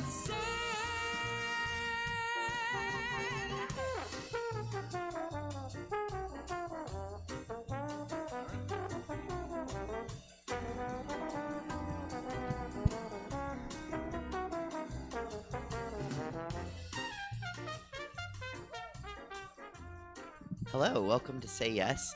I'm Suzette Vanetti, and I'm joined by Katana Ray. Your hair is it's a little frazzled right On now. the side? No. All over? It's a little wind blown. I couldn't tell in the dark, but Well, I was driving a convertible with the windows down. It's fine. I don't think they'll tell. It's getting like Last of Us. Yeah, it's fine. Yeah. It's been a day. I was getting medical tests done. I know, you told me. Yeah, an EKG. I'm not pregnant. Yeah, I was like, I don't know, ain't that medical? I was like, what about the UKG? What, UKG? What is the EKG? An electrocardiogram. Oh. I believe. Cardio with the K? Maybe? I don't know. Hold on. Hey, Google. What's an EKG? An electrocardiogram, EKG or ECG, is a quick and painless test that measures the electrical activity of your heart. Think of it like a graph that shows how the electrical signals travel through your heart during each beat. Here's a breakdown of what an EKG is. She was going to go on for days. Yeah, AI is taking over. So is it like maybe EK is from like what, like a original language or something like that, like a different translation? You should have asked while it was up. It's fine. I don't really care that much about it. Hold on. It's right there. I just need to unlock. Okay. Oh, no, it's not. EKG. I should say what's the K. Sounds like a machine gun. Yeah. I don't know why it's an EKG. It's got to be like... It's also called an ECG. Yeah, that makes more sense in English. But maybe like the original language was like Probably Greek. What does EKG stand for? Electrocardiogram. Okay, yeah. Whatever language has cardio with the K. People are like, why does it still say yes if it's KMS? Right now it's That's just fair. KS. Right. Kill self. Kill self. Kill shit. That's kill shit. Every day. Cool oh my shit. god, okay. Here Do you need help? Yeah. Thank you. I like how your mask presenting today. So you're like, do you need help with that? Yeah, Thank you know we're both equally as like we have equal hands available to us. True. I don't know why I thought I'd be able to open it easier with my one hand that you don't have. It looks like you were in Mad Max and I was just on a boat. I look like I was entering the Joan Jett lookalike contest and lost. And then you're giving like Last of Us like. Well, and I feel stupid because I wore these pants to Stab last week. Oh, you're an outfit repeater? Or 2 weeks ago. Yeah, it was last week. I am, because I was like, fuck, I need clothes because the EKG made me late. And I was like, I need clothes bad. Oh, I was supposed to share the link. Let me do that. So what's new with you? Nothing much really. What is it? Were we in May?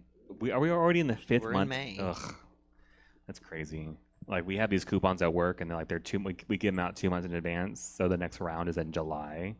So I'm like, damn, like that's gonna be like at Hot Topic. Yeah, we're already like more than halfway through our year already. Every year it's faster. I opened Instagram to share the link, and I can't share I can share yours, but it doesn't share the link. Oh, well, I if would you have to if you redo it. repost it, I think if they click it, They click it, then it goes to yours. Yeah, it's fine. Yeah. But the first picture was you and your dog from your boy page. Oh yeah, I forgot about that page. I was like, I should probably. Well, I made my boy Instagram mostly just so I can like thirst traps and stuff for my boy account, because I used to like a lot of random thirst traps from my drag account, and I'm like, that's kind of weird. I don't want people to think that I'm into that in drag. Oh, okay. So it wasn't more that you were like, they're not gonna like me if I'm in drag. It was more like, what if they message me and want me to clown fuck? Well, it's one of those things where it's like, oh, I can't even like lightheartedly flirt with these people online or whatever as myself, because I don't want to do that like as a girl, quote unquote. I'd rather just do it as myself. But now that I'm like not single anymore, it's like, well, there's no purpose. So now I just post like is this a candy cigarette? Oh my god! I just really felt like it just took your look to a whole new spot. Is this the ones are these the ones like if you blow like the powder comes out? No, these are gum. But like, I'm looking at you and I'm like, you're such a greaser today. I know. Just like ashing my bubblegum cigarette, like. I really like the flavor, but it only lasts for 3 seconds. You can't eat the paper. No, I right? tried. I definitely. So you have to like what? Like you have to unwrap it. Oh, that's no fun. And then it's just like got a light. A long pink stick. And no, I don't have a lighter. I just have fake cigarettes in my purse. That's you never know when you might need a fake cigarette. I got them from a court event. Oh. They gave away little gift bags, and they were fakes, and I was like, weird choice, but fun. Have you ever seen when girls do like roll cigarettes in the club? Like they'll smoke a cigarette, and like for performance, so like I'm smoking. I don't think I've seen it. I want to say I saw somebody like vape or use weed in the club for a performance, and I'm like, did you need to? Well, I used to watch like Showgirls We Ho on YouTube. For some reason, if you were in my generation of drag from like 2010 to 2015 ish, like that era, like for some reason like Showgirls WeHo was like the thing to watch, and now like they still upload stuff, but now they moved on to like Instagram and like short content. But I don't know, like basically season like 2 through like 7, it was like you need to watch like the girls like at Showgirls WeHo, because they'll have the Rue girls there, but also like the local like. I remember I saw like Detox on there before she was on Drag Race. I saw Mayhem on there before she was on Drag Race. And, really? Like, yeah, like all like because they were basically like the main girls of LA. Right. And well, I used to go and just watch Raven all the time. I used to just like study her videos and stuff. I would basically watch what to do and what not to do on those videos, because it's like seeing Rue girls in like real settings, like their weekly gig, and being like, okay, what do they do that's like what got them? Because I used to be so obsessed with being on Drag Race. I'm like, what do they do that got them on the show? And now I'm like, I used to study them and like watch what they do in the crowd and everything. And then now I'm like, I've been there, done that kind of thing. I don't want to say like the magic of meeting a Rue girl is gone, but when you work with them, like you realize they're just normal people. They're just like one of us, right? Yeah. Like I almost feel bad for them. Sometimes I feel bad because I'm like, they must be so disoriented, and they must feel. I mean, and I'm someone who like my dream job is to tour. Like that's like I want to do that. My bucket list. Like I want to tour in some way, somehow. Like, You said I want to do another bus club. Kind of, even though that touring is like, oh, it's so exhausting. Like you're so lonely.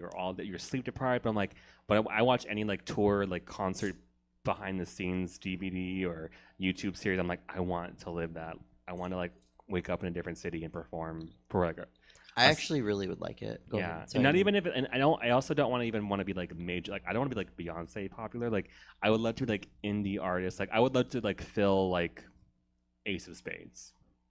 Like people who know me will know me, but I can still walk down the street and not get bombarded by people, Yeah. And like it's like big enough to fill like these, moderately small, large, depending on how you think of it, venues, then I'm not trying to like sell out a stadium, obviously. There are a lot of comics like that, like comics that like sell out Punchline, and they tour, and that's their whole life, and you would never know them. Is it Monet coming to Punchline? She is now, right now. Oh, she's there right now. Yeah. Somebody was like, "Are you going?" And I was like, "No."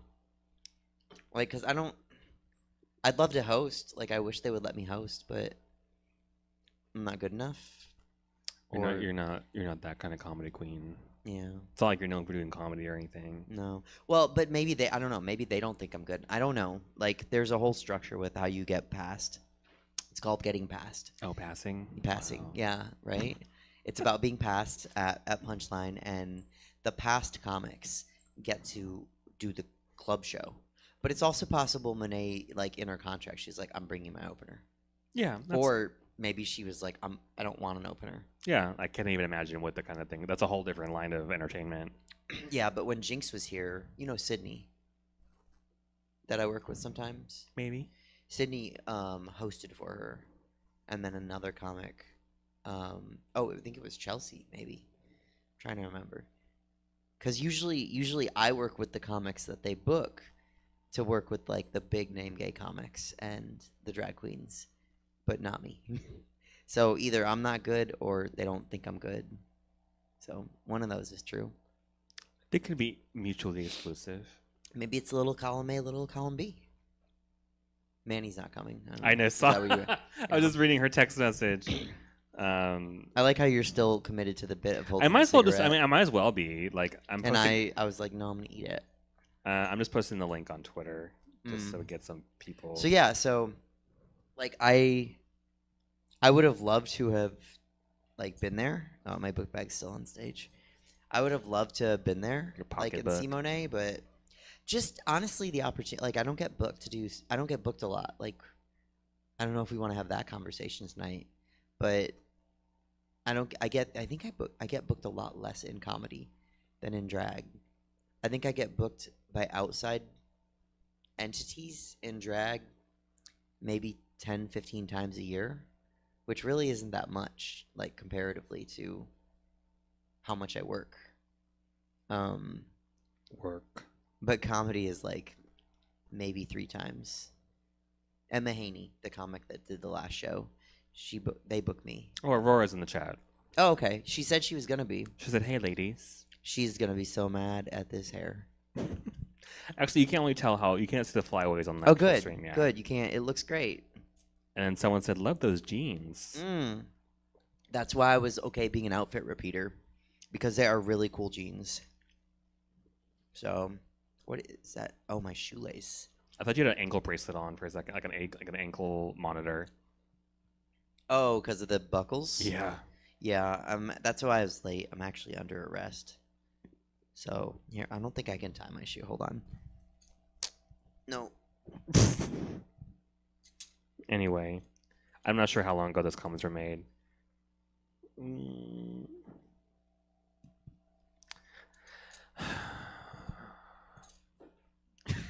I was gonna say something. I forgot what I was gonna say.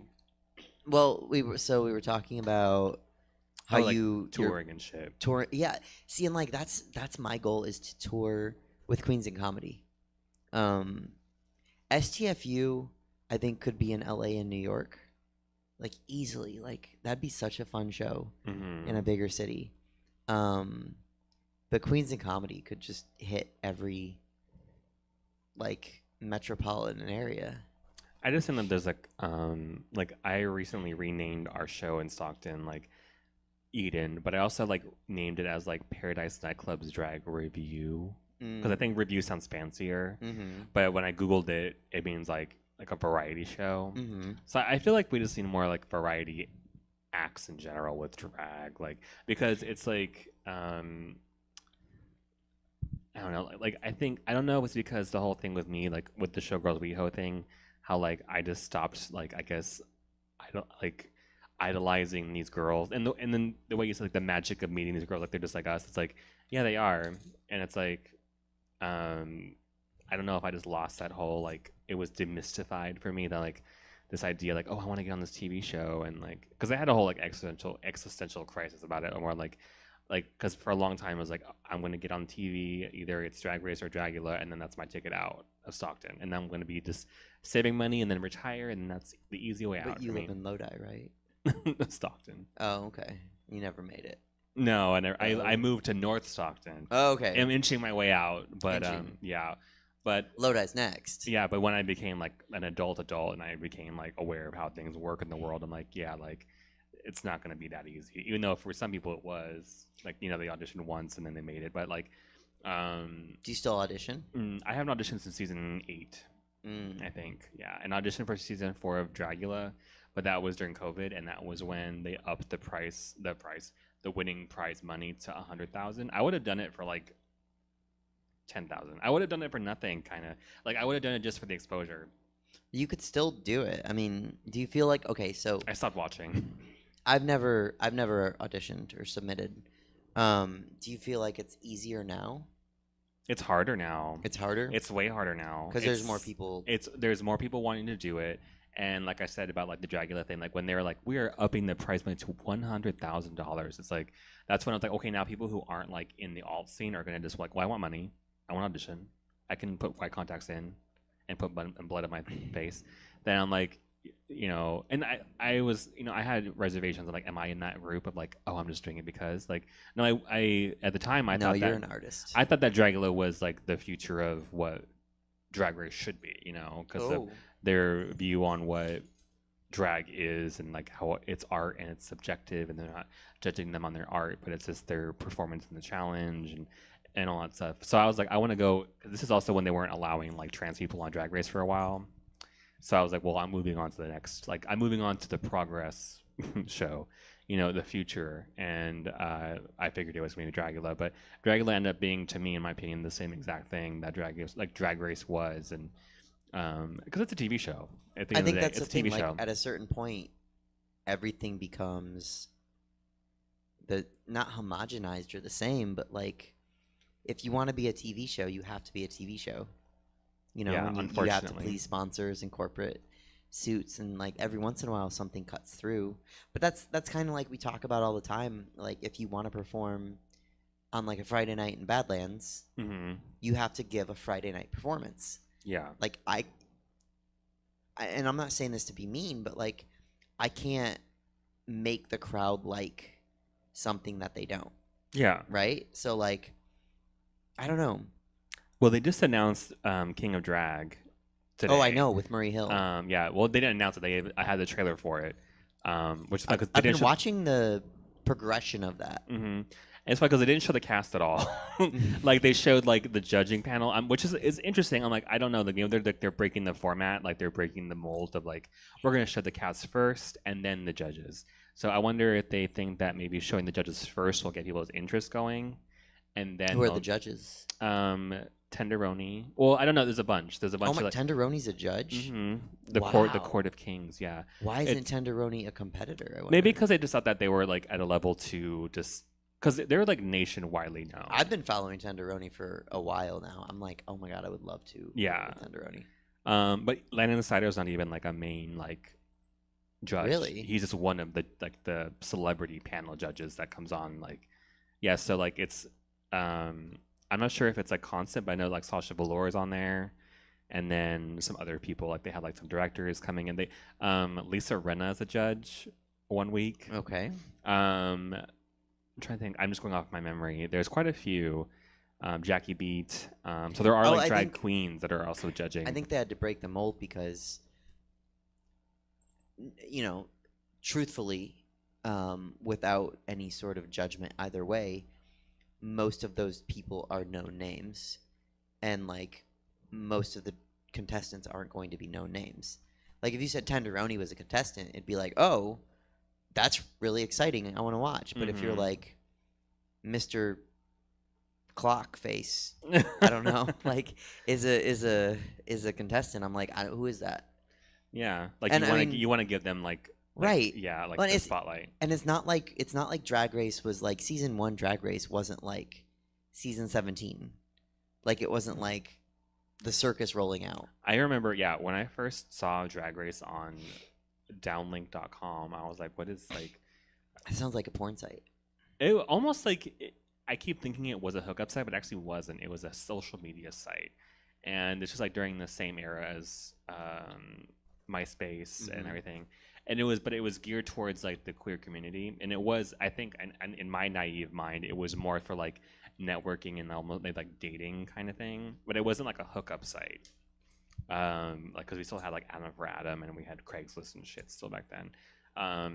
And I was like 16, so like, or no, this is a lie. That was like Drag Race season 1 came out in like 2009, so I was 18. Okay. So like that was when I was like a senior in high school, and then I remember seeing the banner on the website of like the whole like I remember seeing Nina Flowers with like the little like tire drill thing, and I was like, ooh, like she's like goth looking. I remember like thinking like she's not what in my mind's eye think of drag queen, because when growing up like drag queen was like Lady Bunny or like Dame Edna. Yeah, I thought drag queens were Lady Bunny, Dame Edna, or female impersonators. Yeah, well, I didn't even think about like the glamorous kind. I just thought about like the camp. Yeah, like the almost like muumuu wearing, very male, like I almost want to say Divine, but Divine to me, I think Divine is pretty now. Like I have an appreciation for her like makeup and stuff. Yeah. But I think Divine as like Edna Turnblad at the end of Hairspray, like nice hair but like almost like no makeup on, you know, like it wasn't like a transformation as much in my mind. Again, I was 18, so I had a very limited view of what drag was. Puberty. So and then like you see on the cast, it had like Nina Flowers, it had like Tammy Brown looking crazy, and, right? Like, all Still these people, does. yeah. I love Tammy Brown, and it's yeah, like, no shade. yeah, just still looks you crazy. know this, yeah. Yeah. But like as an 18-year-old seeing like what I might all these different genres, it was a very like diverse cast. Funny enough, thinking back at it, and then it was like in the same. It was basically almost like a satire of Next Top Model meets Project Runway. Right, It was that's how it was billed. Yeah, so it was like a bunch of like people probably in LA knew who they were, but a lot of us were like, no. It's funny because even like going as far as season 4, like Fifi O'Hara at the time, like formerly known as Fifi, but Jeremy was like, oh, I'm known for my Lady Gaga across the country. I'm like, wait, what's she known by now? Jeremy. Oh, just Jeremy? Yeah. Oh. They don't do drag anymore, but Jeremy. They don't really go by Fifi anymore. Well, I mean, yeah, I wouldn't want to either. Yeah. But my name is Suzette. At the time when they did Snatch Game, they're like, "Oh, I'm known for my Gaga like in multiple states," and I was like, I don't think anyone outside of your state really knows who you are. But that's all. I was also like what 21, 20 years old at that time, so like I had a very limited idea of like the gay scene or the drag scene at all. So she might have been known for it, but for me, I'm like now, like you can say like, oh, I'm known when for did you start doing makeup on YouTube? 2011 January. So before Drag Race. It was during Drag Race season 3. Oh. Because I remember when I first started getting my like. Oh, that's right, 2009. Yeah, well, when I started doing makeup, I got my first like momentum when I started recreating the Drag Race looks, and I use that term loosely, attempting to recreate Drag Race girls' makeup because there were no makeup tutorials interpreting. Because there wasn't any like tutorials for that kind of style of makeup at the time, except for like Misty Eyes and Petrolude and stuff and everything. And so it was like you basically had to look at it and guess what they did. You know, it wasn't like I'm going to go on Wow Presents and then watch their tutorial. Like you had, because everyone does their makeup different. And I still like that drag is like that. Like I still like when people do their makeup weird, like in a weird process, like a very like unconventional, like borderline unsanitary way, like yeah, like where like you see someone do makeup, you're like they put Sharpie on their lips, like things like that. Like I love when people like drag queens use unconventional things in their makeup and it makes no sense. Or like, or whenever you have you ever watched Crystal Method do her makeup? No. It's very crazy looking. Like she wears like regular makeup, but like she'll use like craft glitter on her lips and it looks crazy. And I just like I love that.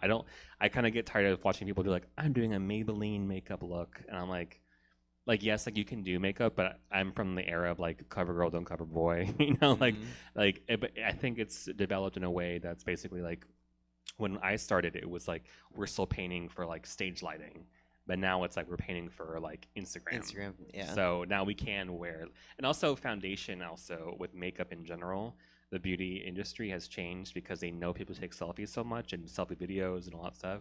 That I Right. think a lot of the SPF in foundation has gone down, in my theory, because back in the 2000s, if you took a picture with flash on digital camera, the flashback from the SPF would make it look like you have white face. Oh.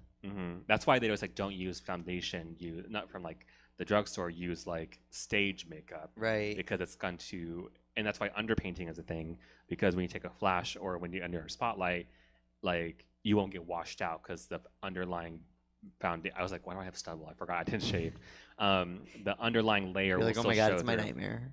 Because if you just do a powder, it'll all just like flash out. Right. But if you have an underlying layer of foundation or whatever, it would kind of battle that contrast. Someone's watching this and they're like, she's never done drag, and she's explaining drag makeup to her. Who? Oh, you and me. Like. Oh yeah. Well, it's funny because I've been wanting to redo like educational stuff for drag, like as a way of, kind of mostly just as a way to income. But like, I do would if I had a camera, I would like want to do like a Patreon or something just to do like makeup, like for $1, like just to have people like watch and just Right. get in-depth explanations of why I do things the way I do. Because it's like I'm obviously not the best makeup artist anymore. That like I used to be kind of good. I mean, amongst our scene, I was kind of like a big fish in a small pond. Like I'll toot my own horn that way. But like now there's like so many pretty girls. Yeah, but you're still good. Like that's the thing. You're good at makeup. Like not everybody's good at makeup. Like I can paint my own face, right? And like so speaking of Aurora, yesterday we were doing the Rainbow Chamber painting with Taryn, where we take like Rainbow Chamber board members and put them in drag. And watching Aurora do people's makeup is like watching like a master class. And I imagine watching you do makeup. I've never seen you do your makeup, but I bet it's like watching like just the technique and what you're doing, and like I watched Liz the other day freshen up between shows, and I was like, okay, all right. I forgot everything I learned, but I learned some stuff. Yeah, it's like it's such a weird process, and it looks so crazy up until the very end. Yes. And that's where I think with anything artistic, I think you have to get hands-on practice. Right. And it's like I remember being younger and being like, I hate that. I hate hearing that. Like I'm sure if I watch tons of videos, I'll know what to do. But it's like no, you have to like really you have have to to- like feel like the pressure of the brush, like the texture of the powder, like the viscosity of the foundation. Like you have to feel it on your skin, and then like I'm not good at doing other people's makeup. Like I'm just not. Really? I'm not that kind of makeup artist. If I did it a lot, maybe I would Right. be. But I never had any like desire to be a makeup artist or like work on other people's makeup, because when I got into makeup, I thought I was going to want to do that. Like I auditioned. I interviewed for MAC, my first job, when I was 22.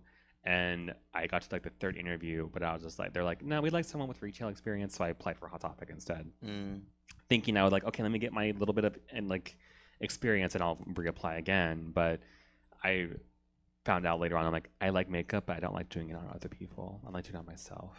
Yeah. It's more fun. I want the attention from wearing makeup. But like what you say, what you said about like it needing to be at the end.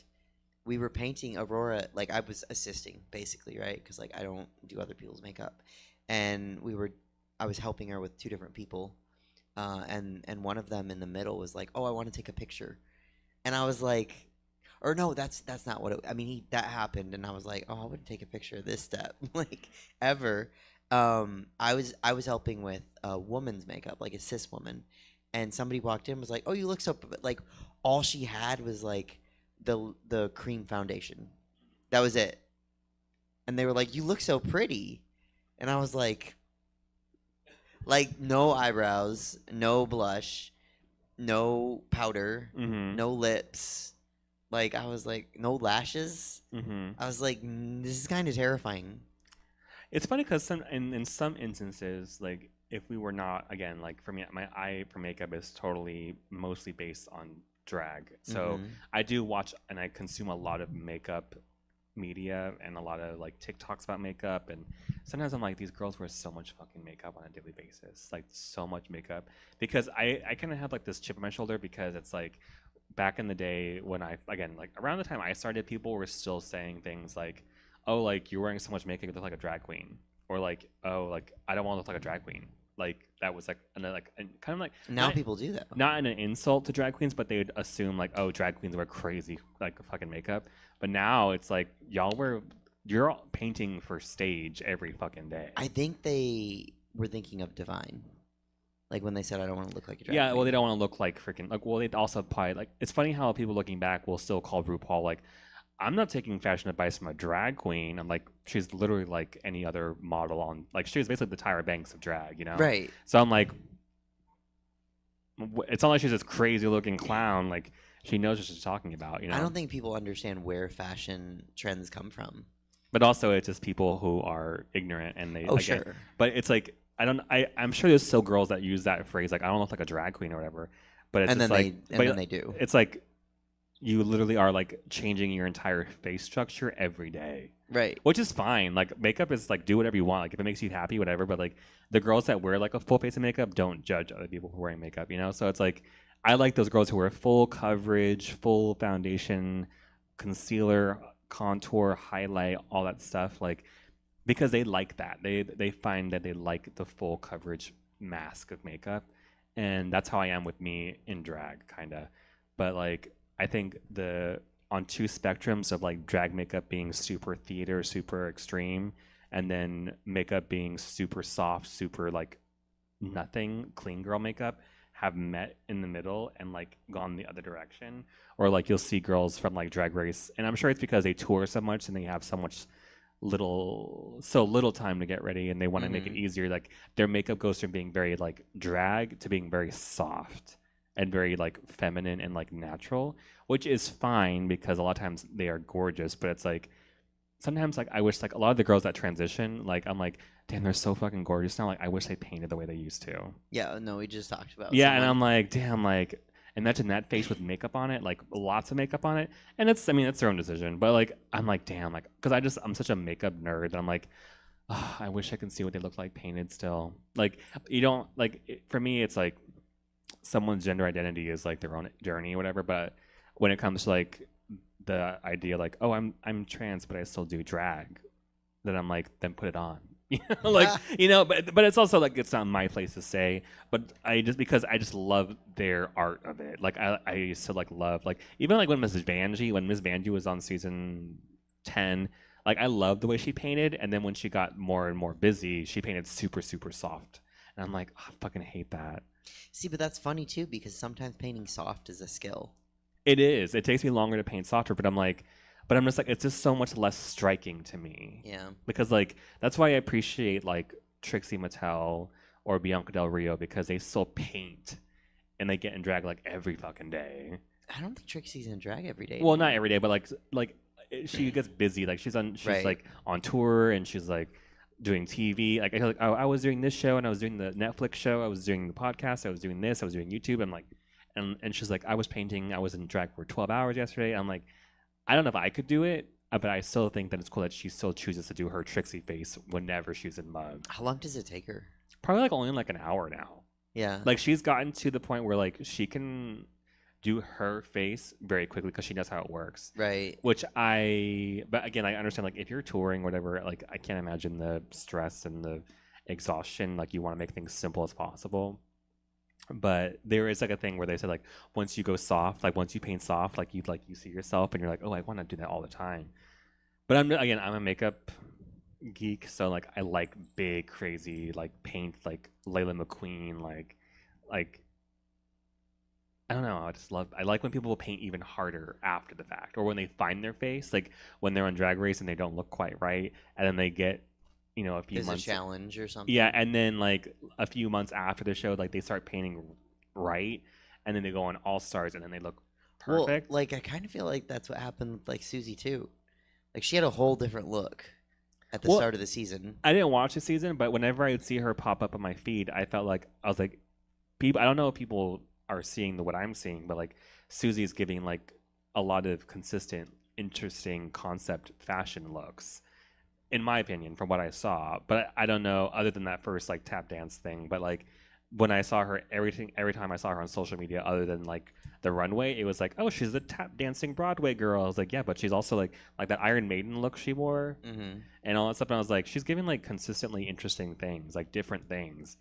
But they don't want to give her like the role of like a fashion girl because she's the Broadway like theater girl. Well, and that's so when they did the Lollapalooza, or the lip sync off. Oh, you're right. She Not did the look. Lollapalooza. No, I but the know what you lip sync mean. off. Yeah, she looked a lot different. Yeah, like the star look with the denim. Yeah, like I was like, oh, that's something I would wear in a heart because I had like the gloves and the boots. Like I don't know. I don't know if anyone else saw it. It was like that's Suzette coded, but maybe I just want to wear it.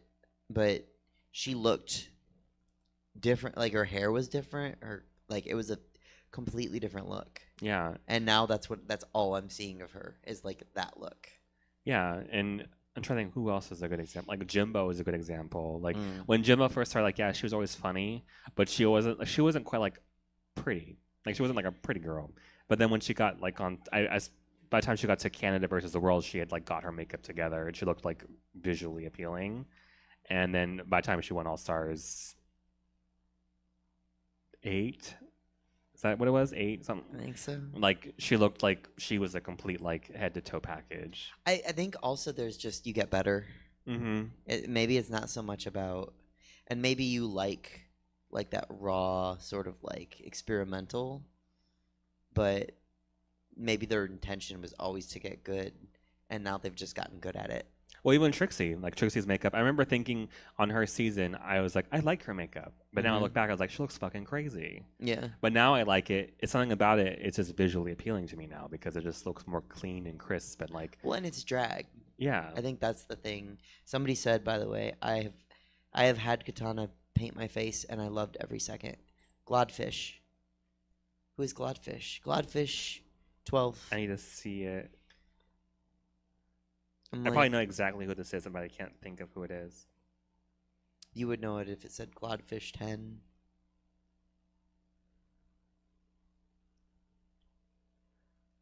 Because like I've only painted like very few people. Did you see me when Liz painted me, or I was painted to look like Bijou? I don't think so. Okay. Was that for like Bijou's birthday or something? Yeah, it was for the first birthday, and I did like Night of 1,000 Bijous. Yeah. I don't remember. I did Princess Peach. Oh yeah, see, I think I remember that, but I don't remember like seeing what you look like. I look crazy with drag makeup on, like traditional, big. But I don't. I think it's because I don't have a big face. Oh, it's Ava. Oh, it's Ava. Okay. Wait, Ava, what is that? What is that picture like? I never. Why is your username Glodfish12? Someone wants to paint you. Send Poppy Mark. I would let Kamaya paint me. Send Poppy Mark. I don't know. What is this? How do you say it? Kamaya, yeah. I would let Kamaya. I think Kamaya would, yeah. I mean, we don't have similar faces, but she knows what to do with, like... Kamaya paints half beautifully. of the Asian face, yeah. Yeah. Do you see her when she did Jet's makeup, like... I would let Kamaya paint me for a show, probably. Like, that list is very small. Yeah. I need to pee just real quick. Make stall for me. Okay. Tell a story. It's a lot easier when Manny's here. Sure. I will watch your cigarette. Don't leave it lit on the chair. 2017.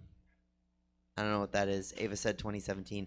Well, you guys could like ask questions or something now. You don't have to just leave me hanging with a mic. I mean, I'm good at talking and stuff, but it is kind of different when you're on a podcast. Okay, word. Kamaya's gonna paint me for a show. Yeah. So, anyhow,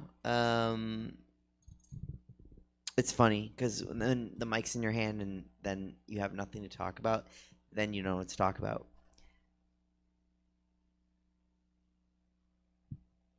I'm trying to think of something interesting that I have coming up, but I'm on the spot. So that's great. Oh, so Ava said she liked the jeans. Thank you. Unfortunately, you saw them last time I wore them because I'm an outfit repeater. I'm supposed to have a pair of blue ones, but they didn't fit. And I just didn't know what to wear today. So I was like, fuck, I need clothes. And I was going to wear a different outfit with this jacket, but I think it's the bottom of my like laundry basket, like the clean laundry basket, so I couldn't get it. It's like shit. So this is what I got. Thanks. That was fast. If you were in girl drag, it would have taken so much longer. I know. That would have been like, give me 15. Oh my god. I would have died. Did I miss anything? No. Okay, oh, so- Ava's profile pictures from 2017. Oh. And Kamaya's gonna paint me. So Zach, I think Zach has his long hair, his Jason Momoa hair. I didn't even see the picture. How did you click the picture? Well, I just know because Zach, I can see his. I just remember on seeing on Instagram. Oh. I only knew because. How did you know who it was? Because it says Ava. Oh, I just saw. I just saw. You know who that is? LOL. And I saw Zach, and I was like, oh, it's Ava's best friend. Oh, I know Zach. Oh, okay. I love when Zach's around. Me too. I'm like, Zach, hold this. Zach, help me. And he's like, yes. I'm like, thank you. I'm so fucking helpless sometimes. Same. But also like I'm helpless, but also I like to be self-sufficient. So like if I'm ever dating someone, I don't want them to be like my plus one. Like even though not my plus one. That's about like my entourage. Like I don't want them to carry my bags. Like you know, like how David used to help me and stuff like that. I'm like I'd rather just you be like. Yeah, I mean, sometimes like after brunch, people will wait and help me carry out because like there's like 4 or 5 brunch. I know Sergio would help, things. but I'm like, you don't have to do that. But I know he would. Right. Yeah. Well, and I always tell people like at the bar or something like, don't help me with my suitcases, like and my shoes and my like makeup bag, like and my rack of 6 wigs. Yeah, and my speakers. Right. And my Well, the pickup. speakers, see, but that's the thing. The speakers and like the baskets for brunch, like all that shit. I'm fine if people want to help me. But like, I'm never gonna learn to bring less shit if people are always helping me carry my shit. True. I'm not mad when people help me, like when I'm tired and it's been a long day, but usually like John that collects our tips, you know, he'll like hang around Punchline or Ace of Spades, and he'll do 1 load to the car with me, and I'm like, thank you, like I appreciate it, because I'm just exhausted by the end of the day. I don't blame you. Oh my god, this weekend or next weekend, Fridays are a drag. Oh, do you want to do May 23rd? That's the Friday before the 25th. Yes. I don't know because I had it because I'm already taking that for brunch. Okay. So I don't know if I can request. The Oh 23rd yeah, and you are 25th. doing brunch with me. Mhm. Okay. Well. And isn't Kamaya doing it too? Yes, both. So for the Disney one. Yeah. We're gonna take all the white princesses. That's fine. So you're stuck doing the ethnic ones. I've and done then you're them. gonna get canceled. Oh, we know. No, I've done them. We know. Yeah. I'm not gonna say who I've done, but I've done a couple brown princesses. I'm a brown person. Are you gonna watch Thunderbolts? Absolutely. It came out today, which I forgot. You should go watch it tonight. We're gonna go with the midnight showing the day after it comes out. Yeah, they don't do those anymore. Not since The Dark Knight Rises or The Dark Knight, right? Is that what it's like the? I think it the was Joker. one of the yeah. Yeah, Batman it must have been the movies. Joker because it was the guy dressed like the Joker, right? Who did it? I want to say. I don't know if he was dressed like the Joker, but it was Oh, definitely around the Dark Knight somehow. Yeah. Yeah. But yeah, I used to go to I went to the Twilight ones with my sister. I went to the Transformer one. right. Yeah. Like you used to go like Thursday night or whatever because it was Friday. Yeah. Star Wars. I did just watch. I'm old. I actually the Brave New World. Captain America: Brave New World. Yeah. Did you watch? Oh, I didn't watch that. The first Marvel movie I haven't seen in a theater, beside like Black Widow, which came out during the pandemic. Yeah, I heard that Thunderbolts is like Black Widow 2, basically. So if you like Florence Pugh, which I do. Oh, like, yeah. you'll like that movie. Yeah. It's pretty much centered around her, which I hope. I like her a lot. No, I love her character's so good, and Yeah. like she plays the character so good.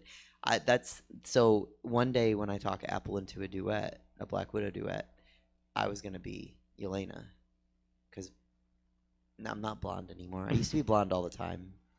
Some people think I still am all the time. I have an idea of you being blonde for when I didn't know you, but when I feel like I know you, that you're always brunette in my mind. I'm lazy now. Blonde requires a lot of upkeep. I know those roots. And it's the roots, and I'm busy. Too busy getting EKGs. EKGs and scheduling shows and yeah. Yeah, I'm probably gonna see it, but I forgot. I'm hoping you don't. I'm assuming you don't. Oh, my real not bubblegum cigarette. I'm hoping you don't. I'm assuming you don't have to see Captain America to like enjoy Thunderbolts because no one saw that shit. I am a Marvel apologist, and I love everything Marvel does, but I'm still gonna watch it. I regret paying $30 to watch because I rented it. Oh, you streamed it at home? Yeah, like the minute I could. Oh. And like the reason I didn't see it is because like I was waiting for Apple. Like Apple was gonna go see it with me. We were gonna go see Brave New World together. Like otherwise I would have walked and saw it because like I can walk to Doko, watch a movie, and walk home. Oh, that's cool. Right? See, I have Regal Limited, so I can see a movie basically for free. I don't think I saw a movie at all last month, but me and Sergio saw Sinners on Easter. But I also just told myself like I'm just gonna stop waiting to see movies with people. I'm just gonna see it when I want to see it. Well, and then usually I do, but like I don't know that one. There's been a couple, and that one I was like, I'll wait for Apple, and then See, that was like a prime example of a movie that I would see alone for free and not care. Like I'll see it, and because I don't have to commentate on it too, because no one else I knew saw it. I wanted Right. to see it because I watched Captain America. I watched Falcon and Winter Soldier, so I like knew the leading up story to it. I wish the pandemic hadn't fucked that show over. Except then I saw some of the other Disney Plus stuff, and I was like, Sometimes I wonder if I would have liked. Well, I just wish Disney Plus just released their shit all at once. Right. Because, like Miss Marvel, as much as I like, kind of liked it, it was a chore to get through every week. Like waiting every week for it. I'm like, because it'll be like a half-hour long show. Like at least on Netflix or whatever, or like HBO back in the day, like you'd wait for like an hour-long episode. oh my god, no. Like when they would drop like the entire season of like Stranger Daredevil. Things or something. Yeah. Yeah, like it was like I remember telling the ex, like, oh, we're not sleeping. Yeah, tonight. like this is we're having a binge because they made you want to binge it, but it's like Right. I'll just watch it next week. Like if it's every week, like I'll watch it next week. Yeah. Then because I really liked Miss Marvel, but I was more interested in the history of Pakistan and India than I was about Miss Marvel. See, you're fucking me if we do a superhero show and I have to be Miss Marvel. Miss Then I'm- Marvel as a character is cool. It just getting her to that, I'm getting like, her no, to Miss Marvel I'm was the, a chore. I'm the shapeshifted version of Miss Marvel, the original power set of Miss Marvel. You know. So her original powers were she was basically a shapeshifter. The one she gets like she makes her hands hella big and shit. Yeah. Oh yeah. But yeah. that was what she decided to do with her powers. Mm. Because originally when she came out of the Terra, this is such nerdy shit for this show. When she came out of the Terragenesis from the Inhuman cocoon, Mhm. she looked like Carol Danvers. And like she was freaked out because she was a huge Carol Danvers fan. Uh-huh. And she was like, oh, how did I turn into Carol Danvers? But she couldn't fly. Mm. So she's like, wait, what? And then she realized she could shapeshift. So then she just used her shapeshifting powers to like embiggen. So it's just kind of almost like a Mystique plus Mr. Fantastic. with with a little bit of like Ant-Man kind of. Like does she ever get like bigger? Or just like big hands? She can make her hand big and her feet big and her legs big. I don't think she ever makes her like it's like functional things. Do you think if people now had Miss Marvel's power, they'd like make like their boobs big, their butt big, and their waist small? Yes, absolutely. All the time, just constantly, just. Uh-huh. Yeah. Do you ever see like that meme of Bella? Did you watch Twilight? Yeah. You know, like the on Breaking Dawn when she gets turned into a vampire, and then her chest goes like. Oh yeah. Yeah, I always think about that. Like me after like, someone said like my organs when I drink one glass of water every year or something. That part bothered me because it was like, oh, they're vampires. They just get frozen, and it's like, oh, and a boob. Well, wasn't her like chest like broken in? Oh, was it? Because they were trying to give her CPR, but then they broke her chest. Oh, all right. Like in Buffy. Sure. I'm assuming that's what it was. Because like, well, her because didn't she like break her back trying to catch a cup? I can't remember. She was drinking a cup of she was drinking a cup of blood, and then she dropped it, and then she tried to catch it, and she like snapped her like back, and then because her bones were so brittle because her vampire baby was like sucking the life out of her, and then so like she had to drink blood to like to recuperate, and then they changed. And I think Alice was the one who like turned her. I think. I read every book and I watched every movie. I love when Ava has typos. It says "fellas, ribs were broken." I thought Ava was calling us fellas, like fellas, the ribs were broken. Yo, fellas, the ribs were broken. No, yes, yeah. I thought that they were trying to resuscitate her, and then they just were like, "Oops, fucked her up," like broke her ribs in, so that her ribs were like they didn't go up. Her chest basically restructured itself.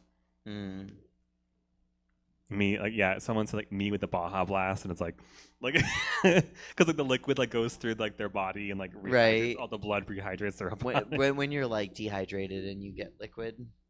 I was talking to Ava, and she had a pool party one day a few weeks ago, and then she was me on Messenger. We're talking, and then she said something like, "Oh, I was too busy at my poop party."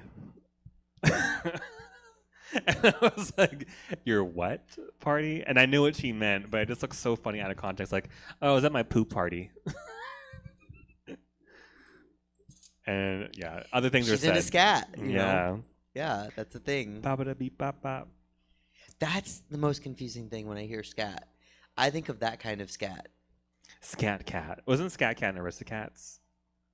Wasn't Scat Cat what? Wasn't the name of the character like Scat Cat? Yeah, I think that was a character. Scat Well, Cat? like there's also that song. Like, Or what? No, I'm thinking Scat Cat was the guy from the Paula Abdul video, right?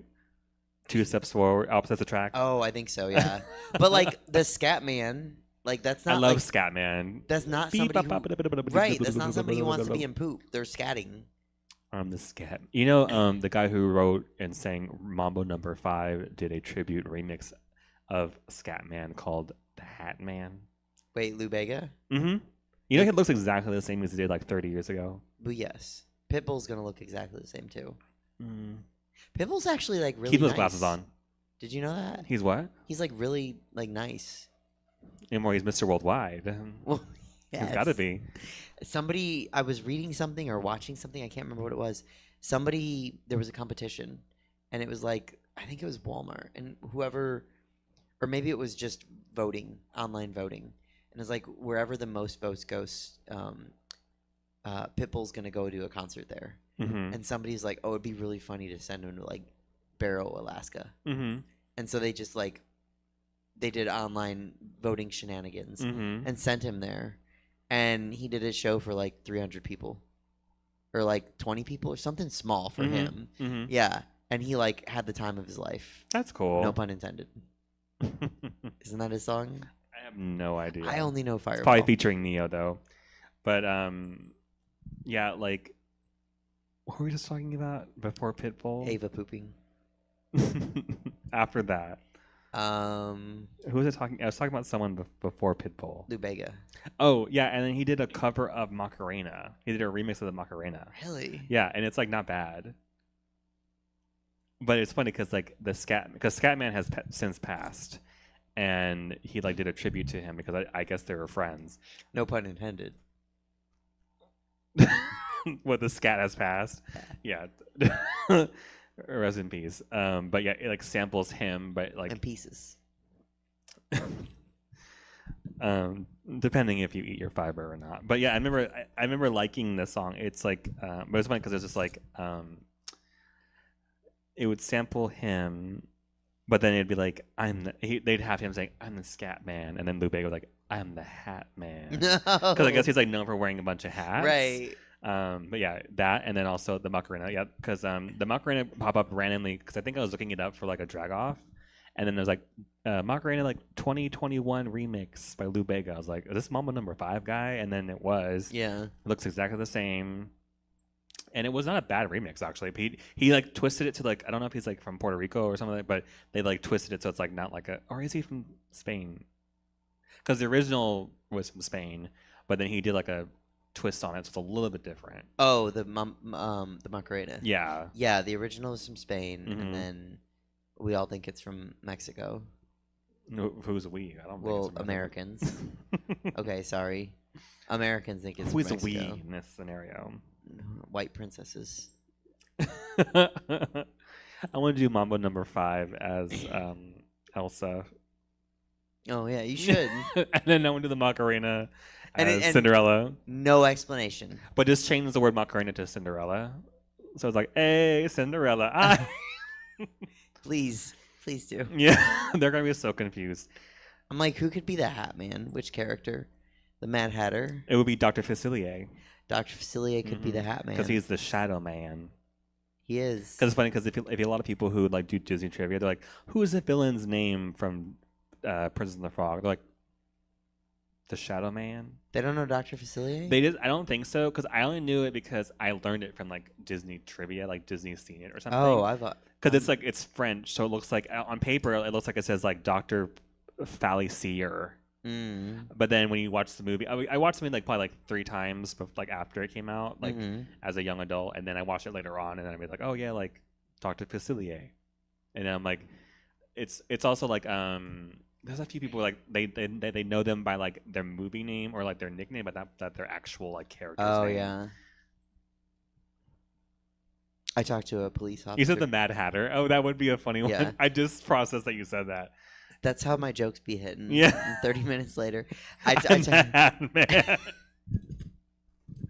Oh my god, I want to do that. You know, do you ever have like cursed? And I'm sure you do. I have a lot of cursed drag in ideas I want to do, but I'm like, is that just taking it? And I've done some weird stuff in drag, but I'm like, is this just not even like like disgusting things, but it's like weird. Like no one's gonna think that's funny, and every time I'm like, what if I did this?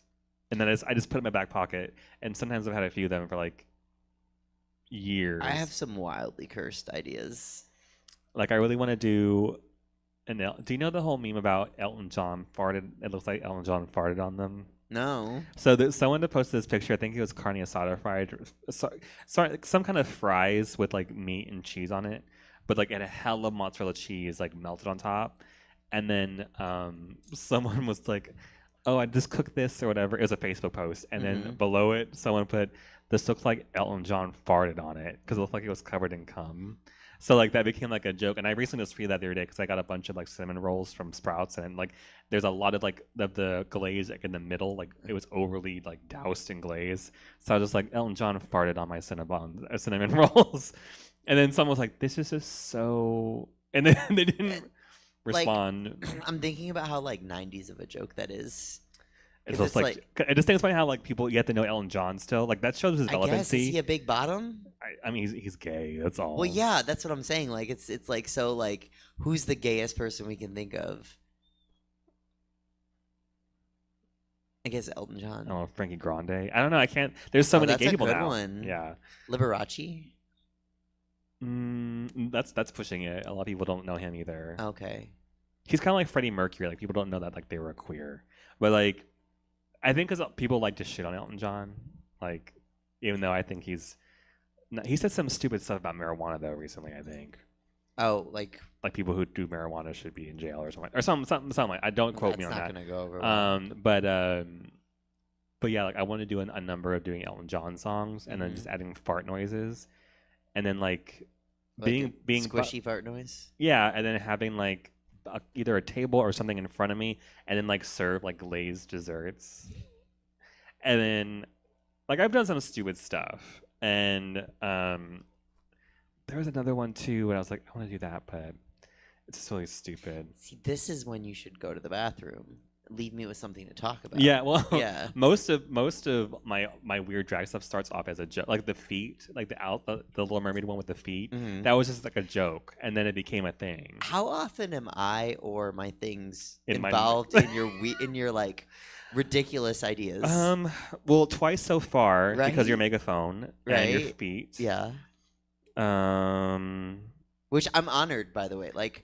Especially my feet, like I'm honored for that. I think that's really it, though. As far as physical or like actual parts of the performance, I think that's the only two I can think of. I felt I obviously I wasn't like, oh no, 3. What? Subway.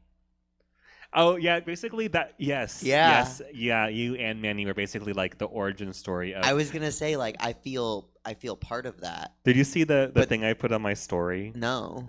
But then like I was very much like anytime I'm just scrolling through Instagram and I hear my voice coming from like Eden, I'm like, what? It's so confusing to me. And then it's the meatball. Hold on, let me find it. Like, you know how you have to like look through your your archive. Oh, 'Cause it was, like, Rowan was saying that them and Isaiah were just talking about the feet number. So and yeah, like Rowan has seen me do some stupid stuff. Like I did one way back when they were like barely old enough to go to the club, and I don't know if they were there, but my friend Nicholas was there, and I did Spanish Guitar by Tony Braxton. But then I just like I'm like, where's this going? Have you seen? Okay, this is such a niche thing, but did you ever see that one movie? Is it August Rush? Where like with like the guy was like a musical prodigy, yes, and then he was like playing the guitar but with his hands. Yes, and it was like this big like musical moment when he's like basically like playing it like a different instrument. A piano. So I was doing I was doing Spanish guitar, and then I would have like a giant guitar, and then I would like put it on the ground, and then I could like kind of like jump on it, and it would have like.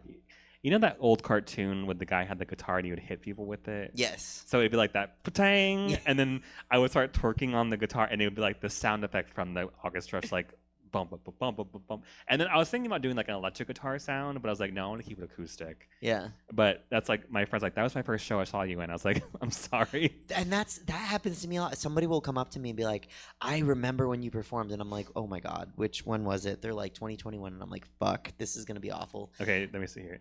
And they're like, you had bread, and I'm like, because I did Bloody Mary on Easter, and I had a baguette, and I was like hitting people with it. I watched Jesus Christ Superstar on last Sunday.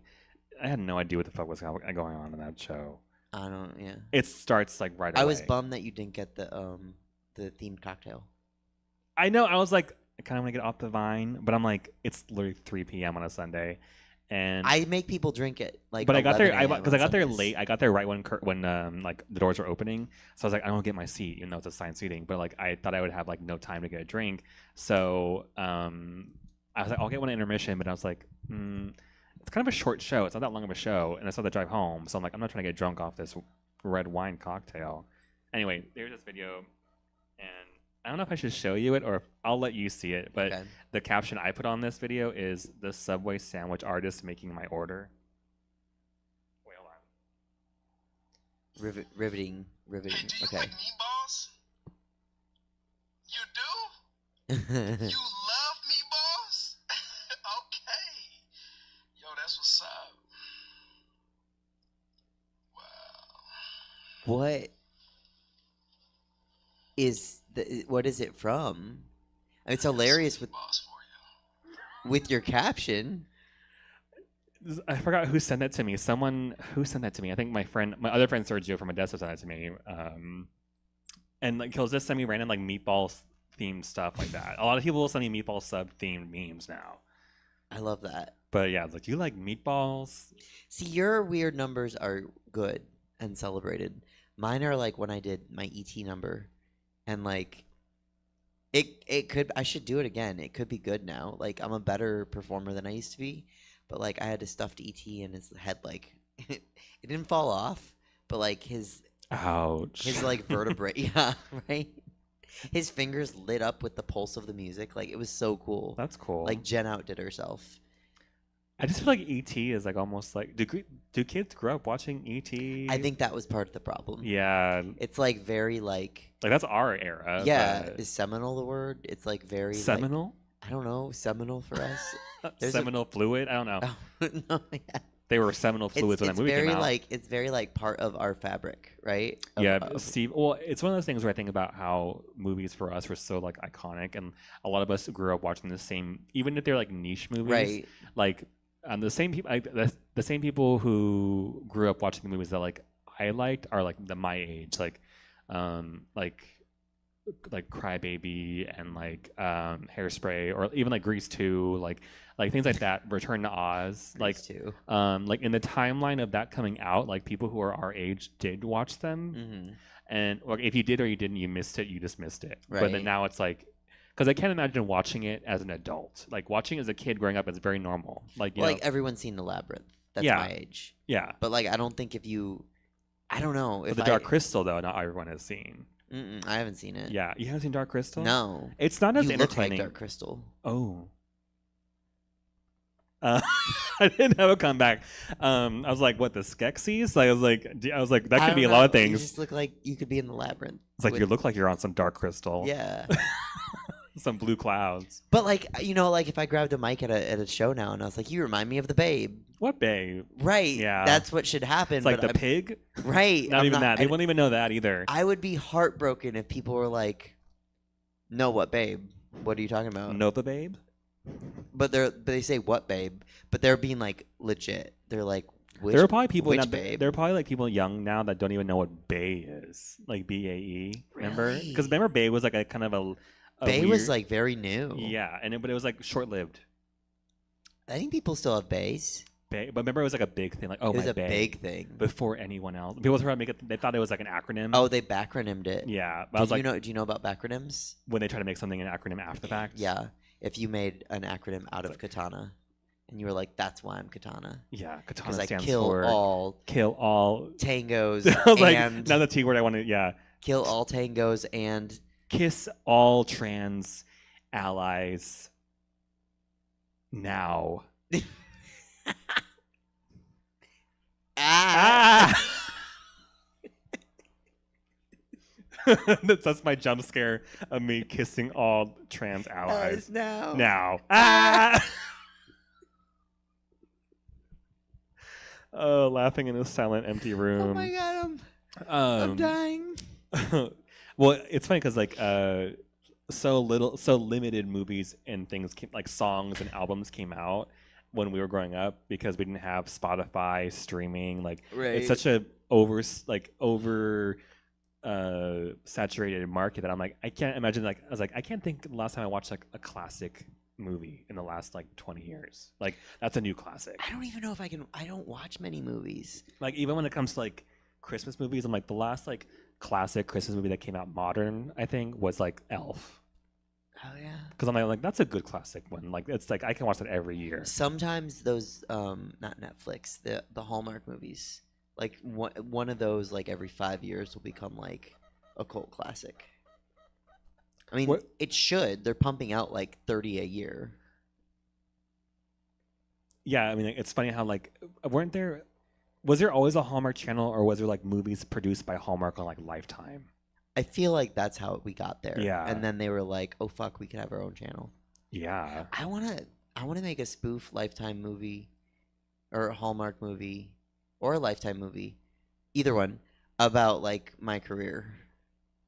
Queen Size featuring Nikki Blonsky. Yes. Did you ever watch that one? I've seen like. I never watched it. But I watched a synopsis of it. I've seen recaps of it by like Yeah. YouTubers. Have you seen all her like cameos and stuff she makes now? No. Yeah, she makes like cameos like on the toilet or like with her tooth falling out. Like just it's strange. It's weird. She's It's getting weird. unhinged. Huh? She's unhinged. A little bit, yeah. But she kind of always was. She's as unhinged as Tammy Brown looks.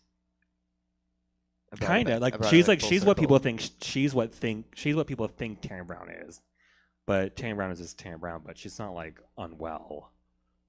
With her, I'm not sure which I like less: her tooth falling out or pooping. Well, the tooth falling out, she's not even phased. Like she starts like chewing on like a chicle. She'd be like, I know you're going through, and it's like this tooth right here. I mean, I can't say I'm wearing fake teeth right now, but like this tooth right here falls out completely, and then she goes like, and so like whatever. So and she planned it. Well, it's missing. Right. I don't know if she like was like, I want to have my tooth fall out in this one. Like I don't think so. Unless she's like a marketing genius and she's trying to like, how can I be relevant in the weirdest way still? Like 20 years after She made her Hairspray. money, you know. He didn't say Ricky Lake do that. Well, I mean Ricky Lake got a talk show. Never mind. Right. But like yeah, even like 10 or something less than that years after Hairspray out, do you remember like the hey, it's me, Nikki Blonsky from the movie Hairspray? No. She used to tweet every single person and be like, hey, it's me, Nikki Blonsky from the movie Hairspray. I love your show. Hey, it's me, Nikki Blonsky from the movie Hairspray. I like that makeup you got on. Or something like that, yeah. Oh. Yeah, and it was like a meme. But then she also got in a fight with a black woman in the airport. She said, "Hey, it's me, Nikki Blonsky." Yeah. And I'm feeling feelings about this woman in the airport. Yeah, so Oh. like the whole thing, like she like, so like Tracy Turnblad did this. Nikki Blonsky fought a woman in the airport for like no reason. So that's when she went like, yeah. Now she's reduced to cameos on the toilet. I mean, she must be making. I wonder how much they charge, because if she's making them like all the time, because they were like on TikTok all the time, and I didn't get them. It shows it on my algorithm somehow, but apparently I was like, I keep seeing Nikki Blonsky on my algorithm. I'm like, I don't see her at all. Thank you. No, I've never seen her. Like, she's there now?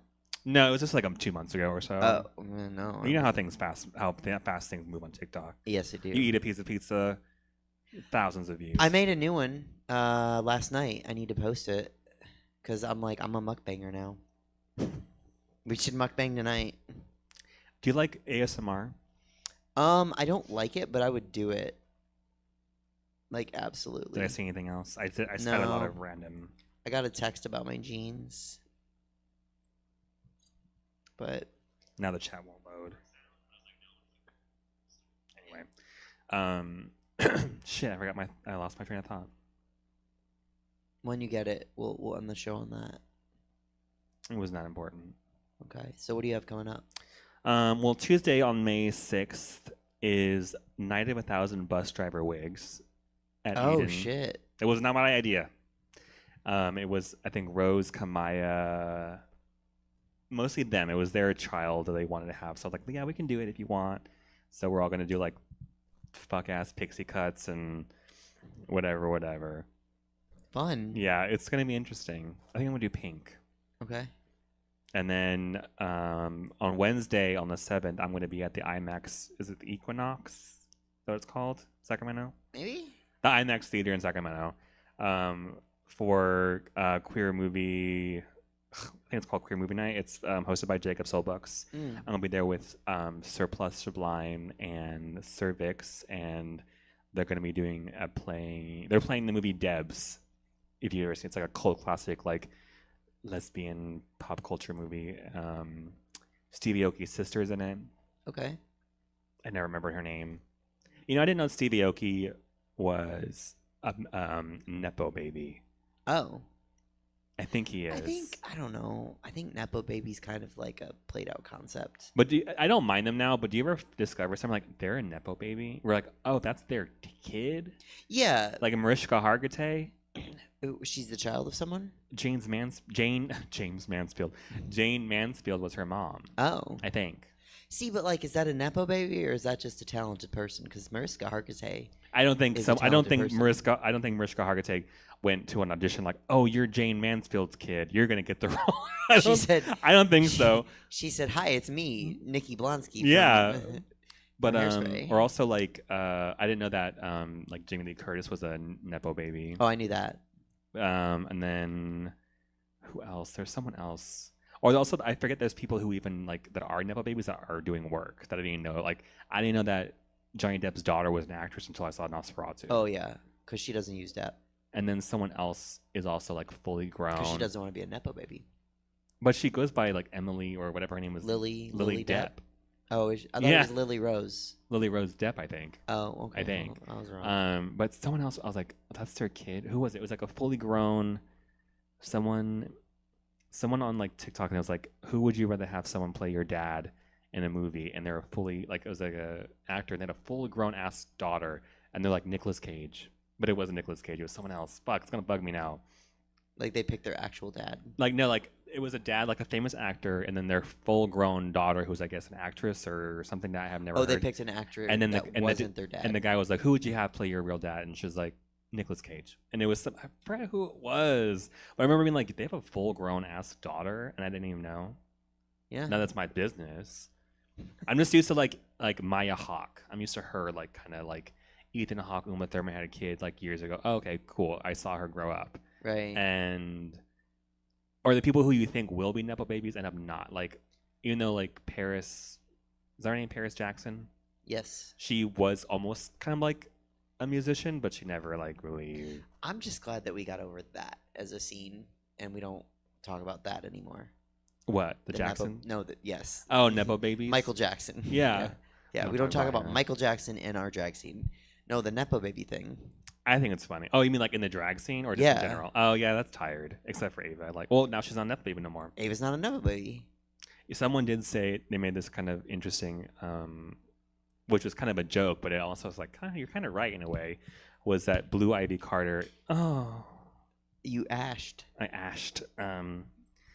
Blue Ivy Carter is our generation's Liza Minnelli. Oh. I don't know if I like that. I think it's like I think it's kind of cute, and also kind of like, well, if she goes into show business, yeah, because Judy used to have Liza on her show do little cameo numbers, and now Blue Ivy's performing in the Renaissance and the Cowboy Carter tour, dancing. See, and I don't feel like that's a Nepo baby thing. Like, it's not, but it's one of those things where it's like, that's where I don't think she's a Nepo baby, but she's definitely gonna get. She was born into fame, right? But like, if she goes into show business, she's always gonna be compared to Beyonce. What I read about Northwest, and I mean, we all saw it on the internet in Lion King. That's how that's like quintessential Nepo baby. Oh, shit. yeah, I think I know what you mean. Yeah. But the way that, like, I can't imagine, like, if however old Beyonce gets, people are just going to ask, unless for some reason Blue Ivy just gets super famous. Twice as famous as yeah, Beyonce. She's going to be like, so what's it like being her daughter? You know, like, right. And God forbid anything happens to Beyonce. When Liza Minnelli had to, like, every interview she did was like, so about your mom's death, what did you think about her alcoholism? Like, just like everything. I was like, I would have flipped off on some of these interviewers if I was her. They really should have. She should have. So you have all of that coming up on Wednesday. Just the IMAX. Yeah. No, I'm kidding. Yeah, no, yeah, sorry, but I got sidetracked. But yeah, Tuesday, Eden in Stockton at Paradise Nightclub, and then Wednesday on the 7th is IMAX.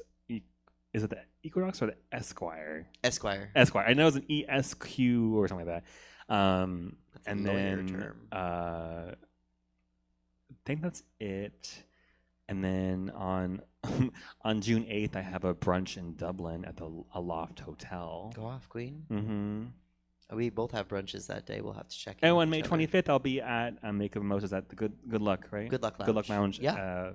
In Sacramento. Above Ace of Spades. We can say it because that way people know where to find Okay, good. I wasn't sure if it was like a separate. No. It's Ace of Spades, but it's the Good Luck Lounge at Ace Upstairs. of Spades. Yes. Mhm. Yes. And it'll be Or the a Disney brunch. I have to show you the poster. So I have to make my own posters now. Oh, that's right. They're not phenomenal. So, yeah, okay, cool. I have Fridays Are a Drag on the 9th, and then I have to immediately go home and do laundry and probably not sleep because I have to be on a golf course at like 6 in the morning for Sunburst, and then go home, do laundry, and sleep a little bit for Makeup and Mimosas at Punchline for our 80s day. So that's my next week.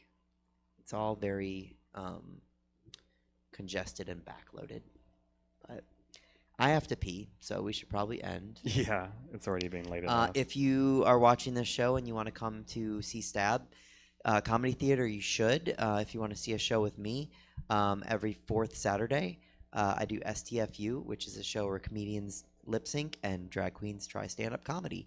So you should check that out. We'll be back on the 1st of June is a Sunday. The 8th of June, we'll be back on June 6th, I believe. That sounds right. No one's here to check us. The 8th is the Sunday. Sunday, yeah. So we'll be back on June 6th with Say Yes. Thank you so much for tuning in. Make sure to check out all of Stab's other shows, and for Katana Ray and me, have a good night.